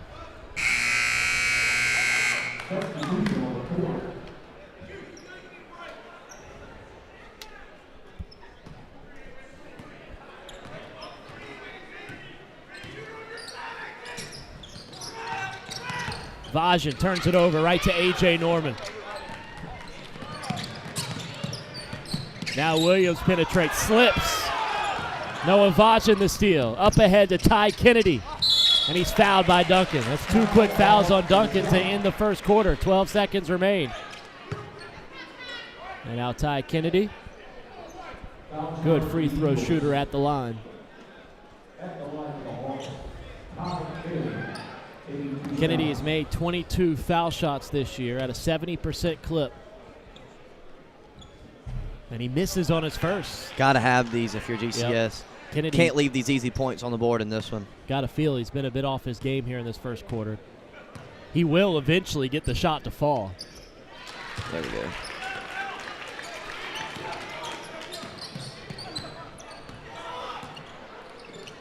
Final couple seconds here for Greenwood. Calhoun with 3. Nearly turned it over. Duncan has to pick it up and shoot. It's out of play. And that'll end the first quarter. An 8-point Greenwood High lead. They put up 19 in the first 8 minutes. We'll have the second quarter when we come back on the Lakelands Sports Network.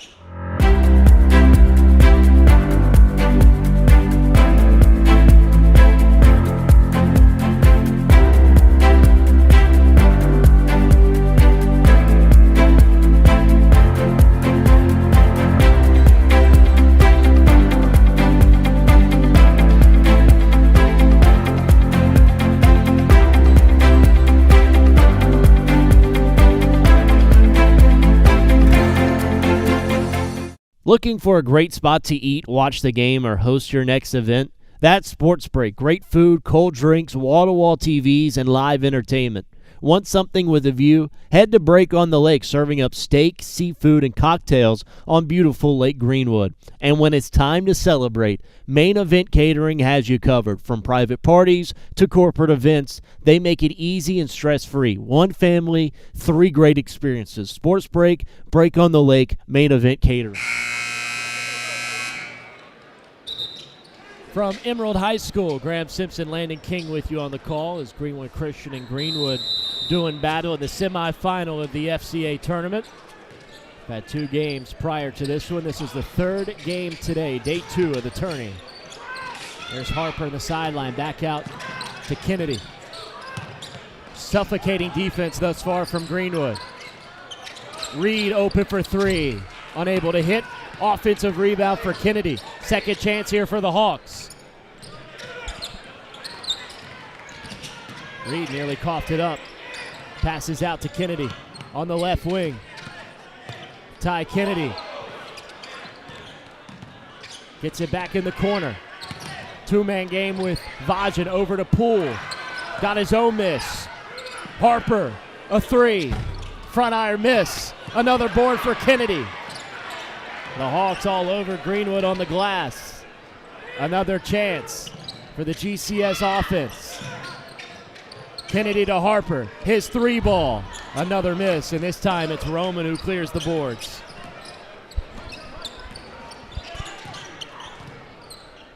London Crawford has the mismatch, goes to work and finishes. Not sure if GCS know how to handle the size of Crawford down low. Vajan gets past his first man. Skip past to Leland Reed, lets it fly. And another miss for GCS. Poole couldn't corral it. It'll be Greenwood ball. These are some shots that you need to fall if you want to stay in this one if you're Greenwood Christian. See Housel check in. Quentin Calhoun take a seat. Yeah, a little lid on the basket for the Hawks. You got to imagine they'll get hot from deep and get on a run. Don't believe GCS has made a 3 in this one. Only down by 10. Don't think anybody's made a 3 yet. Yeah, neither team has made a triple. Deficit just at 10 points, and that was the first team foul on the Hawks here in the second quarter. It went on Noah Vajan.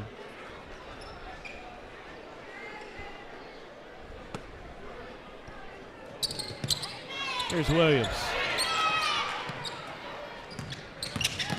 Mel Roman, full head of steam, but left it short. Got his own miss to put it in. He's got 10 points in this first half. Had 30 against Dixie. That's tapped out of play by A.J. Norman.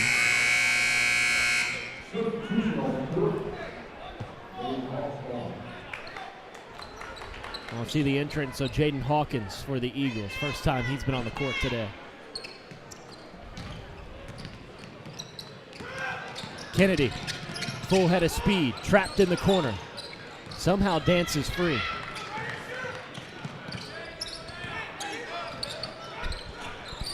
Kennedy again, spinning on Hawkins, and he walked.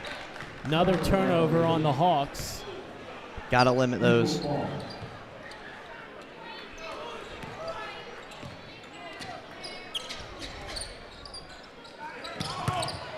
Hawkins again was wide open underneath, and then a jump ball was called.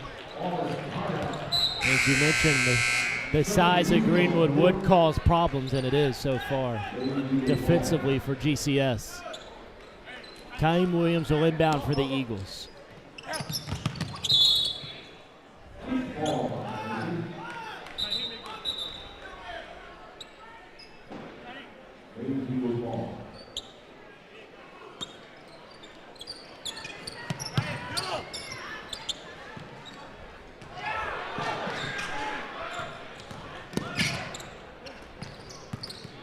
Demarion Roman had it taken away by Kennedy. And a foul called on Greenwood. Sends Kennedy to the floor. Physical game thus far.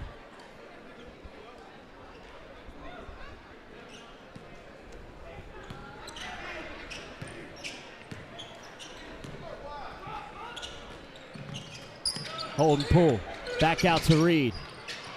Great ball movement here for GCS. Down low, wide open Dixon, lays it in. Beautiful ball movement leading to the deuce. Dixon leads the Hawks with 8 points now. Roman with the right hand scoop lay-in. Gives Greenwood 25, back out to a 12-point lead. Hold and pull, slithering down low, pass stolen. Here comes London Crawford. He will jam it with the right hand.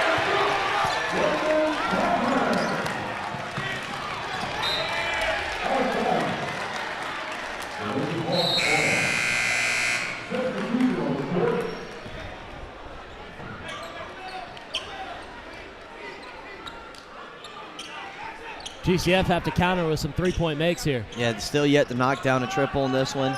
Live by the three, die by the three. Right now, they are 6 feet under, or heading that way at least. Not sure if the Hawks have seen a team as physical on defense as Greenwood is this year. Kennedy being harassed by Hawkins. Drives on him and was fouled. A good take from Ty Kennedy earns him 2 shots at the line. That's the type of energy that GCF have to exuberate just to get to the line every possession. It's going to be tough to keep up. Being swarmed as soon as they touch the basketball. You see Kennedy, hands on his knees there, catching his breath before the foul shot, and he misses. Got to have these once again if you're GCS. Can't leave these easy points on the board. Kennedy has 3. Chance to make it 4 here at the line. And the free throw's good.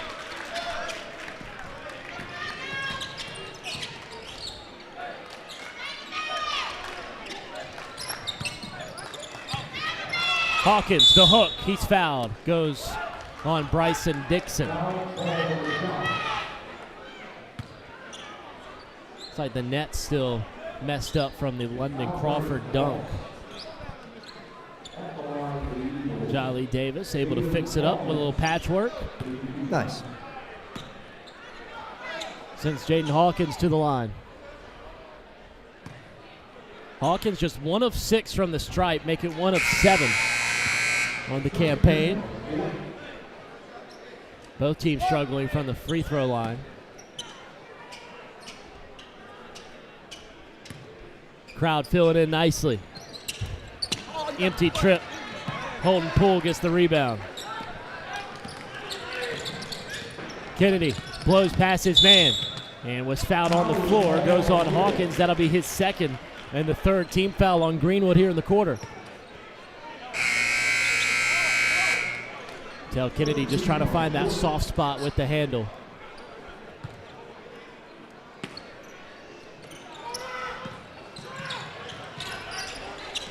Pass to nobody. Turnover. It's out of control right now. Greenwood way more composed.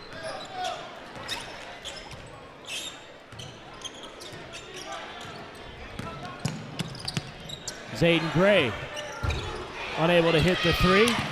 Rebound dove for. Great job by Noah Vaja to give the possession to the Hawks. Charge taken and drawn. Jolly Davis putting his body on the line as Ty Kennedy picks up a personal. Gonna get a full timeout here from GCS. We'll step aside as well. 27-14. Greenwood with the lead over the Hawks on the Lakeland Sports Network. Looking for a home in Greenwood or thinking about selling? Work with someone who knows the community inside and out. Courtney Height Realtor is a top 5 Greenwood MLS agent with almost $20 million in sales and a reputation for guiding buyers and sellers with confidence and care. Call 864-378-4686, visit CourtneyHeightRealtor.com, and follow us on Facebook at Courtney Height Realtor, serving Greenwood, South Carolina, and beyond. When it comes to protecting what matters most, it pays to work with someone who knows Greenwood. At Frank Coyle State Farm, Frank and his team help families and businesses with auto, home, life, and more. Whether you're driving to work, protecting your home, or planning for the future, count on coverage you can trust. Call 864-223-6781 or stop by 424 Main Street in Greenwood. Like a good neighbor, State Farm is there.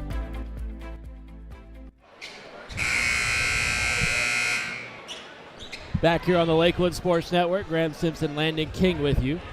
GCS, who just called the timeout. Landon, what do they need to do to get back into this game? Well, they've got to settle down, and they've got to settle into their offense. They were doing a good job of that in the first quarter and early in the second. Now we've seen them just kind of throw it under the bus and just kind of do their own thing. They've got to settle into the offense that Coach Davis has drawn up for them, because when they do, it has been successful. Pass was tipped by Poole and out of play. The Hawks have been up to the challenge. It's that extra physicality that Greenwood is holding on them that has been an issue for GCS. Winner of this game will take on the winner of Abbeville and Emerald later on tonight. Quinn Calhoun with authority.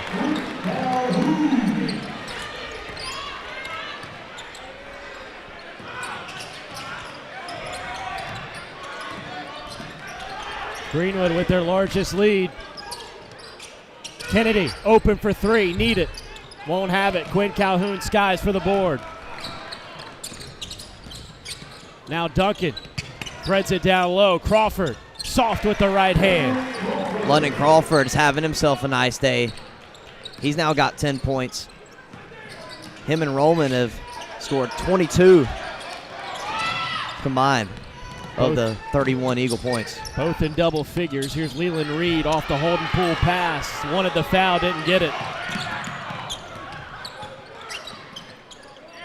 Duncan, no look pass. London Crawford the spin. Too much to handle down low. Give him 12. 33-14 the score. That's more than just physicality there from London Crawford. That's a good fundamental move down there by just a sophomore who's really stepped up to the challenge here. Great footwork, great defense, and a backcourt violation on Leland Reed. 2 minutes to go. Second quarter, it's 33-14 Greenwood. They've drugged the lead out to double digits here in this second quarter of play. Tate Jackson into the game for the Hawks. Jolly on the drive, poked out. And it'll be with GCS as the Eagles turn it over.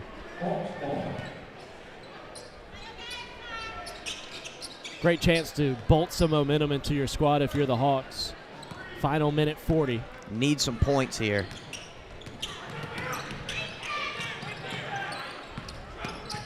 Dixon over to Jackson underneath the rim. Try to find an open Kennedy. Instead, he'll drive, and a blocking foul on Jolly Davis on the right block. Ty's got to make both of these right here for GCS. He's still yet to make a field goal other than that mid-range he made early in the first quarter. Still only 4 points here for him. Greenwood have done a great job containing one of the leading scorers of the senior class, state of South Carolina. Yeah, Ty Kennedy averaging 25 points per game, shooting the free throws here. He's had to earn every bit of them in tonight's contest. Greenwood have done a good job, as you mentioned, Landon, keeping him uncomfortable, trapping as soon as he gets across half court. He's sure with the injury of Isaiah Scott Palacios that he's seen a lot more of that this year than he would in the years past. And Ty's also stepped up to the challenge, with Isaiah being out. And this one, he's had himself a time, that's for sure. Well, Being swarmed as soon as he touched the basketball. Greenwood not giving an inch. He got the 2 points he needed from the stripe. A.J. Norman had it touch off his hands and intercepted by Dixon. Kennedy double dribbled. Was going for the pass there to Reed, yeah. Yep. Just mental errors here from GCS. I know I've said this a lot of times in this thing, but you just cannot have those in this game if you're Greenwood Christian. Playing against a 5A school, team where you're 0-1 against all time. The only meeting was last year in this tournament, in this round, in the semifinal. Here's Jay Duncan. He'll spot up with a three-pointer. Offensive board, Calhoun. Back to Duncan. Under a minute to go in the second quarter. Crosses over. Down low to A.J. Norman. Rises up for two. Couldn't finish. Roman for three. Another offensive board. This time it's A.J. Norman. And a timeout taken to 30 from Coach Gregg in the Eagles. 33-16 the score. Landon, this Greenwood team, they're a battle-tested team, not just a 5A team, but they've gone to Wren and won. They've gone to Easley and won, a tough West Side place, and a tough West Side team they've clawed victories from. You can tell there is a little bump in intensity and physicality in this one for GCS, who've played a skis schedule. Yeah, and Greenwood's going to be the best team they see this year, probably by far, other than probably Westminster Catawba would be the other one that I would say that would maybe be on Greenwood's level that GCS is going to see this year. But this is good for GCS to see this type of stuff. Makes you better all around as a player, as a team. And that's why Greenwood's looking so good at the moment, is because, as you mentioned, they've been battle-tested playing some of the best teams around the state of South Carolina and beating the vast majority of them. Roman down low, the drop step on pull. Got it to fall through contact. Demarion Roman give him 14 here in the first half. A 19-point Greenwood lead. Tate Jackson down low to Dixon. Stolen away. A.J. Norman with the steal. Duncan cleared for takeoff. Instead, will give it up to Crawford. He turned it over. I think Jay was looking for a slam of his own right there.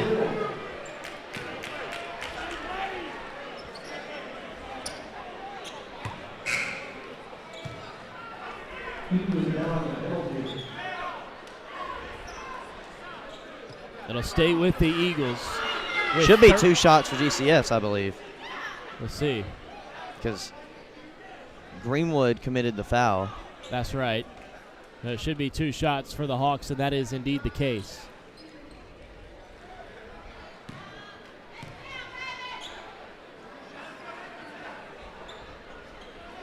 Ty Kennedy back to the line. Had a perfect trip his last time to the stripe.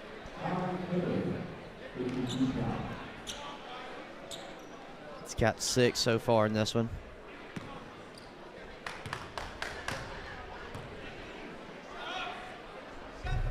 Rattles in the first. Again, has either team hit a 3? Nope.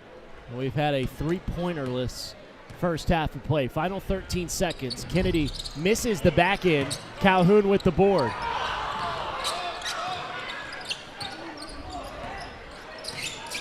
Time ticking down for Duncan. Euros down the lane, and he traveled. 2 seconds to make something happen here. There'll be one last heave for Ty Kennedy.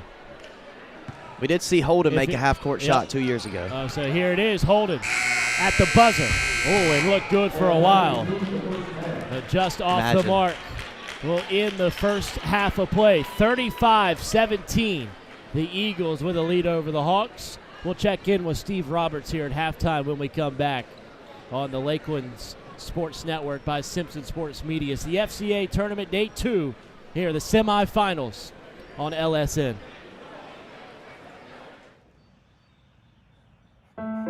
Home. It's the house you grew up in. The still warm cookies in the jar at Grandma's. The warm sun on your back and the buzz of the bugs in the lake where Dad taught you to bait a hook. It's the place you put down roots, pin your hopes and dreams for the future, the connections we've made, and the adventures we've yet to take. This is home, and home is here. When it comes to protecting what matters most, it pays to work with someone who knows Greenwood. At Frank Coyle State Farm, Frank and his team help families and businesses with auto, home, life, and more. Whether you're driving to work, protecting your home, or planning for the future, count on coverage you can trust. Call 864-223-6781 or stop by 424 Main Street in Greenwood. Like a good neighbor, State Farm is there. Howard's on Main is the kind of place you keep coming back to. Open 6 days a week with breakfast served every day, plus a full menu loaded with variety for lunch and dinner. Great food, friendly faces, and live music that keeps Main Street moving. From morning coffee to late night vibes, Howard's on Main delivers every time. Howard's on Main, great food, live music, and a true Greenwood favorite. At the Height Law Firm, we exist for one reason: to make South Carolina safer. When a company cuts corners, when a driver ignores the rules, or when someone's careless mistake injures a family, we step in. Because accountability is not just about compensation, it's about preventing the next tragedy. Every case we take, we hope that we can make a change to make South Carolina a safer community.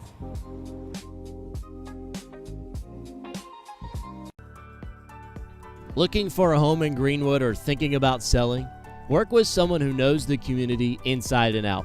Courtney Height Realtor is a top 5 Greenwood MLS agent with almost $20 million in sales and a reputation for guiding buyers and sellers with confidence and care. Call 864-378-4686, visit CourtneyHeightRealtor.com, and follow us on Facebook at Courtney Height Realtor, serving Greenwood, South Carolina, and beyond.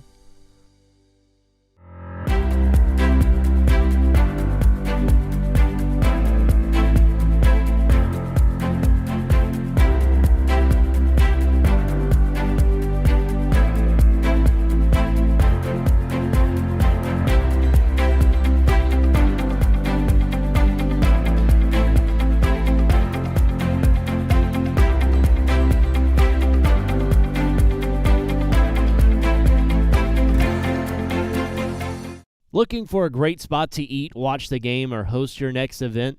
That's Sports Break. Great food, cold drinks, wall-to-wall TVs, and live entertainment. Want something with a view? Head to Break on the Lake, serving up steak, seafood, and cocktails on beautiful Lake Greenwood. And when it's time to celebrate, Main Event Catering has you covered. From private parties to corporate events, they make it easy and stress-free. One family, 3 great experiences. Sports Break, Break on the Lake, Main Event Catering. Halftime score, Greenwood 35, Greenwood Christian 17. Greenwood led in scoring, 14 from Demarion Roman, 12 from London Crawford. They've been able to keep Ty Kennedy slowed here in this first half. We're here with Coach Roberts with his first half thoughts. Well, I think the first thing that you said, the 2 guys that have done all the scoring, and where have we got it inside, which should be to our advantage against Greenwood Christian just because of our strength. And I credit our guys of going inside. We didn't get shot happy till maybe late in the end a little bit, but we've done a good. They have done a good job of getting the ball inside. We've seen Quinn Calhoun early on. He's definitely making his presence felt. Yeah, length. Yep. It's all about length with him. All right. Well, what does Greenwood do to keep the lead in charge? I think is you got to keep the pedal on the gas. Okay. Number one, you don't want to foul silly, and you still got to be aware of number 2, and just continue. I think the biggest thing is keep moving the ball from side to side. Make Greenwood Christian guard more than one pass, like multiple passes. Yep. That's when defense breaks down, and that's where you ought to have your athleticism, be able to drive the ball. What's a wrinkle you think GCS could take advantage of in the second half? To me, I don't know if they'll do this, but I'd play some zone. They've had a lot of trouble with the Greenwood's length and their size down low. Well, I'm just saying I would play zone and see if Greenwood can make a shot. Yeah. All right. That's me. Coach Roberts, thank you for your time as he gives his first half thoughts and recaps. He'll be on with the coaches at the end of this one. We'll send it back to commercial break. When we come back, it'll be the start of the second half. Live from Emerald High School, it's the FCA tournament on the Lakelands Sports Network. Howard's on Main is the kind of place you keep coming back to. Open 6 days a week with breakfast served every day, plus a full menu loaded with variety for lunch and dinner. Great food, friendly faces, and live music that keeps Main Street moving. From morning coffee to late night vibes, Howard's on Main delivers every time. Howard's on Main, great food, live music, and a true Greenwood favorite. When it comes to protecting what matters most, it pays to work with someone who knows Greenwood. At Frank Coyle State Farm, Frank and his team help families and businesses with auto, home, life, and more. Whether you're driving to work, protecting your home, or planning for the future, count on coverage you can trust. Call 864-223-6781 or stop by 424 Main Street in Greenwood. Like a good neighbor, State Farm is there.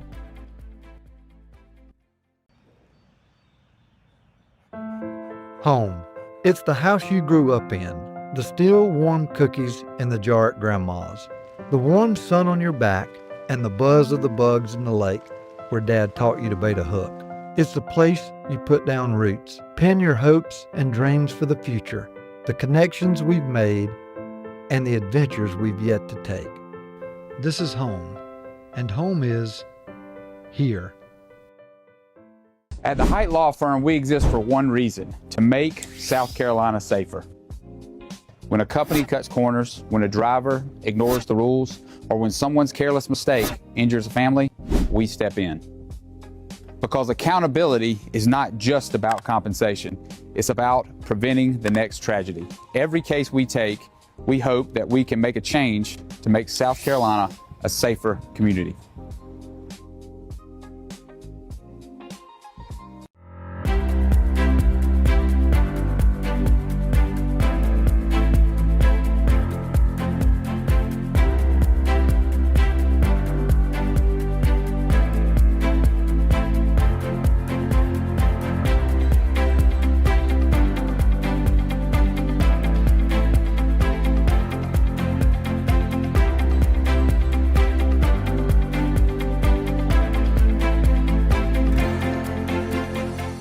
Looking for a great spot to eat, watch the game, or host your next event? That's Sports Break. Great food, cold drinks, wall-to-wall TVs, and live entertainment.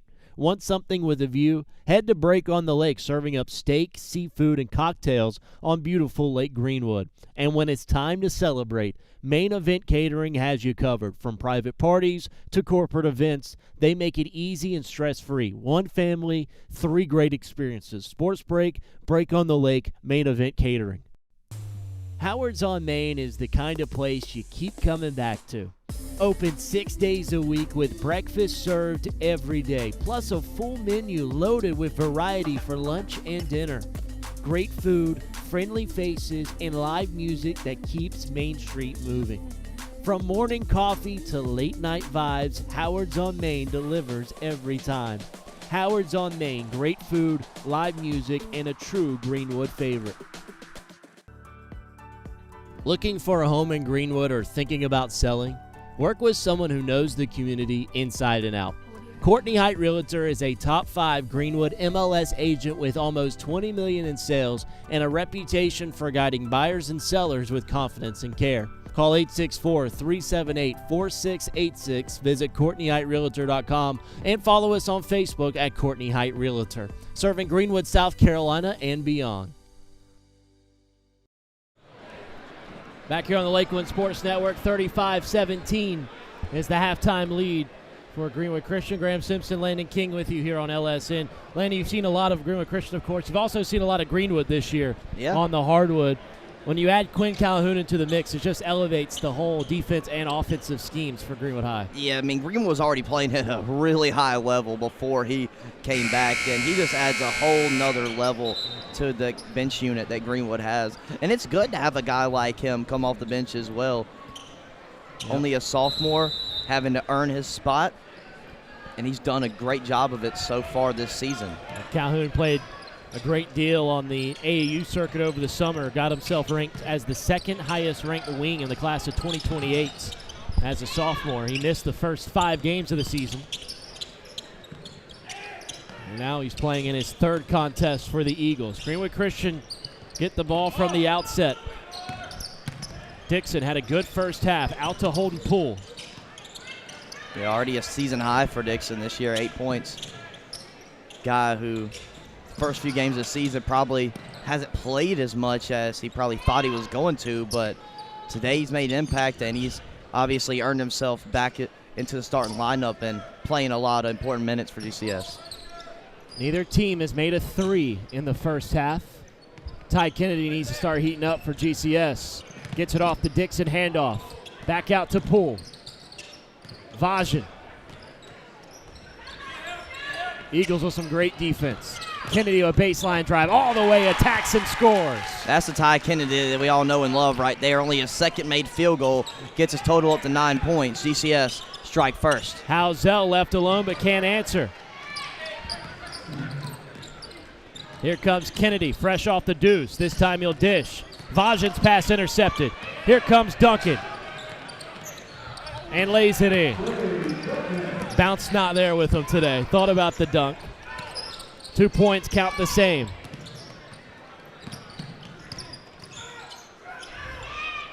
Vajan lends it down low to Poole. Back to Vajan on the cut. And out of play off the Hawks. It'll be with Greenwood. Then Greenwood coming in this one, they know and recognize that GCS on the floor right now only have 2 guys that are even going to attempt a 3-ball. Doing a great job of not letting those guys get those shots off, making the non-offensive factors. Great pass to the corner, but Demarion Roman unable to hit. Making those non-offensive factors play a bigger role in this one. Yeah, they've had the game plan on Ty Kennedy. Same with Leland Reed. They'll trap him. Reed gets out of it to an open Kennedy. Unable to hit. It's the best look he's going to see all day. That one would have been nice to have if you're GCS. Yep, stays with Greenwood Christian here. It'll be Reed to inbound right of the basket.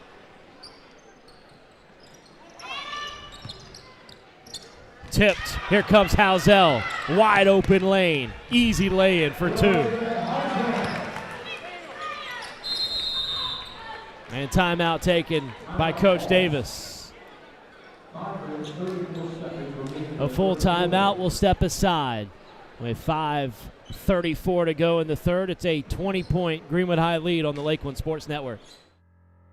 When it comes to protecting what matters most, it pays to work with someone who knows Greenwood. At Frank Coyle State Farm, Frank and his team help families and businesses with auto, home, life, and more. Whether you're driving to work, protecting your home, or planning for the future, count on coverage you can trust. Call 864-223-6781 or stop by 424 Main Street in Greenwood. Like a good neighbor, State Farm is there.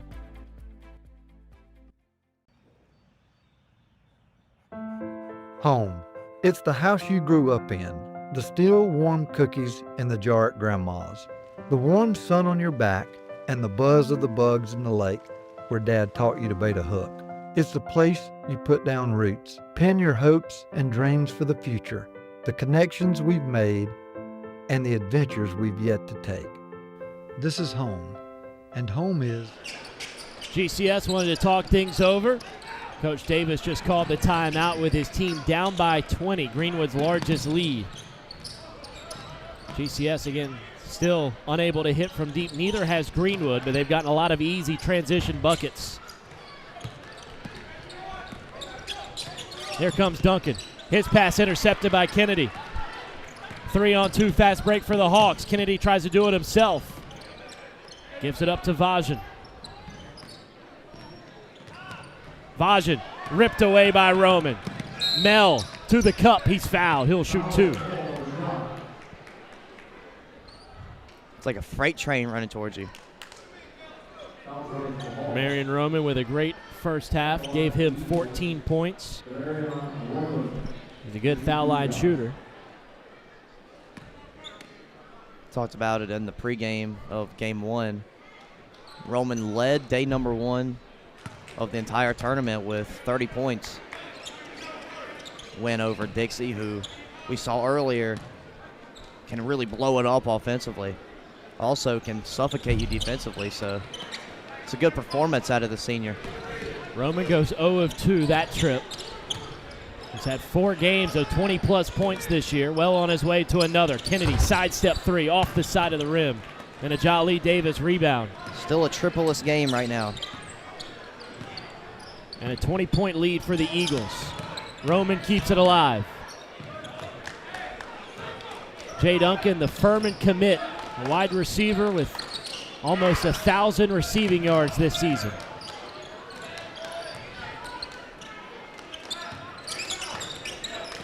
He's also been the point guard the last 3 years under Coach Gregg for Greenwood Hoops. Roman to the cup.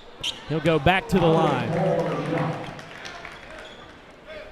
He's been a really good free throw shooter this year. Went 0-2 last time, but I'm sure he'll make up for it this trip. He'll need one here. Greenwood 7-1 this season.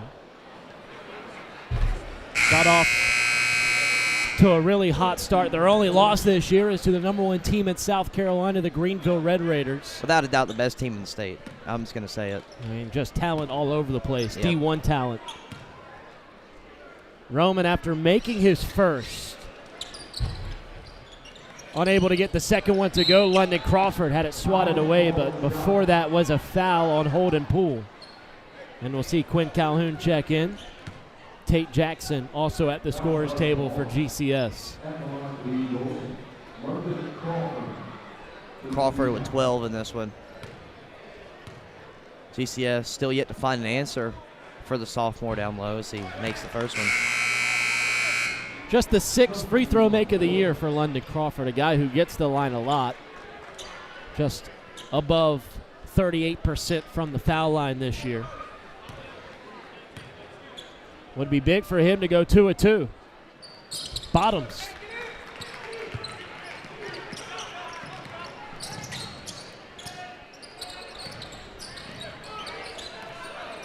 Reed breaks the press into Harper.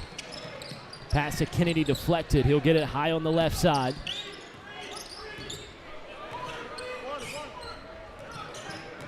Eagles go man to man. Poole. Harper, the little runner, hits off the side of the rim, but Davis can't corral it. It'll stay with the Hawks.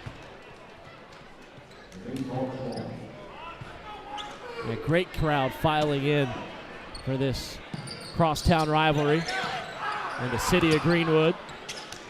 Inbounds pass was taken away by Crawford. Here comes Duncan.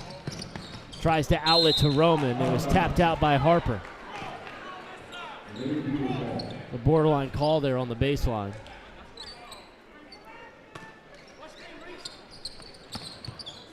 Roman from the block, rattles out. Tate Jackson the board.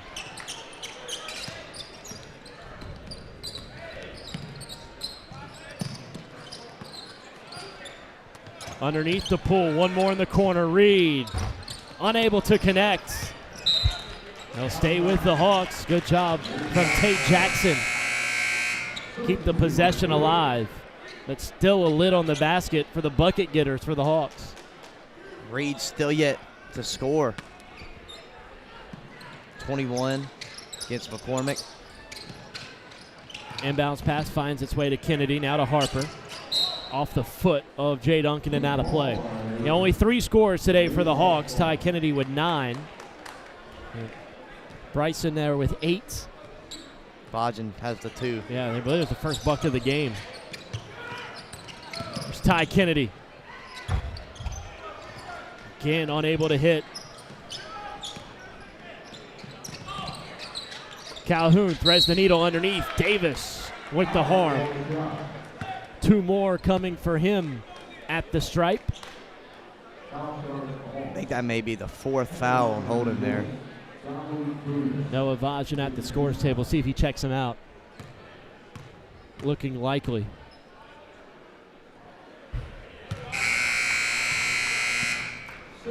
Jolly got 6 now.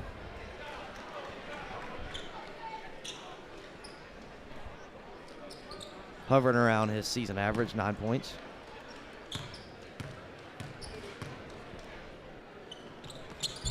Jolly gets both to go now with 7. 10 points per game, 8.4 rebounds per game for Davis this season. Here's Harper. Pass deflected. Vajan gets it to Jackson. How about Kennedy? Step back 3. Left it short. Here comes Quinn Calhoun. Full head of steam. Calhoun down the lane. Charge taken by Vajan. That's exactly what Noah Vajan's on the floor there. That's exactly why he's on the floor. You Do stuff like the glue guy. Yep. Some inexperience there from the sophomore Calhoun. Yeah. Knowing that's going to come.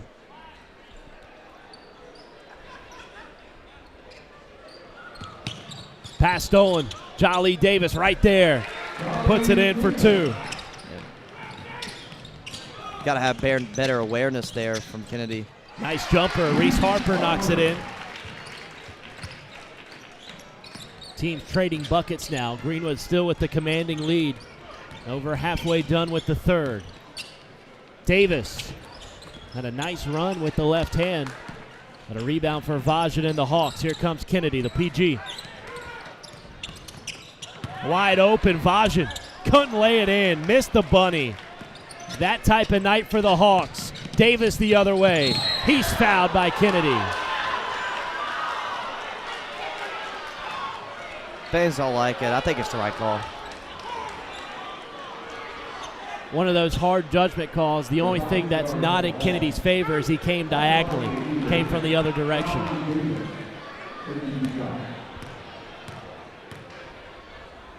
Davis just made 2, but he misses the front end short. Caden Brownlee into the game. Haven't seen much of Brownlee this year, but he'll give London Crawford a seat. Brownlee had 2 points against Wren with a wide open layup. Davis 0 for that time.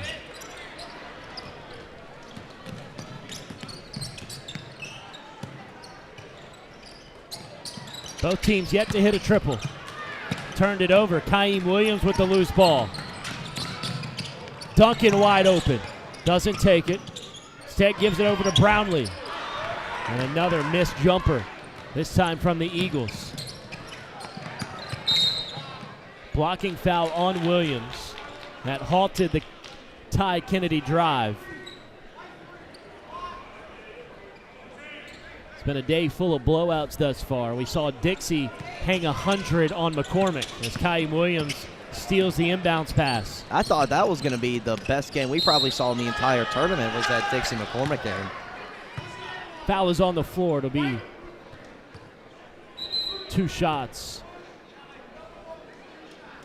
for Kaim Williams. Yeah, I'm with you there. Dixie went out there and just hung it on McCormick. Justin Rollinson with 27 points. Made, 15 threes in the game? It was ridiculous. Stalin Johnson added 18. Will Carter had 15. Dallas Dotson had a nice dunk in there. He also made a triple. Yeah, a little bit of everything for Dotson.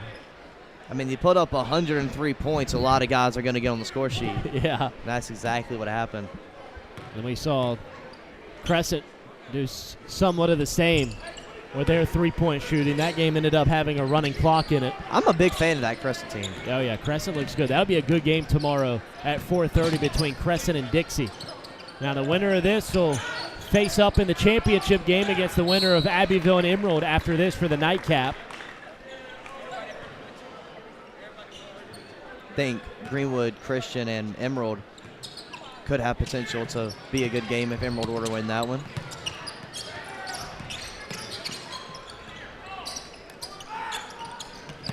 Kennedy, pass deflected and stolen, but Greenwood Christian will get it right back with Reese Harper, junior guard. Vajan in the short corner. trapped and doubled. Dribbles out of it to Reed. He's trapped, turned it over this time. Duncan leading the charge. Duncan over to Calhoun for 2. Eagles at the half-century mark as we close the third quarter. Harper spots up for 3. Front iron miss. Williams taps the rebound back to Leland Reed.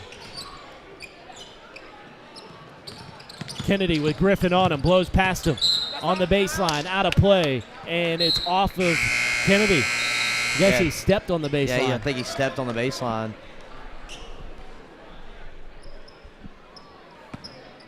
Final 22 seconds here this third quarter.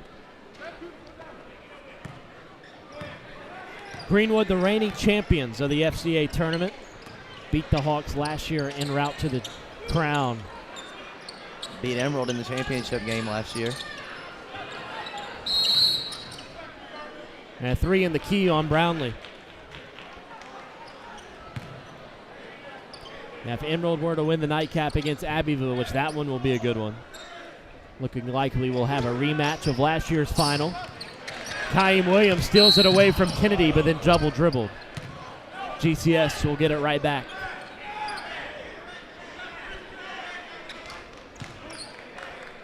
Kennedy yet to hit double figures. That'll do it for the third.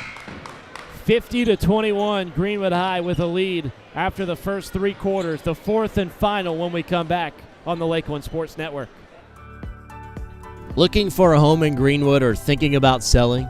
Work with someone who knows the community inside and out. Courtney Height Realtor is a top 5 Greenwood MLS agent with almost $20 million in sales and a reputation for guiding buyers and sellers with confidence and care. Call 864-378-4686, visit CourtneyHeightRealtor.com, and follow us on Facebook at Courtney Height Realtor, serving Greenwood, South Carolina, and beyond. When it comes to protecting what matters most, it pays to work with someone who knows Greenwood. At Frank Coyle State Farm, Frank and his team help families and businesses with auto, home, life, and more. Whether you're driving to work, protecting your home, or planning for the future, count on coverage you can trust. Call 864-223-6781 or stop by 424 Main Street in Greenwood. Like a good neighbor, State Farm is there. Fourth quarter of action here on the Lakeland Sports Network. Graham Simpson, Landon King with you. It's been all Greenwood so far in this one. A 50-21 lead in the semifinal. A chance to punch their ticket to tomorrow's championship game, which will start at 7:30. You can listen right here or watch right here on the Lakeland Sports Network. Here's Duncan off the Davis handoff. Good pass. No look pass to Crawford, and that one's stolen by Reese Harper. He's played himself a great game this far for the Hawks, and he's fouled from behind by Housel. Came over from Wardlaw Academy in Johnson. Older brother Noah was a really good player.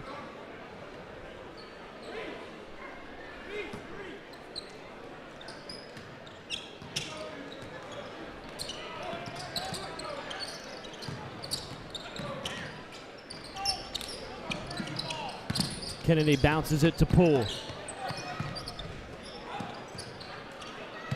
Long 3 goes for Harper. There's the triple we were talking about. Comes late in early in the fourth, late in the game. Roman the spin. Out to the corner to Duncan. The GCS have made a 3. Greenwood still triple-less. Housel off the cut. Misfires on the layup attempt and a foul over the back on Demarion Roman and the Eagles.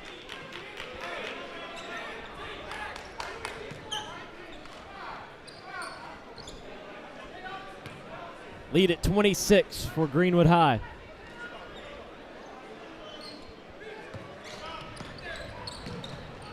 Here's Poole, 2-on-1 fast break.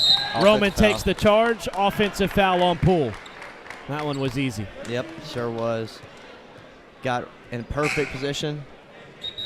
I think that's the 5th on Poole. Eagles defeated Greenwood Christian 73-59 last season in the FCA semis. Greenwood Christian team 5-3 overall. yet to dip into region play in Skeeza. London Crawford with the lay-in off the Roman assists. Had a good win over Cardinal Newman right before the tournament started at home. And the Hawks are poised for a nice 2026. Foul goes on Housel.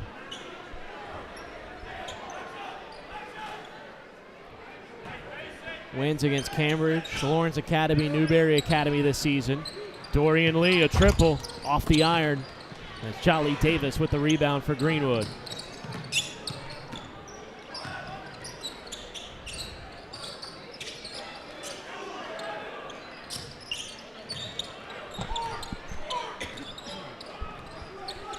Duncan wants the screen. Drives and was fouled. They'll keep it on the floor. Just the second team foul on Greenwood Christian here in the fourth. Just over 6 minutes to go. Duncan thought it should have been a shooting foul. Instead, he'll inbound from the baseline. Duncan, a three. Just rounded out. London Crawford unable to get it as well. And the rebound falls to Reese Harper at the baseline. Too much on it for Leland Reed. Another turnover on GCS. And the Eagles will empty out the bench. Quinn Calhoun, Kaim Williams, Zayden Gray, Amarian Griffin, and Jaden Hawkins all enter the court. 5:46 to play. I want to see Amarian Griffin get hot. Amarian Griffin's 3 for 6 this year. 2 of them came against Wren in a big win. He's a lefty with a smooth stroke. Look at this. He's rolled the left sleeve up. The shooting arm sleeve is rolled up. Yep. He knows he's about to let it fly. He knows it. See if Greenwood can make a triple. Here's Calhoun. Gray can shoot it. Off the front 10. Out to Calhoun. Line drive misconnects. Dorian Lee with the board.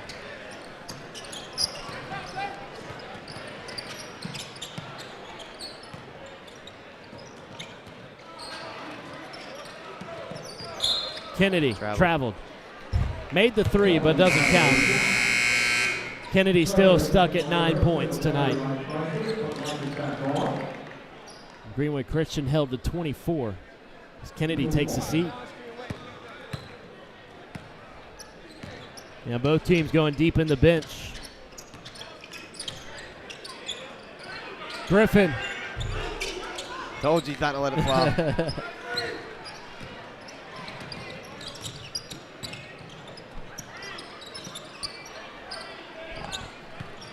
Lee bounces it down low to Tate Jackson. Guarded by Hawkins. Errant pass goes into the backcourt and a backcourt violation on GCS. 3 freshmen out there right now for GCS. Yeah, good for both teams to get some run here at the end of their bench.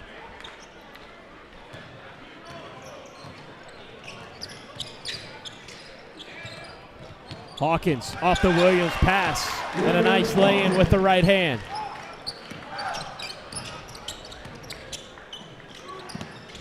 Statham a three. That one's in. Freshman comes off the bench.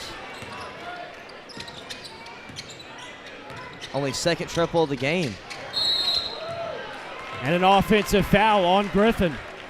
It'll give it to the Hawks. This year, Greenwood Christian's lowest point total was 32 against Westminster Catawba Christian.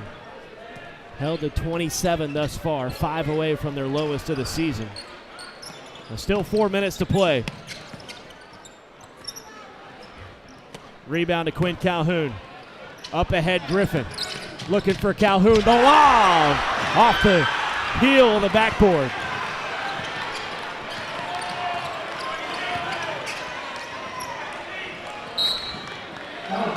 I have a feeling we might see another lob attempt before it's all said and done. Lid's going to come off this place if he slams that thing down.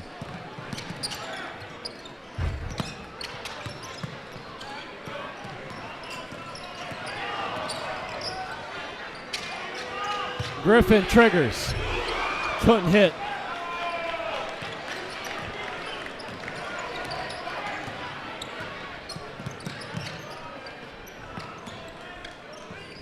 Here's Statham. Made a 3 earlier. Now to Eli Vajan. Underneath, the 2 points in for Leighton Davis, another freshman on the court for the Hawks. He's the younger brother, Hamp Davis. Who's in attendance today. Eagles moving comfortably with a 25-point lead, make it 27 with a smooth left hand for Kaim Williams.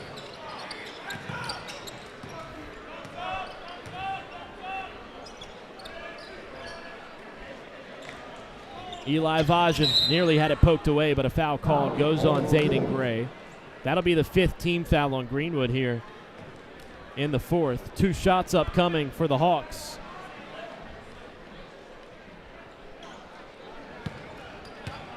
Vajan's a kid who's put in a lot of hard work, played a lot of good minutes on JV this year.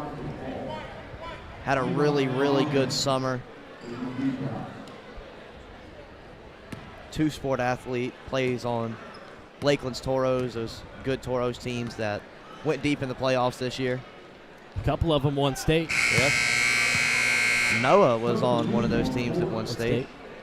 Eli's team fell short in the semifinals. Some guys from Greenwood High and Emerald High as well on those Toros teams.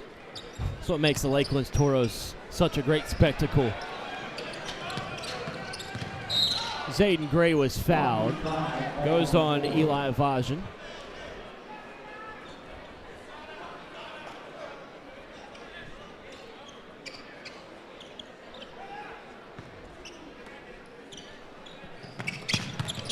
Brownlee off the catch, uses the glass for the deuce. 2 points on the day for Caden Brownlee. And now Eli Vajan attacks, hands off Bryson Dixon. And a rebound for Hawkins. Kaim Williams all the way to the rim. They will wave off the basket. Foul called on the floor. How about Kaim Williams with the turbo?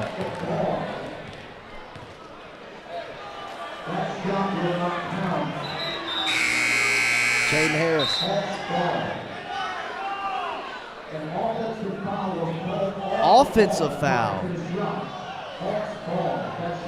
So negate the bucket, negate the foul. Offensive foul on Kaim Williams.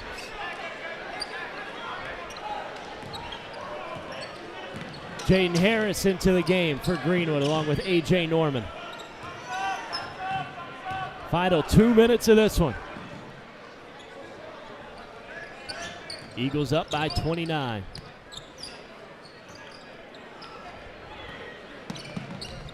Statham in the corner. Baseline drive on Griffin all the way to the rack.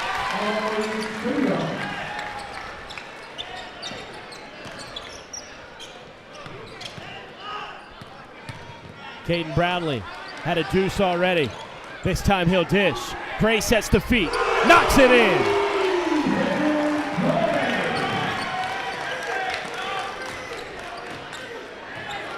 First three-point make of the day for Greenwood High, and the lead is 30. A steal for Jaden Harris. Harris keeps the dribble alive. Statham fouls him with 1:22.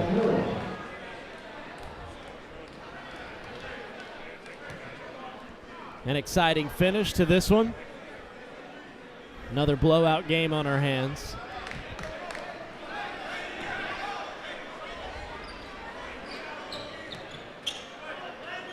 Jaden Harris.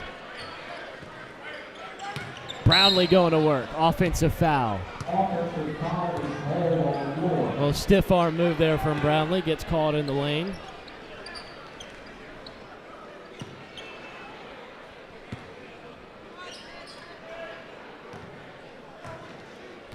Both teams in the double bonus. No shots, though, since it was an offensive foul on Greenwood. Here's Dorian Lee, gives it up to Statham, made one from that spot earlier. Now he'll drive inside the lane and out of play. It was last touched by Greenwood. It was Leighton Davis who had the chance underneath the rim.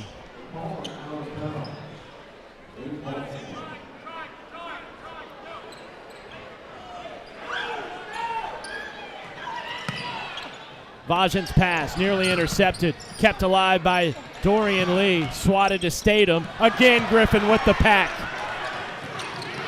Jaden Harris gives it up to Gray. How about another? And a foul on Statham as Jaden Harris got the offensive board.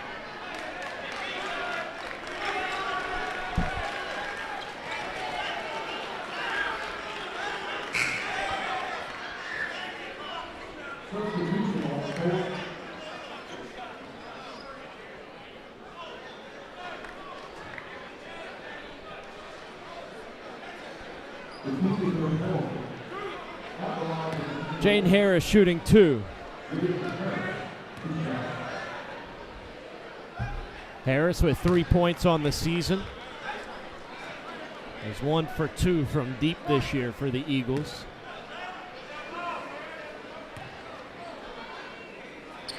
Misses both. Caden Brownlee skies for the board. Harris a 3. Rattled out. Offensive board though, and put back for A.J. Norman.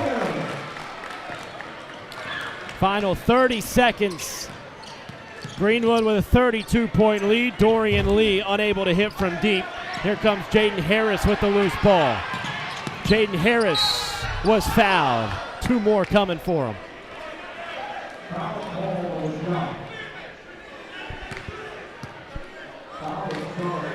Greenwood's played in a lot of close games. These reserves have seen a lot of time on the bench this year. Yeah.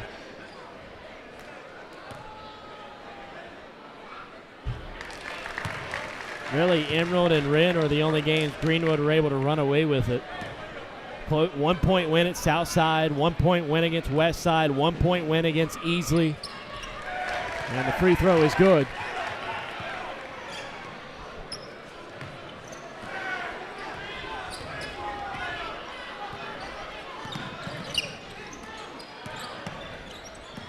Davis coughs it up.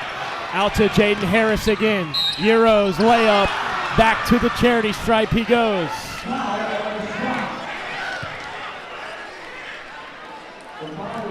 Emerald and Abbeville next on the Lakelands Sports Network.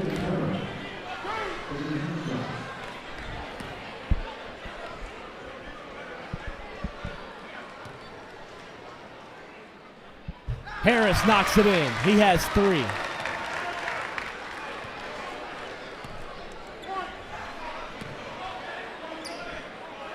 Just went 2 of 2 from the line. Couldn't do it again.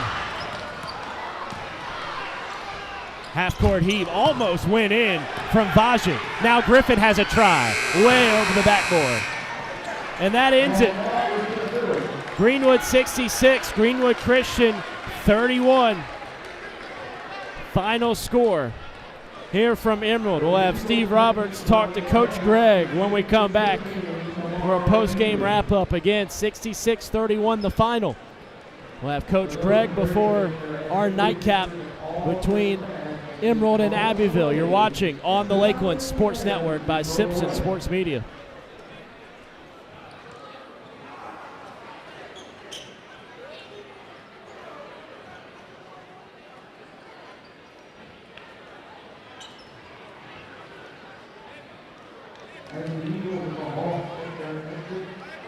It is time for our 4th and final matchup of the evening. The last spot for the 66 finals tomorrow. Howard's Home. It's the house you grew up in. The still warm cookies in the jar at Grandma's. The warm sun on your back and the buzz of the bugs in the lake where Dad taught you to bait a hook. It's the place you put down roots, pin your hopes and dreams for the future, the connections we've made, and the adventures we've yet to take. This is home, and home is here. When it comes to protecting what matters most, it pays to work with someone who knows Greenwood. At Frank Coyle State Farm, Frank and his team help families and businesses with auto, home, life, and more. Whether you're driving to work, protecting your home, or planning for the future, count on coverage you can trust. Call 864-223-6781 or stop by 424 Main Street in Greenwood. Like a good neighbor, State Farm is there. Howard's on Main is the kind of place you keep coming back to. Open 6 days a week with breakfast served every day, plus a full menu loaded with variety for lunch and dinner. Great food, friendly faces, and live music that keeps Main Street moving. From morning coffee to late night vibes, Howard's on Main delivers every time. Howard's on Main, great food, live music, and a true Greenwood favorite. At the Height Law Firm, we exist for one reason: to make South Carolina safer. When a company cuts corners, when a driver ignores the rules, or when someone's careless mistake injures a family, we step in. Because accountability is not just about compensation, it's about preventing the next tragedy. Every case we take, we hope that we can make a change to make South Carolina a safer community.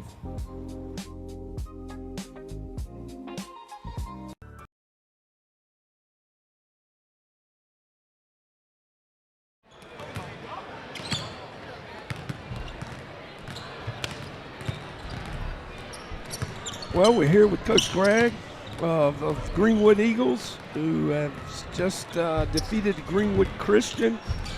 Coach, I reckon I asked you, as I asked everyone, your thoughts initially on the game and kind of what you tried to do, and were you successful with that, or kind of walk me through that. You know, I think the biggest thing, I mean, we're more talented, bigger school, all that good stuff, but they are well coached and they do a great job running their man-to-man sets.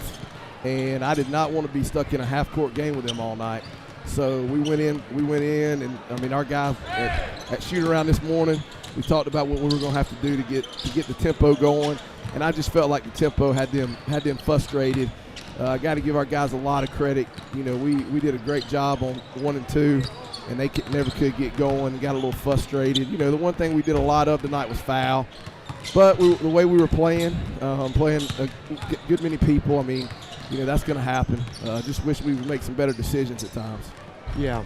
I thought obviously the tempo was in your favor. I thought part of the reason you were successful was you never, with the trap, and although it wasn't always great, what happens is guys can't run stuff, and when you trap, they have to throw it to guys that can't make plays. And I thought you guys did a pretty good job on that. That's not something that we see a lot with Greenwood, or we haven't. I think it's something we can do, but was really impressed with our guys and just their mentality to come into this game and take care of business. You know, there wasn't a lot of jacking around. I mean, they seriously came in and did what they were supposed to do. You know, and it was, I agree 100%. And, you know, sometimes it's hard to get teams to believe. And we came out focused and ready to go. And it was great to see those guys play that last 6 minutes, you know,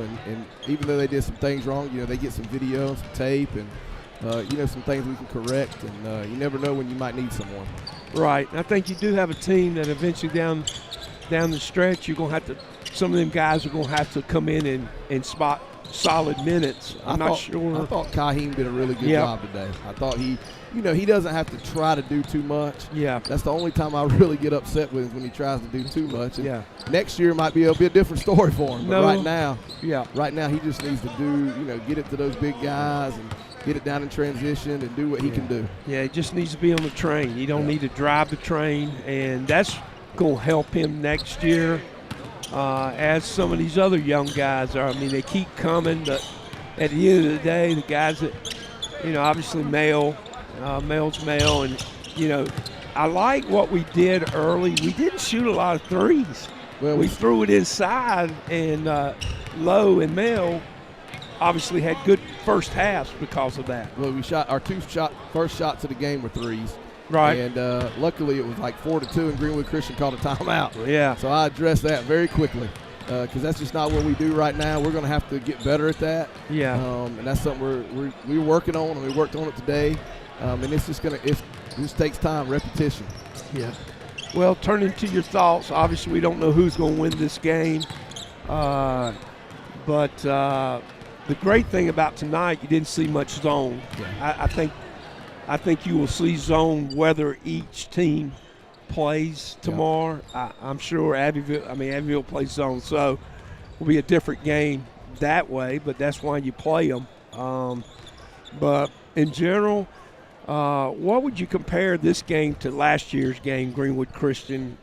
I know you watched that game this year. What was a little different about it? You know, I felt like defensively we were dialed in a lot better. I mean, I felt like last year, you know, they scored a ton of points in the second half. Right. And we let up so much and let our foot off the gas.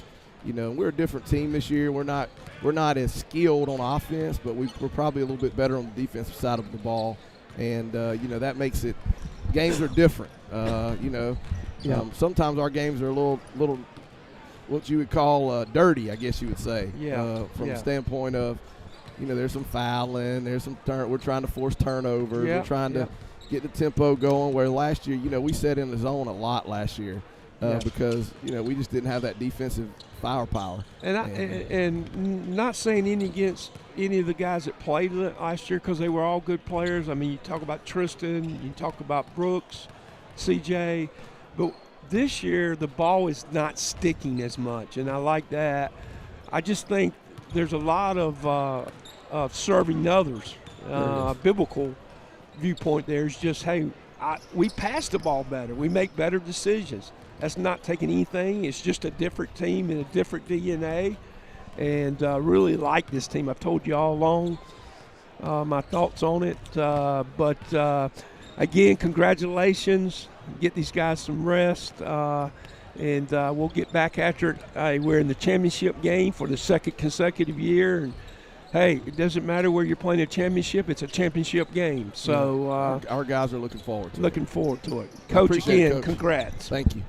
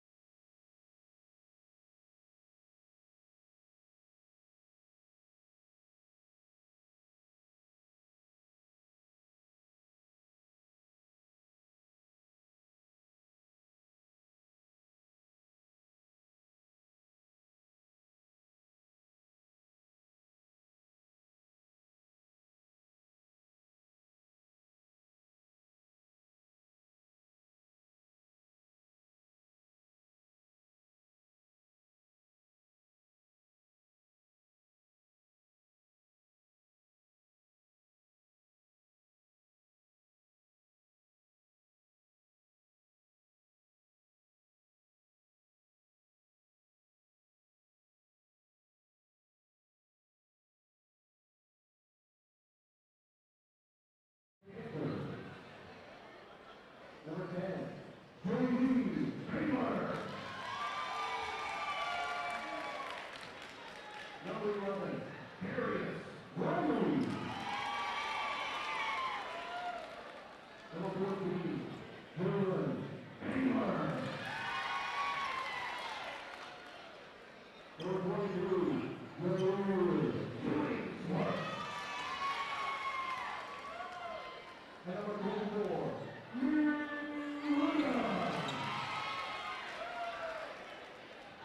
these are your Abbeville Panthers starters.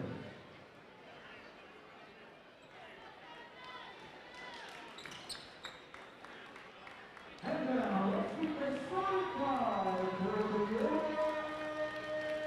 Vikings. Number 0, Logan. Number 1, Harry Johnson.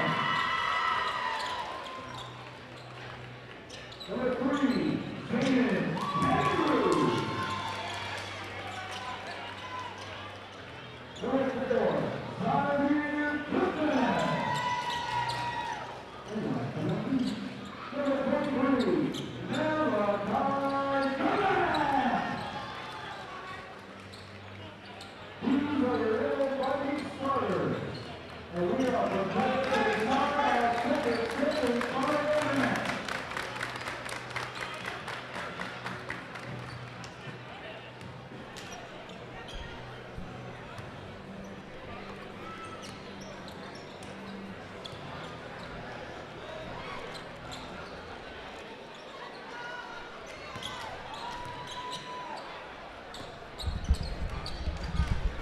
Here from Emerald High School, the final semifinal game between Emerald and Abbeville. Graham Simpson, Coach Steve Roberts with you on the Lakelands Sports Network. Final game of the day. They punch their ticket to face the Greenwood Eagles in the championship game tomorrow at 7:30.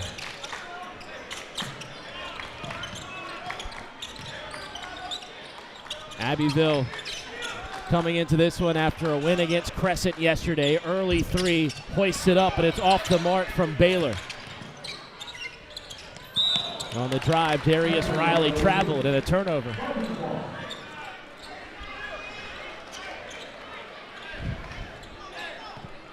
Coach, both these teams coming off a win yesterday. How they ride that momentum here in the semifinal game?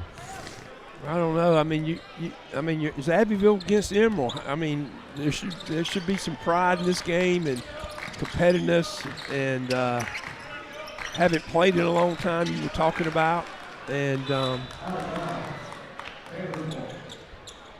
they're playing different. Obviously, Abbeville was pushed last night a little bit with Crescent. There's a big one. Career wins number 199 for Coach Doug Belcher. A chance to get his 200th career win as head coach. Really? For the Abbeville Panthers. That's awesome.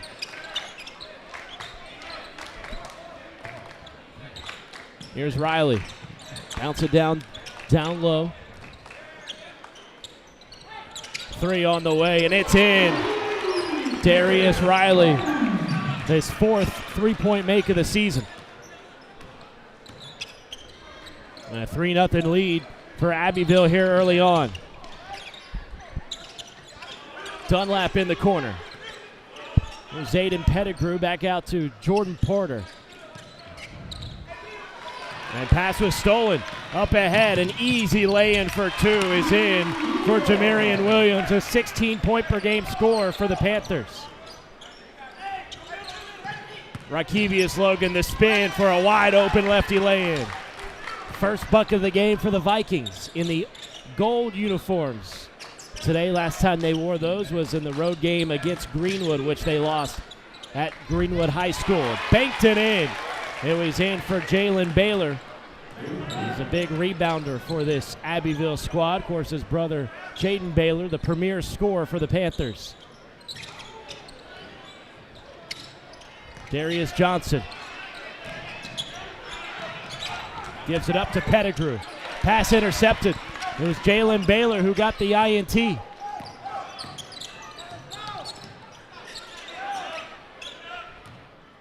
Killingsworth out to Williams. Another three. It goes. Now the Panthers out of the gate knocking down the triple. Yep. And they lead by 8. Pettigrew with it now against the 2-3 zone. Dunlap tries a triple. Connects. Both teams trading deep shots. Back within 5 are the Vikings. Jalen Baylor penetrates, had it stolen away. Laying it in coast to coast. Goodman couldn't get it to fall. But a steal for Logan. And Goodman lays it in.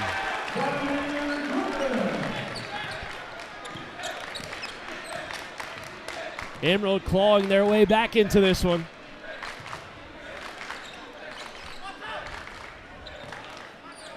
Williams gives it up. Jaden Baylor unable to hit, but Jalen Baylor gets the offensive board. Riley, triple goes. It's raining three-pointers, and Coach Robinson wants to talk things over. A 30-second timeout. We'll keep it here on the LSN. Graham Simpson, Coach Steve Roberts with you. When both teams come out shooting like this early on, it's not like what we saw for the first 3 games. Yeah. Here's a statement I'll make on this. I'm not sure in a tournament like this, if you don't come out and play some man early to take away the 3-point early, because when guys make threes early, it builds confidence. And you can play some man right now because no one's fouled. Just a thought. Vikings have it from the 30-second timeout from Coach Robinson.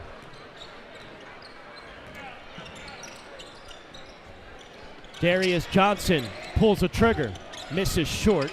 Jalen Baylor the board. Here's Riley, just made the 3. Now he attacks, dumps it down low, but Jaden Baylor couldn't finish. Here come the Vikings.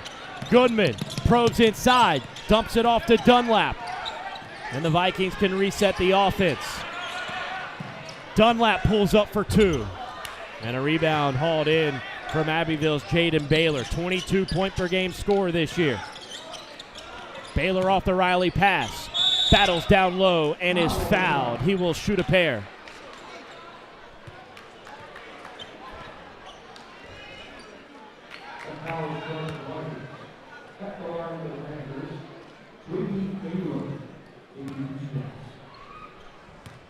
Two shots here for Jaden Baylor.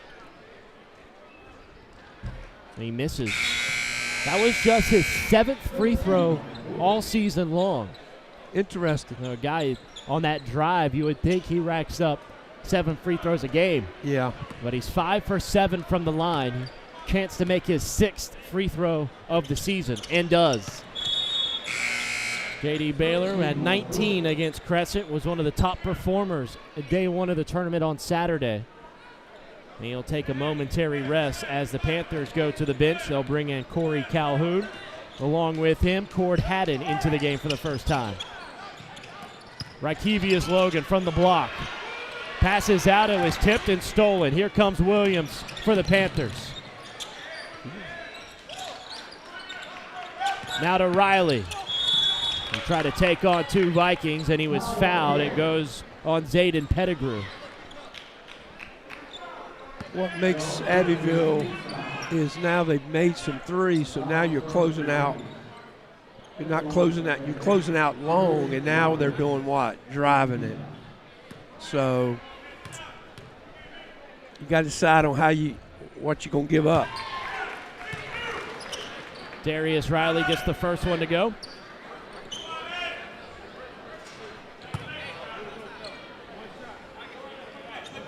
One more coming at the line for the Panthers 2 guard. Riley with a perfect trip. Just under 16 points per game is his average. Jordan Porter's inbounds pass hit the back of the backboard and out of play. Never seen that. A turnover on Emerald. I think Porter is beside himself as well. Calhoun now inbounds for the Panthers. Gives it over to Darius Riley. He's had a great first quarter thus far. 16-7 Abbeville lead. There's Williams. Back to Calhoun. Right in the teeth of that zone. Jalen Baylor couldn't hit it. Right in the teeth. Abbeville's tacking that out of a 1-3-1. Logan from the high post. Kicks it out to the corner. Goodman knocks it in from 3.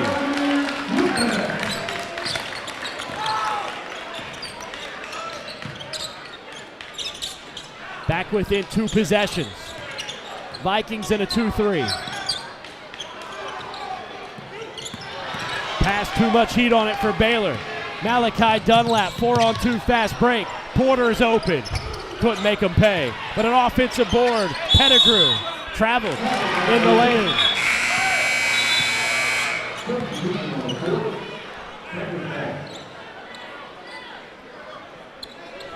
Jamias McManus into the contest now for Abbeville. Abbeville will go 8 to 10 deep. Again, they're attacking this out of a 1-3-1, and they're running a guy short corner to short corner. They get it in the teeth. Is the elbow.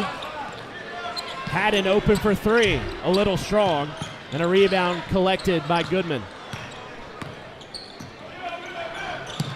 Dunlap with space. Williams, 3-on-1 fast break, trying to give it over to Haddon. Too much on it. Haddon showing some frustration. Just a 6-point Abbeville lead. Final minute 46 here in the first quarter.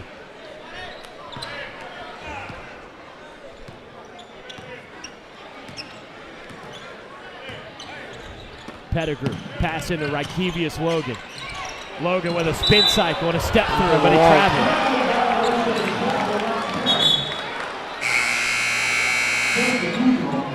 Logan, a 12-point per game score, gets called for the walk. And now Edmund Jennings comes into the game. Jordan Porter takes a rest. Comes Cord Haddon. 16-10 Abbeville. And another near turnover. They do turn it over. Pettigrew fouled hard by Calhoun. There is Aiden Pettigrew getting ready to shoot 2 at the line.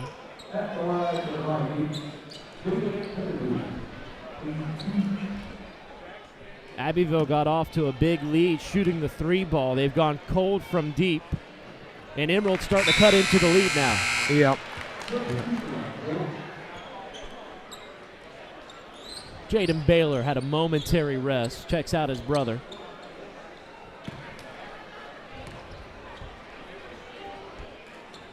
And a perfect trip for Pettigrew.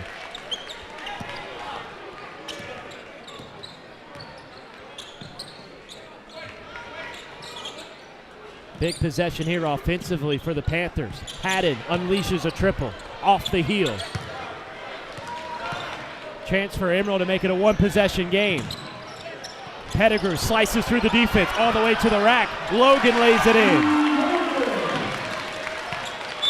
Emerald on a big run and a double dribble called on the Panthers. They turn it right back over to Emerald.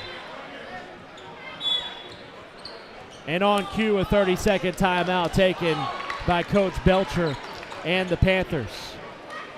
Boy, Emerald not going away easy. Seemed like Abbeville had their number early on. Yeah. But ever since Sammy Robinson's timeout, the script has been flipped. Well, the difference in shooting the 3 is Abbeville or Emerald was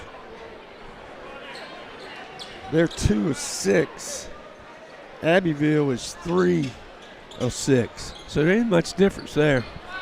Now Emerald has fouled too much. But again, I'm sorry, not fouled too much. They have turned it over too much. Got 5 turnovers, Abbeville's 3. Emerald currently on an 8-0 run and have the ball here. Under a minute to go now in the first quarter. Dunlap, pass was tipped away by Jaden Baylor. He was open for 3, elected not to take it. Would have been nice to drive that out of the traps. Yep. Emerald trying to make the run to double Nice digits. pass right where you need it. Rykevius Logan falling away but can't hit. Got his own board. Logan again. Passes underneath. And it goes in. Edmund Jennings with the lay-in to tie us up at 16.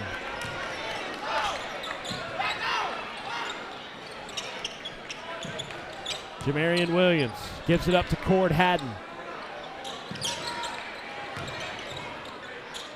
Haddon, pass was tipped and out of play. Abbeville has become a little stationary in their zone offense. Not a lot of ball movement, and there's very, very little of player movement. Corey Calhoun to inbound. He finds Cord Haddon. Final 10 seconds of the first stanza. Haddon Nice probes kick. inside. Pass was kicked around. Rykevius Logan ends up with it. Over to Pettigrew. Got 1 second. Tipped out of play. Wow. And that is how the first 8 minutes comes to a close. Golden opportunity there for Emerald to shot a layup. 16 apiece for the first 8 minutes. The final 8 of the first half when we come back on the Lakelands Sports Network. Howard's on Main is the kind of place you keep coming back to. Open 6 days a week with breakfast served every day, plus a full menu loaded with variety for lunch and dinner. Great food, friendly faces, and live music that keeps Main Street moving. From morning coffee to late night vibes, Howard's on Main delivers every time. Howard's on Main, great food, live music, and a true Greenwood favorite. At the Height Law Firm, we exist for one reason: to make South Carolina safer. When a company cuts corners, when a driver ignores the rules, or when someone's careless mistake injures a family, we step in. Because accountability is not just about compensation. It's about preventing the next tragedy. Every case we take, we hope that we can make a change to make South Carolina a safer community.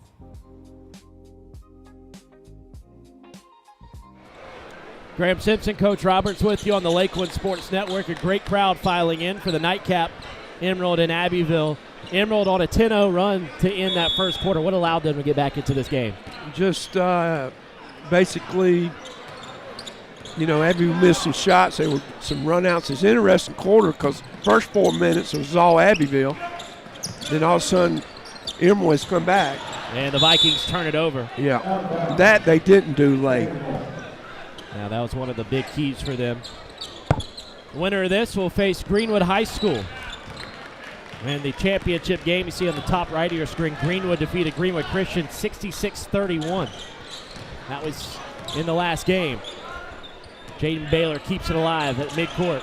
All right, Abbeville has changed what they've done. They've gone to 3-out, double low on the post. Jaden Baylor for 3, off the heel. And an offensive board for Darius Riley, fights for it, saved on the sideline by Williams. Williams tried to go underneath, stolen by Emerald. A chance for the lead. Dunlap saves it. Open in the corner, off the heel. And a foul on Emerald.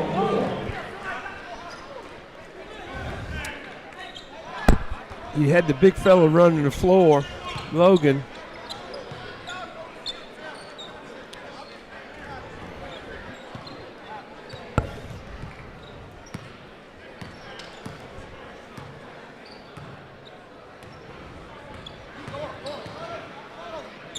Jaden Baylor just missed a 3. He's open again, doesn't take it. Skip pass to Riley. One dribble to the deep range shot. A little strong. And a rebound snatched away by Rykevius Logan. He got tied up with Jameer Killingsworth. And it'll stay with the Panthers. They have the possession arrow. Teaching point is when you rebound, you've got to chin the ball. Logan did a great job of rebounding. He brought the ball down to his mid-waist where they could tie it up. If you chin it, that doesn't happen. Now they've gone back to the 1-3-1 look. Williams, a deep 3. Misconnects, another offensive board, this time by J.D. Baylor. Here's Riley on the drive. He was tripped up and fouled. Goes on Zymir Goodman.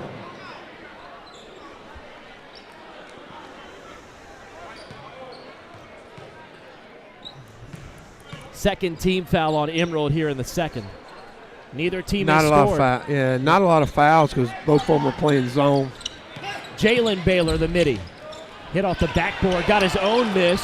Now Jaden Baylor flies in, loose on the baseline, won by Riley, still up for grabs. A physical game down low and a travel call. Goes against Abbeville. It'll be Viking ball. A scrum underneath. Yep. The officials are letting the lot go. Yeah. Who does that favor? I think Abbeville. Yeah, that's what I would assume. They went empty-handed that time. Goodman saves it, and Pettigrew got tied up with Williams. This time, Emerald have possession favor. Almost 2 minutes gone by in the second stanza. No points from either team. Zayden Pettigrew has it in the backcourt up to Dunlap. Goodman kicks out Dunlap. Goodman's already made a 3 in the game. Way off on the mid-ranger that time. Jaden Baylor leading the charge for the Panthers. Right at the elbow. Offensive board. Killingsworth puts it up. That won't Another fall. offensive rebound. And out of play off of Emerald. And now Abbeville's getting very frustrated with the lack of whistle.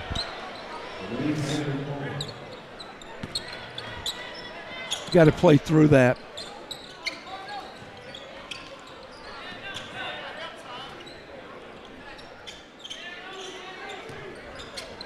Here's Riley. Abbeville setting up slow. They're getting into the elbow. Still up for grabs. Here's Jaden Baylor, steps into a long 3 to break the tie. And another one off the iron. Offensive board, Killingsworth. Second try, he's hacked. And finally a whistle.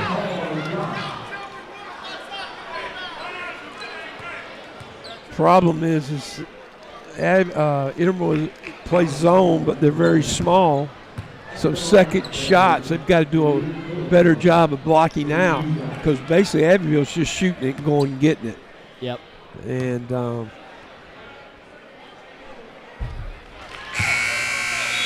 that gives Abbeville a 1-point lead. Court Haddon back into the game. Jamarion Williams will take a seat on the bench. Yeah, for the Vikings, the emphasis has to be on the box out. They're getting a lot of missed shots from Abbeville. yeah, But Abbeville, time after time, are getting a second chance. A 1-point lead for the Panthers. now Emerald is attacking this more of a 2-1-2 look. A lot of skip passes. Yeah, there's where it is, right in there. Logan attracts 3 defenders. Pettigrew off the window, no good. But a board for Malachi Dunlap. Kicks it out, Logan. Goes up on Riley. High off the window, rattled out and put back in. Jennings again, his second putback. Yeah, absolutely. Second offensive rebound. And now Emerald with their first lead, 18-17. And a steal. Again, it's Jennings on the fast break. Jennings the layup. Won't go. Rebound for Jaden Baylor. Baylor spins away from traffic and fouled, nudged by Pettigrew on the far sideline. James Jones there on the call.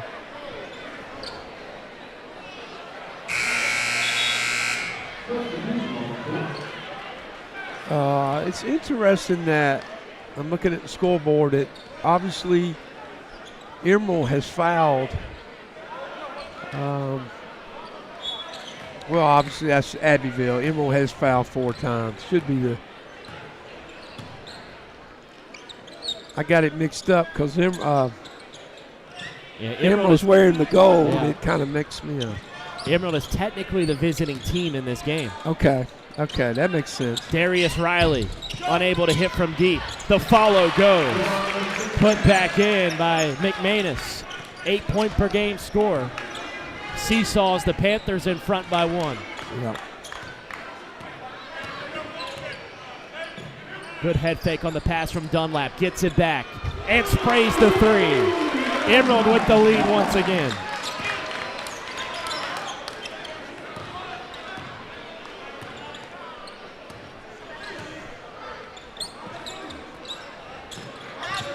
Around the perimeter, Haddon bounces down low. Jaden Baylor. Went to the short corner from the wing. Very good play. 21 all. Dunlap just made the 3. This time he'll give it up to Johnson. Skips it to Goodman.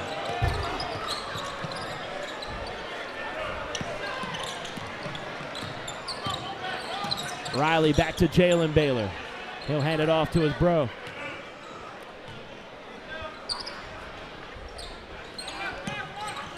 McManus, J.D. Baylor a triple.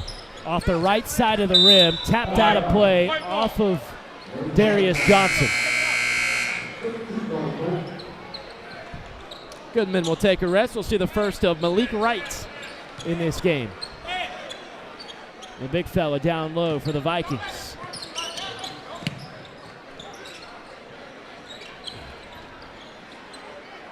Abbeville has scored a ton of points this season.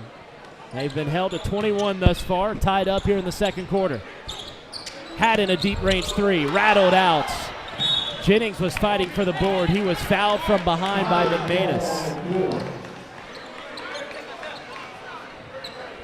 Abbeville averaging almost 90 points per game, coming off a 72-59 win against Crescent, but that point per game total is a bit inflated. They had a 122-24 win at Thornwell in region play this year. Have the Panthers. They're 3-1 overall. And the pass out of play, tapped by the Panthers.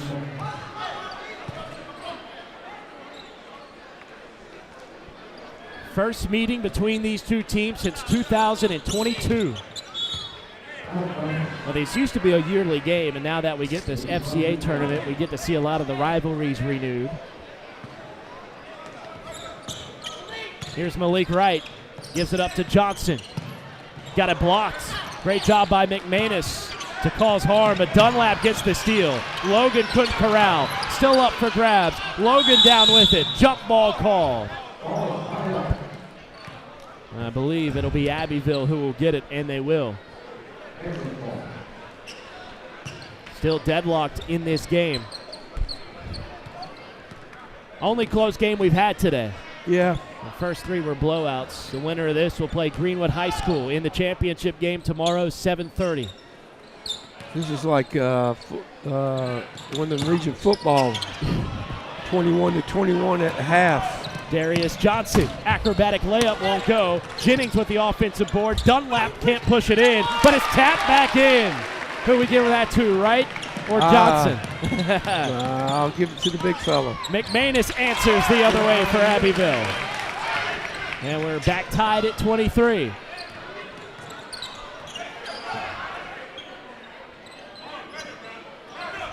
Jennings, 3 offensive boards. He's open, couldn't knock it in. Rebound for Jalen Baylor. Up to J.D. Baylor. Under a minute to go. Haddon back to Baylor on the fast break. An easy 2 for the Panthers. Eyes up. Jaden Baylor with the interception. Back to J.D. Baylor. Abbeville with some momentum. And a foul call.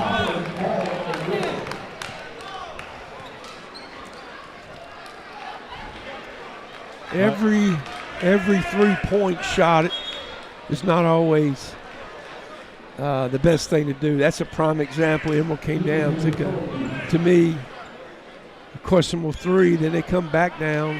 Abbeville scores off of it. A 3 from a non-shooter in this sort of game is not necessarily the look you want. Well, the thing about a 3, balls always bounce deep. Now you got transition issues. Yep. And I'm not sure any of these young kids have understood or ever thought of that as like, So Abbeville's going to build a little bit of a lead here with 42. Emerald needs to come down and, move the ball around side to side. How about that transition offense the Panthers just displayed?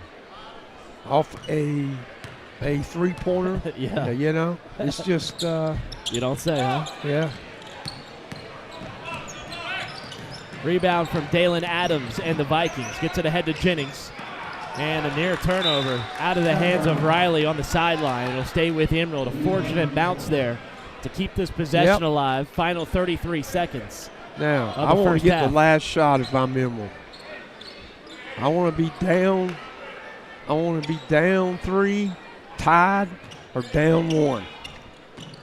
And they turn it over. Intercepted by McManus. Cleared for takeoff, but he misses the dunk. Boy, McManus tried to rock the rim.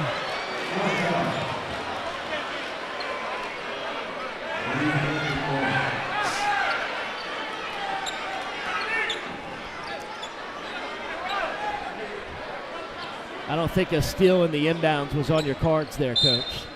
No, and this dunk's not on either. McManus couldn't make him pay. Now Emerald have a chance, but it was stolen by Haddon. He'll waltz in for the 2. Final 20 seconds. Emerald are pulling away late in the quarter. Now a 5-point Viking lead. Here's Wright. Get it right to the middle. Jennings down low, Wright again. No call. Was a lot of contact. Abbeville with 3 seconds. McManus to beat the buzzer. And a fantastic finish to the second quarter for the Abbeville Panthers. They'll take a touchdown lead into the break. Interesting that just a minute ago it was 23-20. Okay, Emerald had the ball, could hold it for the last shot and go in down the worst 3, and they're going down 7. Yep. Well, that'll end the second quarter and the first half of play. We'll step aside on the Lakeland Sports Network. Howard's on Main is the kind of place you keep coming back to. Open 6 days a week with breakfast served every day, plus a full menu loaded with variety for lunch and dinner. Great food, friendly faces, and live music that keeps Main Street moving. From morning coffee to late night vibes, Howard's on Main delivers every time. Howard's on Main, great food, live music, and a true Greenwood favorite. When it comes to protecting what matters most, it pays to work with someone who knows Greenwood. At Frank Coyle State Farm, Frank and his team help families and businesses with auto, home, life, and more. Whether you're driving to work, protecting your home, or planning for the future, count on coverage you can trust. Call 864-223-6781 or stop by 424 Main Street in Greenwood. Like a good neighbor, State Farm is there.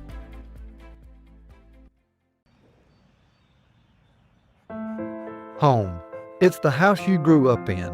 The still warm cookies in the jar at Grandma's. The warm sun on your back and the buzz of the bugs in the lake where Dad taught you to bait a hook. It's the place you put down roots, pin your hopes and dreams for the future, the connections we've made, and the adventures we've yet to take. This is home, and home is here. At the Height Law Firm, we exist for one reason: to make South Carolina safer. When a company cuts corners, when a driver ignores the rules, or when someone's careless mistake injures a family, we step in. Because accountability is not just about compensation. It's about preventing the next tragedy. Every case we take, we hope that we can make a change to make South Carolina a safer community.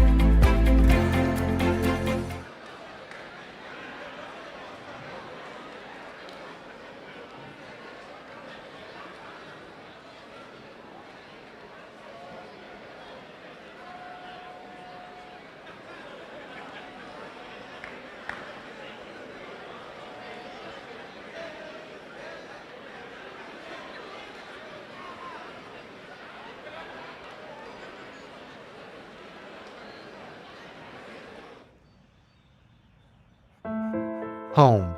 It's the house you grew up in. The still warm cookies in the jar at Grandma's. The warm sun on your back and the buzz of the bugs in the lake where Dad taught you to bait a hook.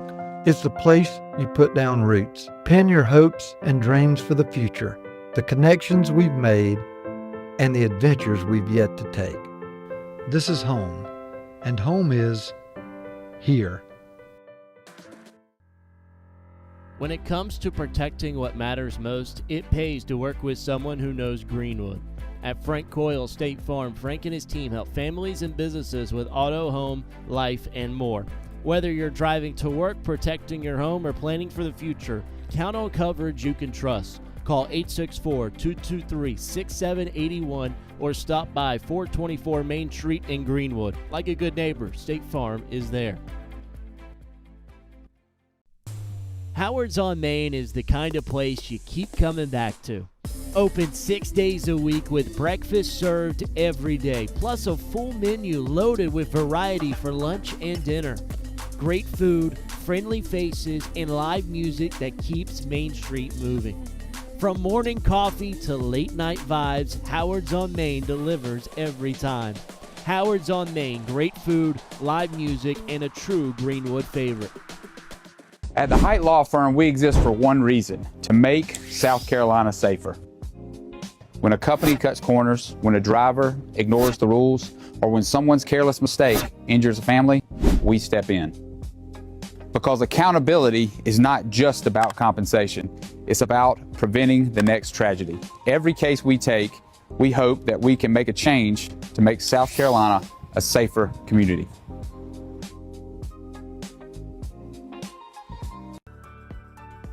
Looking for a home in Greenwood or thinking about selling? Work with someone who knows the community inside and out. Courtney Height Realtor is a top 5 Greenwood MLS agent with almost $20 million in sales and a reputation for guiding buyers and sellers with confidence and care. Call 864-378-4686, visit CourtneyHeightRealtor.com, and follow us on Facebook at Courtney Height Realtor, serving Greenwood, South Carolina, and beyond.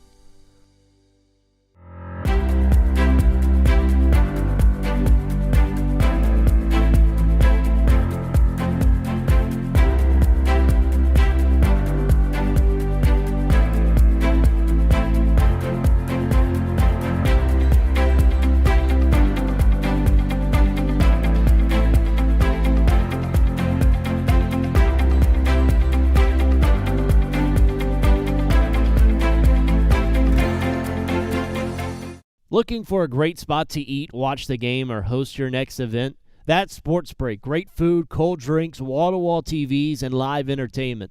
Want something with a view? Head to Break on the Lake, serving up steak, seafood, and cocktails on beautiful Lake Greenwood. And when it's time to celebrate, Main Event Catering has you covered. From private parties to corporate events, they make it easy and stress-free. One family, 3 great experiences. Sports Break, Break on the Lake, Main Event Catering.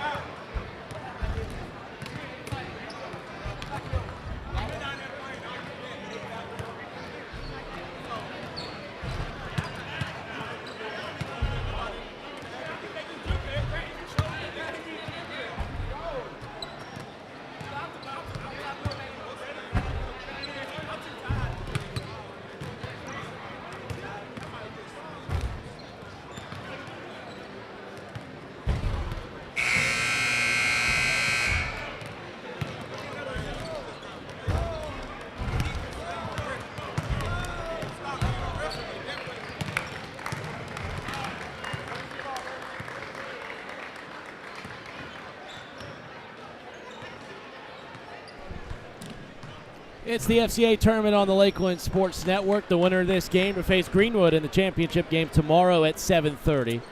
This is the fourth game today.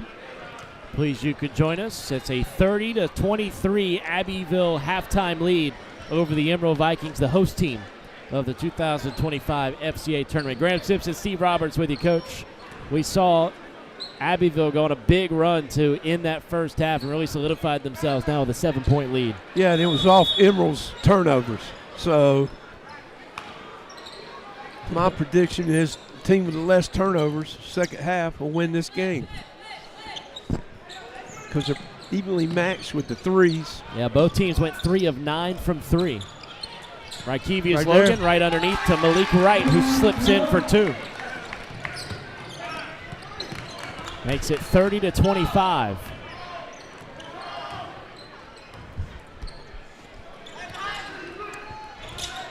J.D. Baylor gives it up to Williams. Baylor misses on the 3, but an offensive rebound for Jalen Baylor. Keeps it alive for the Panthers. Williams, the Euro, out of control, but somehow banks it in.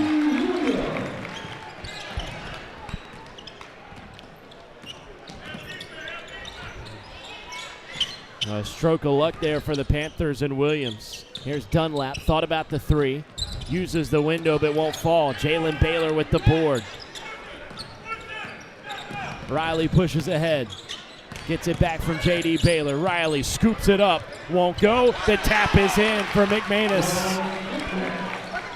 I really like that kid. I've watched him for 2 nights. Just always around the ball. Glue guy. Gets second shots. Pettigrew. There he made that shot tough. And McManus gets the rebound after deterring the layup attempt. Here they go again, a 1-3-1. They're attacking it. Guys going short corner to short corner, right in the teeth. It's all Pretty McManus easy. here in the third quarter. Elbow.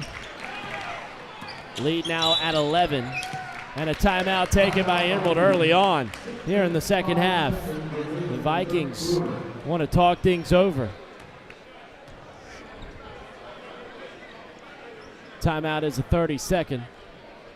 There's Coach Douglas Belcher there for the Abbeville Panthers, sitting on career win 199. The squad's come out firing here in the third quarter. I wish we possibly could, we'll see how this game goes, but to win that many games, anything. I've always liked Coach. Been there over a long time. Zayden Pettigrew with it now for the Vikings. Jennings dumps it down low to Malik Wright. He was blocked. Wright had it taken away. Jaden Baylor lays it in. See, Abbeville is going to man. They picked up. They're trying to pick pressure up, so now they're going man-to-man. Stolen away by Williams. He'll lead the charge. Riley had it swatted. Rykevius Logan with the rejection.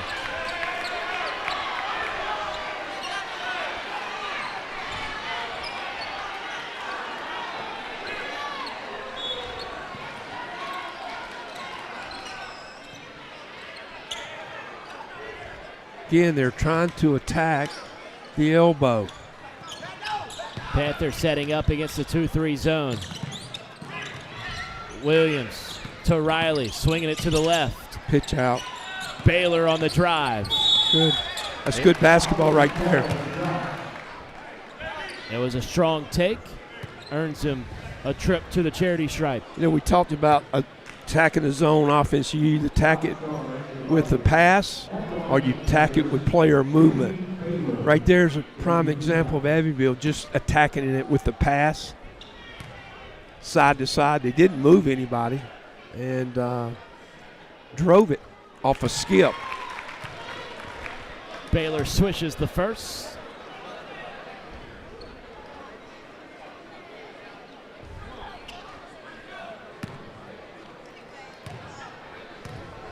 It was a 7-point lead at halftime for Abbeville.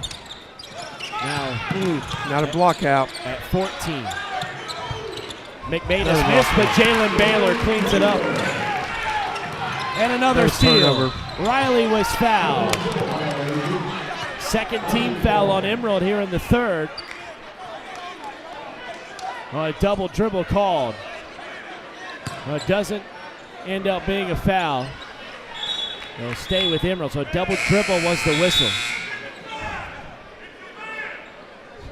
Yep. Coaches came out playing man this half.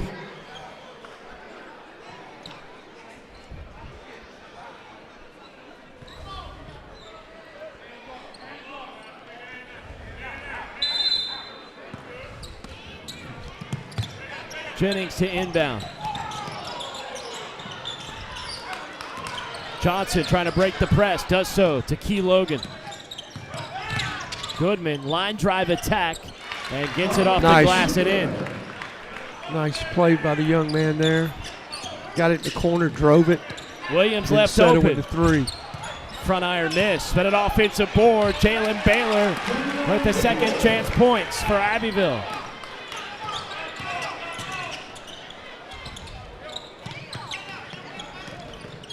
Brown spinning away from white jerseys, coughs it up, but Logan now with it.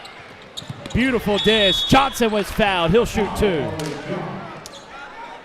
Good wraparound pass from Rykevius Logan to set up the foul, which sends Darius Johnson to the line. Number one in gold for the Vikings.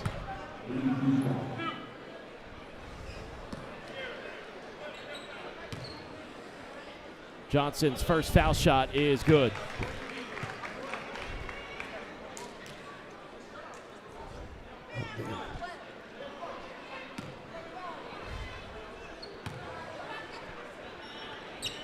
Nice stroke there, those two free throws. A great time for the Vikings to have a perfect trip to the charity stripe. Absolutely.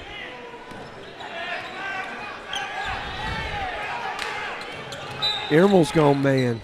And they foul. Yeah. No need to foul out there. It's been all Abbeville in this third quarter. They have won the last 4 meetings against Emerald. Emerald's last win came in 2017. Again, this is the first meeting in 3 years between the two squads. Baylor with the hesitation and the attack. McManus with the offensive board. He'll scoop it over. Jalen Baylor tries a three. Rattled out. Telling you, you have to block Abbeville out, because when the ball is shot,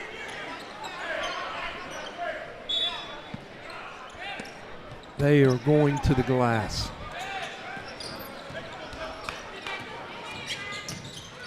Johnson poked away, out on the midcourt line. Still up for grabs, taken by J.D. Baylor. Lays it in for two. Abbeville taking charge. They lead 45-29. Johnson, search of a teammate. And a foul called on Darius Riley.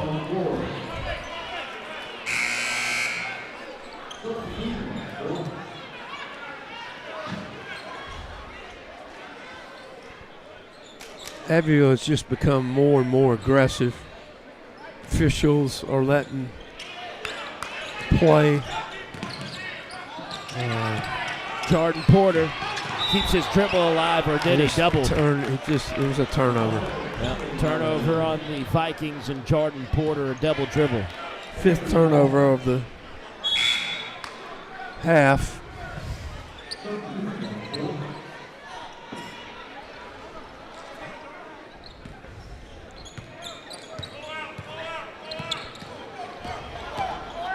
Here's Williams, turbos into the forecourt. Nice rises play. From the elbow and gets it to drain. I like when kids can drive it, play off 2 feet, right on the elbow.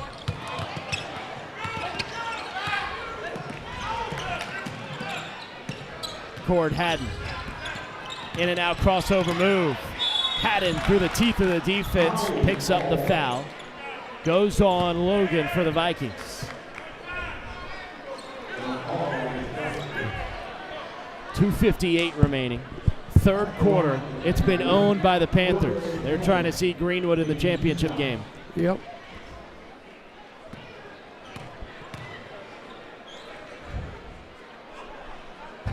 First one rattles out from Haddon. Let's see Corey Calhoun into the game. J.D. Baylor will take a rest.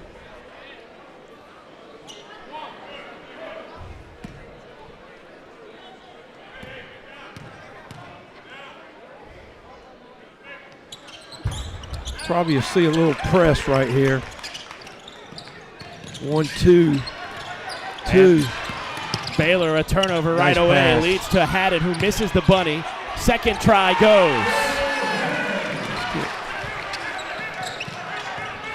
Porter got his man in the air. Pass was tipped, but found its way to Pettigrew. To Johnson in the corner.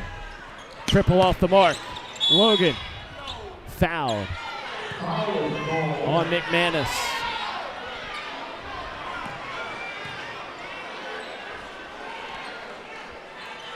Tell the other thing this quarter, Emerald has not gotten good looks off the three. A lot of that has to do with Abbeville playing man. Pass was tipped. Porter into Goodman. Long two, line drive is a little strong. Jamarian Williams now with it. He got a strip by Johnson and out of play off the Viking.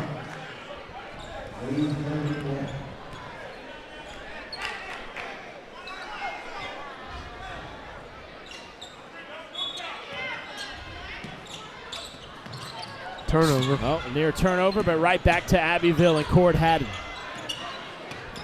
Oh, nice move. Haddon behind the back. Couldn't finger roll it in. Look who's McManus there. is there. Through all sorts of contacts. 52 on the day for Abbeville and a turnover on the Emerald Vikings.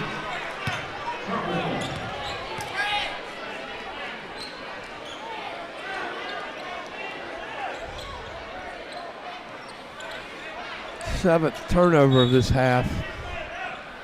A 22-9 third quarter in favor of Abbeville. Williams blows past his man. Teardropper up, won't fall. McManus tried to follow it in with a slam. It was tipped out of bounds, and Emerald will control possession.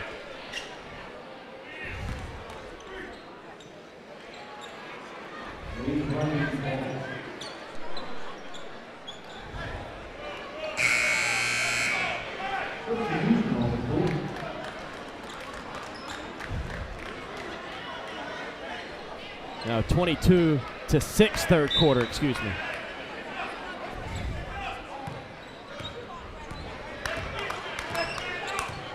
All Abbeville in the third stanza. Johnson tries to attack the middle. Jennings to Logan, falling away and misses everything. Usually Logan is nice in the mid-range area, has not been able to find his spots tonight.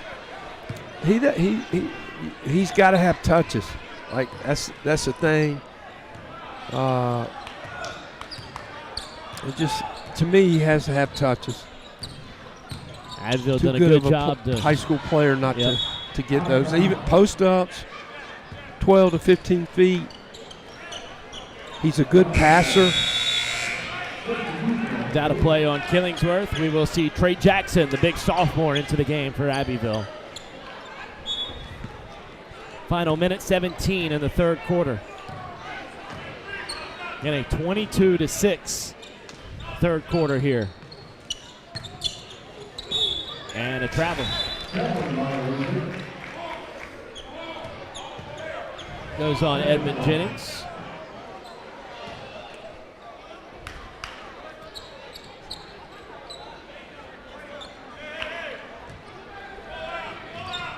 Calhoun slapped away. That'll stay with the Panthers.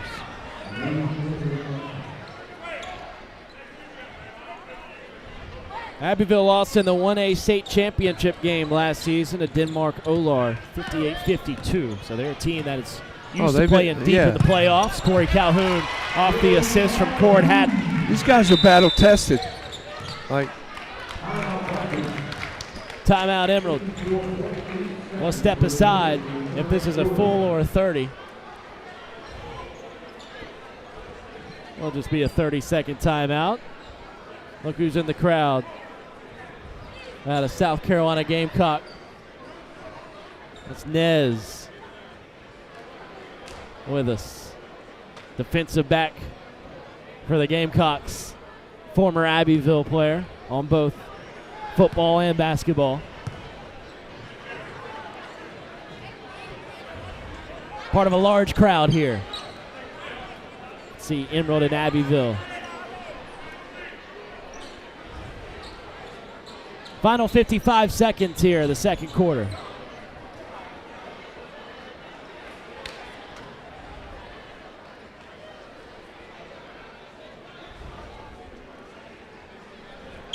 see Coach Greg over there looking at the game. Scouting it out. Yeah. Where's he at? Over to the right, straight up. Problem is he's probably got to go wash clothes and carry half his players home. I don't miss that. No. Miss that.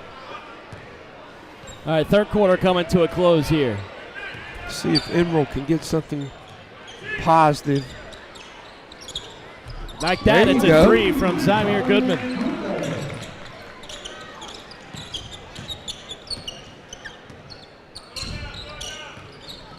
Had to try to slip it underneath, right to a Viking.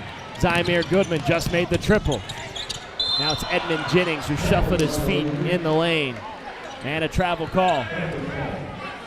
Clock stops with 30 on the timer for the third quarter.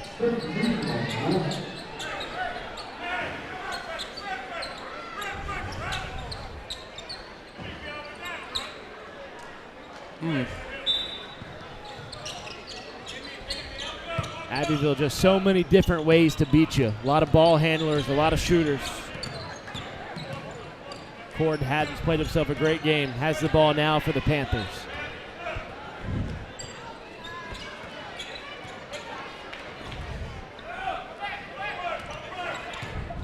Panthers close into what was a fantastic third quarter, but a turnover to Darius Johnson. Oh, he missed it. That's got to be. I'm going to say goaltend maybe on Hatton or foul. And a player down. Johnson. I don't think the whistle was blown at all.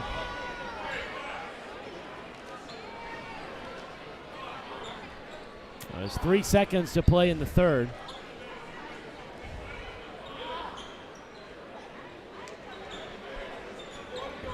Officials are going to gather here to see what. Are they going to count the basket? I think that would, to me, would be the call I would call. All right, count the basket. They'll give it to the Panthers. Yeah. To me, that's what I would do.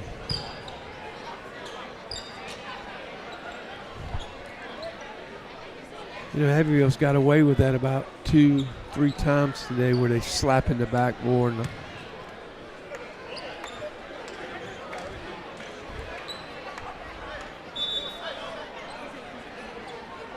Darius Johnson is still getting looked at underneath the goal to our right as he finally gets up on his own power and will limp to the trainer's table on the right corner of the gym here at Emerald.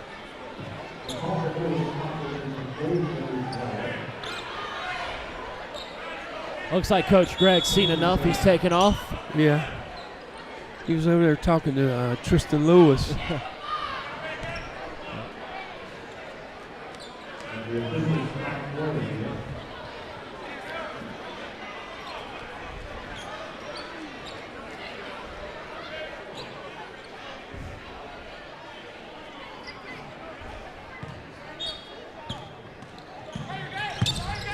Abbeville to inbound with Calhoun. Up to Cord Haddon. And that'll end the third quarter of play. It's a 20-point Abbeville lead. Emerald have a quarter to climb back into this one. You're listening or watching on the Lakeland Sports Network.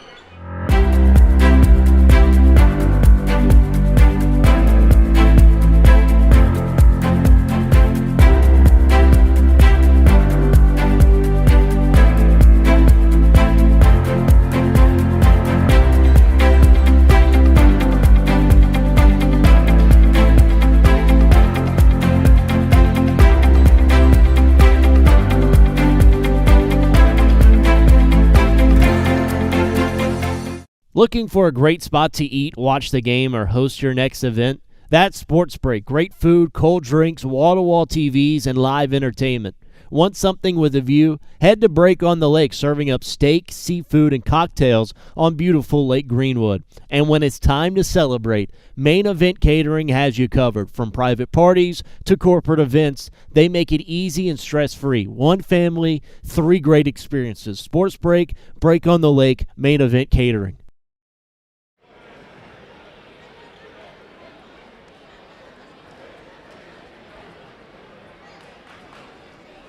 Lead is at 20 points for Abbeville as we start the fourth quarter of action here on the Lakeland Sports Network. Graham Simpson, the coach, Steve Roberts with you. It was a 7-point. What was the score at half? It was more than 7. It was 30-23. It was exactly at 7 at half. Okay. Yeah. And that was a lot of points scored in that, in that 8 minutes. Now, you can't turn it over. They're playing hot potato with it now, and it finally finds its way to Zymir Goodman. Here's Pettigrew. Righty layup from the left side is off the mark. Williams, nobody stop ball. Gets it down to McManus. Acrobatic layup attempt won't fall. Williams gets the loose ball. Baylor in the corner. Splashes it. And a 3-point make for the Panthers. Actually, I think that's the first 3 of the second half. Yep, the 4th one of the game for Abbeville. Yep. Dunlap's pass intercepted. It's Jalen Baylor who got the loose ball. And Williams was fouled entering the front court.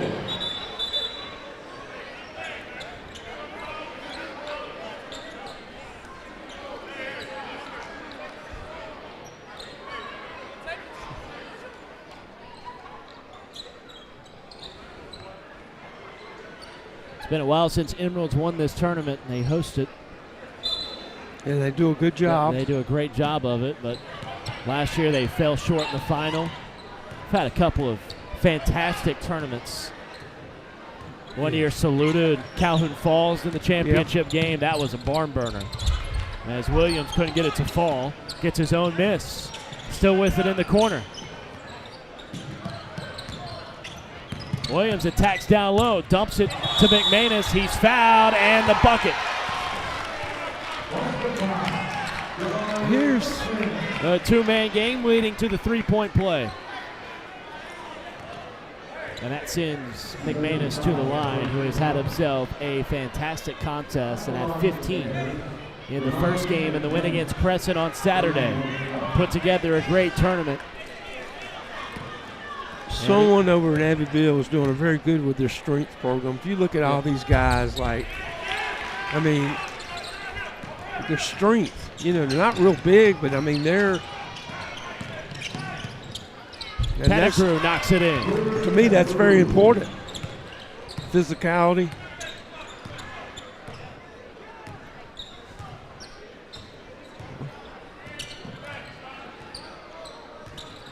Jamarian Williams crosses to his right. Working on Dunlap. Williams falling away. And an offensive board for Baylor. McManus again. And out of play. I say Rakevius Logan touched it last.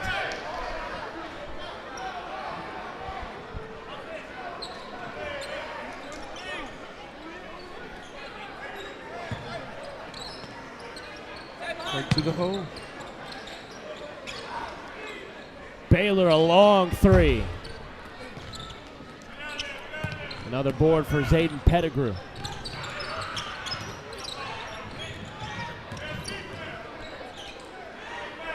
We were tied up for a while in this one early on in the first half and even deep into the second quarter as there's another offensive foul on Emerald.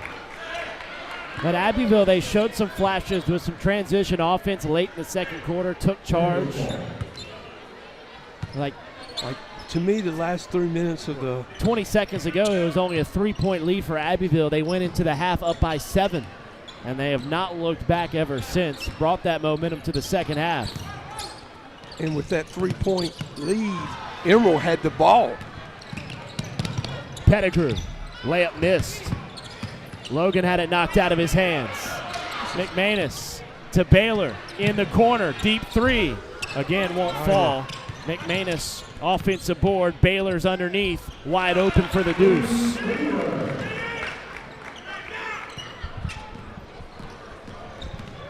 The wheels have fallen off for the Vikings. Yeah. Pettigrew long on the 2. Tell you what, now that'll be an interesting game. Greenwood Christian versus Emerald. It will be. I think Abbeville Greenwood could be a game as well. No question. The physicality. They're not even like. Absolutely. Dunlap down low to Rykevius Logan, works on McManus and a travel. He's got to have that's where he not playing with a lot of confidence at the moment. No, and that's a perfect place for get the ball to him. Final 5 minutes of this one, day 2 of the FCA tournament.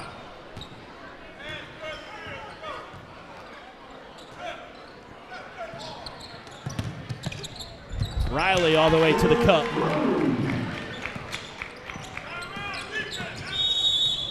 I'm sure Riley plays football. Oh, yeah.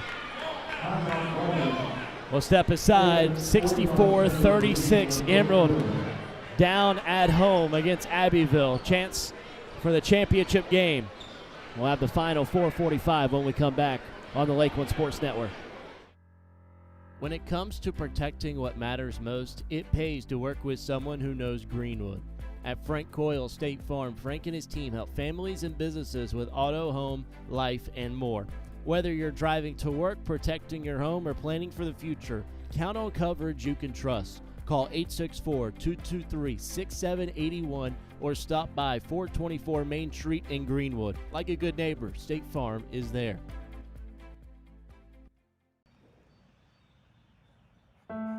Home. It's the house you grew up in. The still warm cookies in the jar at Grandma's.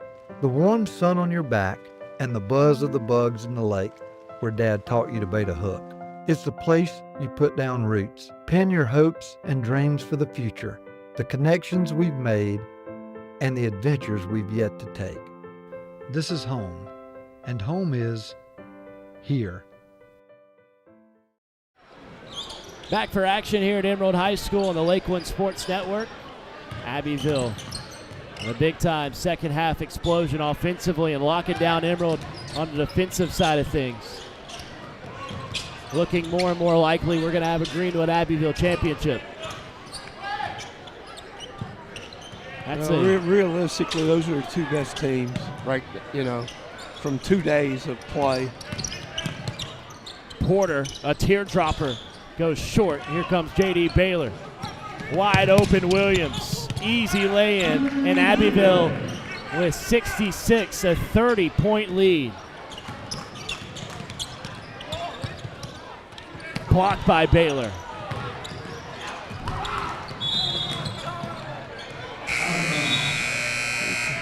Tomorrow we'll have the action starting at 3 o'clock. It'll be McCormick going toe-to-toe with Ware Shoals. A lot of pride on the line with that one. We'll see a game that a lot of us have interest in with Dixie and Crescent. Yes. And then another one, Greenwood Christian, and the loser of this one looking like Emerald. Yeah, like 4 good games. Yes, tomorrow. People should come out to see those games. Yep, if you can't make it, you can like and subscribe this stream. And make sure you're subbed, notifications on, so you know when we go live tomorrow for the final day of the tournament.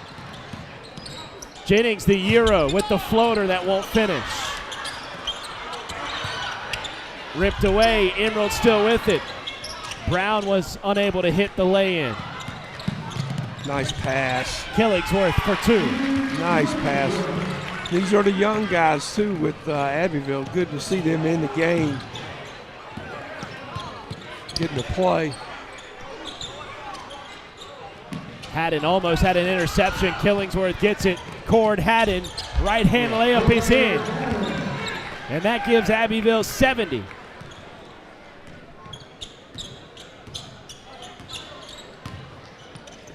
A tale of 2 different halves here. Another wide open chance. Cord Haddon doing some nice stat padding to end here in the 4th quarter as the crowd starts to file out on what is a statement and blowout win for the Abbeville Panthers. 3-pointer missed that time from Emerald. It's a big young kid. Put back in by Edmund Jennings. Yeah. 30-second timeout.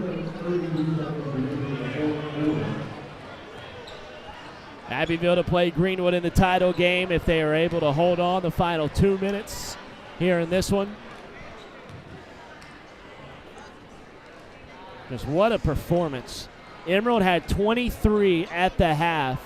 They were going toe-to-toe with Abbeville. It has been a breeze and a stampede from the Panthers. It started in the final 45 seconds of the 2nd quarter, and that intensity was amplified in the 3rd and 4th. It was fantastic showing from Abbeville, racking up what is their 4th win of the season.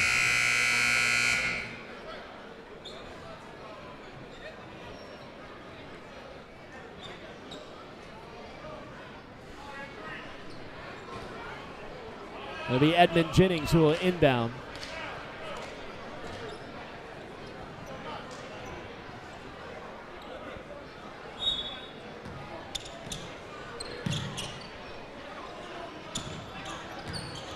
Oh, stolen away. Jennings got the steal, but out of play. Last touched by the Vikings.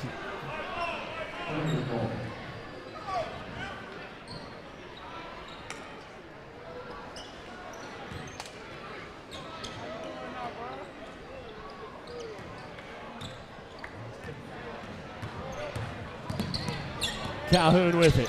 Sauce it up, got fouled, uses the glass, and will shoot a pair.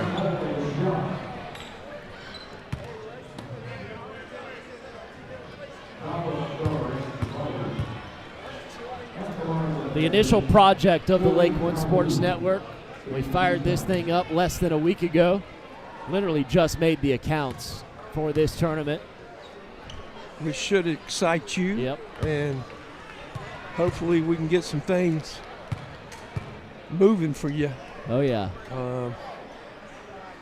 Obviously, it's always about sponsorship. Understand that. Free throw rattles out for Abbeville. They get their own miss and a putback in. Trey Jackson with the 2.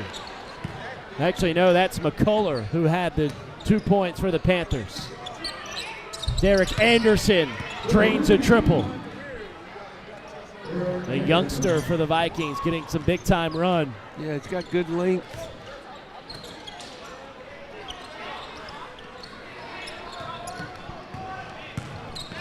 Calhoun try to sauce up. Gets it back off the McCullough pass. Acrobatic layup, finishes with the left hand. Final minute 30. And another Abbeville steal.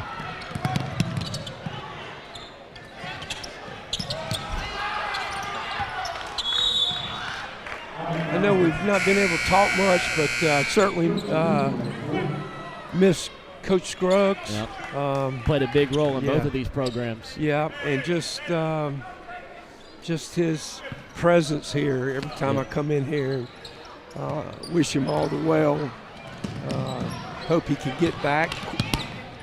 Anderson with 2. Impacted a lot of kids in this area. Wishing Coach Scruggs the best.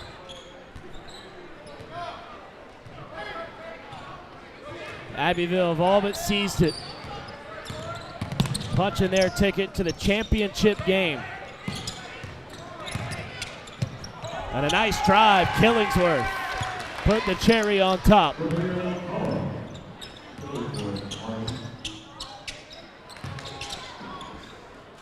Oh, stolen away. Killingsworth again. Good defense on the part of Anderson. Another one blocked from Emerald.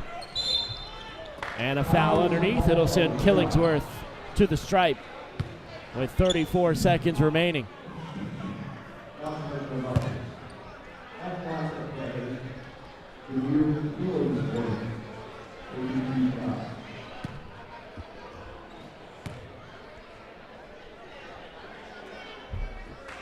First one rattles in. Killingsworth, a nice showing here in the fourth quarter. Good looking young man there. The 80th point of the game for the Vikings. And a travel underneath. The guy worked hard to get it. Goes against McCullough. Coach Doug Belcher, 199 career wins. 200 is 30 seconds away.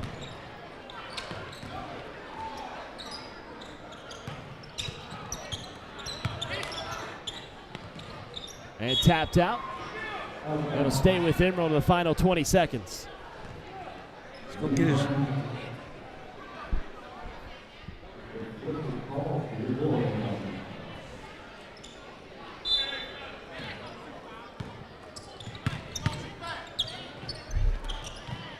Calhoun the rebound. Final 15 for the Panthers. And a layup miss on the part of Silas. Putback won't go. Killingsworth a third try off the mark. Derek Anderson can dribble it out as Abbeville win it at the buzzer. The bucket goes for Anderson, who picked up a nice 7 points in his just 2 minutes of action. An 80-45. The final score here, a 35-point win for the Abbeville Panthers and career win number 200 for Coach Doug Belcher. He'll talk to Steve Roberts when we come back again. 80-45 the final here from Emerald. We'll have Abbeville and Greenwood in the championship game tomorrow. Just take a moment, make sure that you subscribe to the Lakeland Sports Network, like the stream as we get set for the final day of the FCA tournament tomorrow with the action starting at 3 o'clock. Coach Roberts, Coach Belcher on the other side of the Lakeland Sports Network.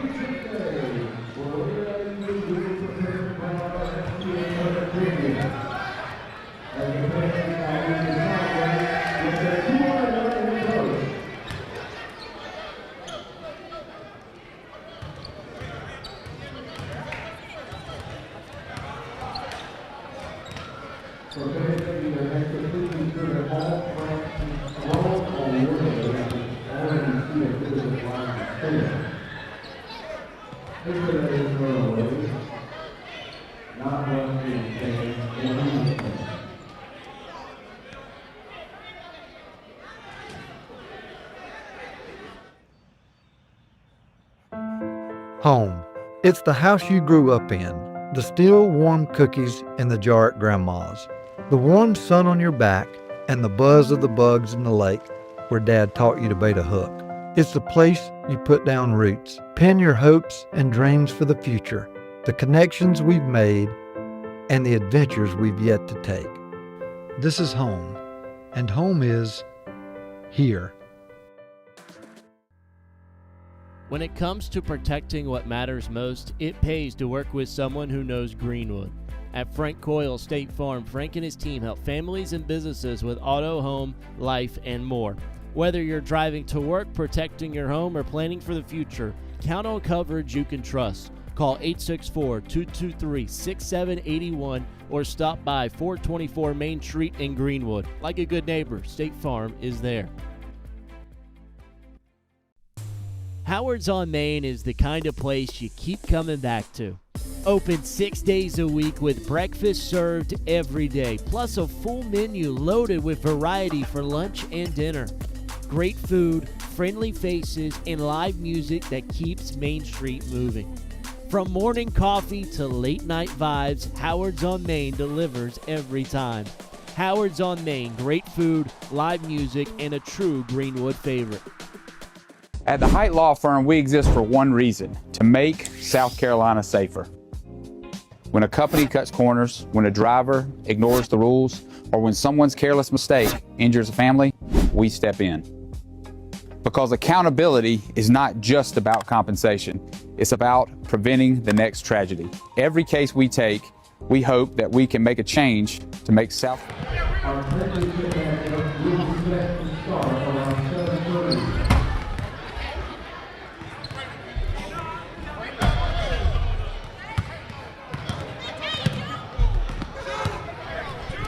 Coach, well, it wasn't pretty the first half, but you said something at half because came out and the intensity was a little better, and I thought the last 3 minutes of the first half where they were actually under a minute going their way.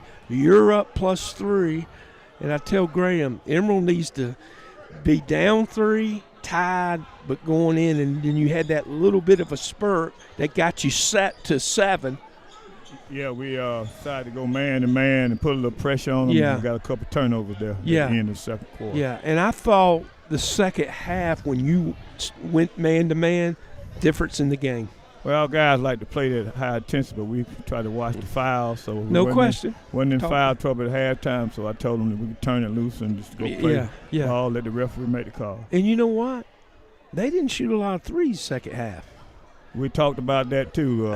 We wasn't hitting them the first half, so we say put it up. If you got a real open shot, good, but let's work the ball first. So we started working the ball inside Yep. to McManus, so we got some good shots. He had a very good game. Yes, And I like him. He's just a glue guy. that's right. You know, he gonna do the dirty work. And I thought you did a good job defending their 3 when you went man. They didn't get as many open looks. Well, that was the key was to stop them from shooting those threes and slow them down a little bit. Yeah. So that man-to-man full court helped us do that. We jumped in a little diamond after a make. That Yep. got a few turnovers in that. I think that kind of threw them off a little bit. So Yeah.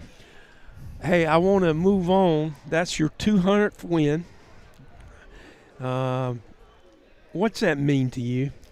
that means a lot for the program. It's not me. Right. It's the program really. Kids have bought into the system. From the last 14 years I played, we had some great kids come through. We just been fortunate enough to win some ball games. Well, Coach, you've had a huge impact on those kids, and you've done it. Let's cut to the chase. You've done it at a football school, and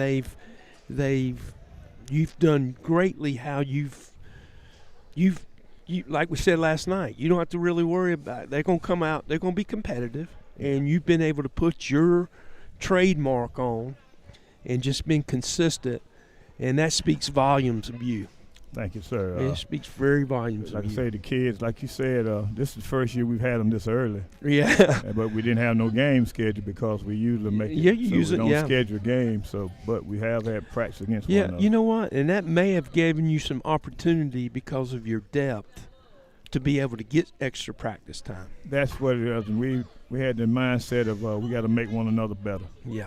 So we did a lot of Well, 5-on-5. congratulations on your 200th. I know tomorrow night it's going to be a good game, and you'll give them it's going to be a good game. Gonna be a good game. Yeah, it's going to be. Hey, you're going to stress. I can't say a lot. It's gonna be a Somebody good game. say something to me. We're going to make it a good one. I know you will. Congrats, Coach. Thank you, sir.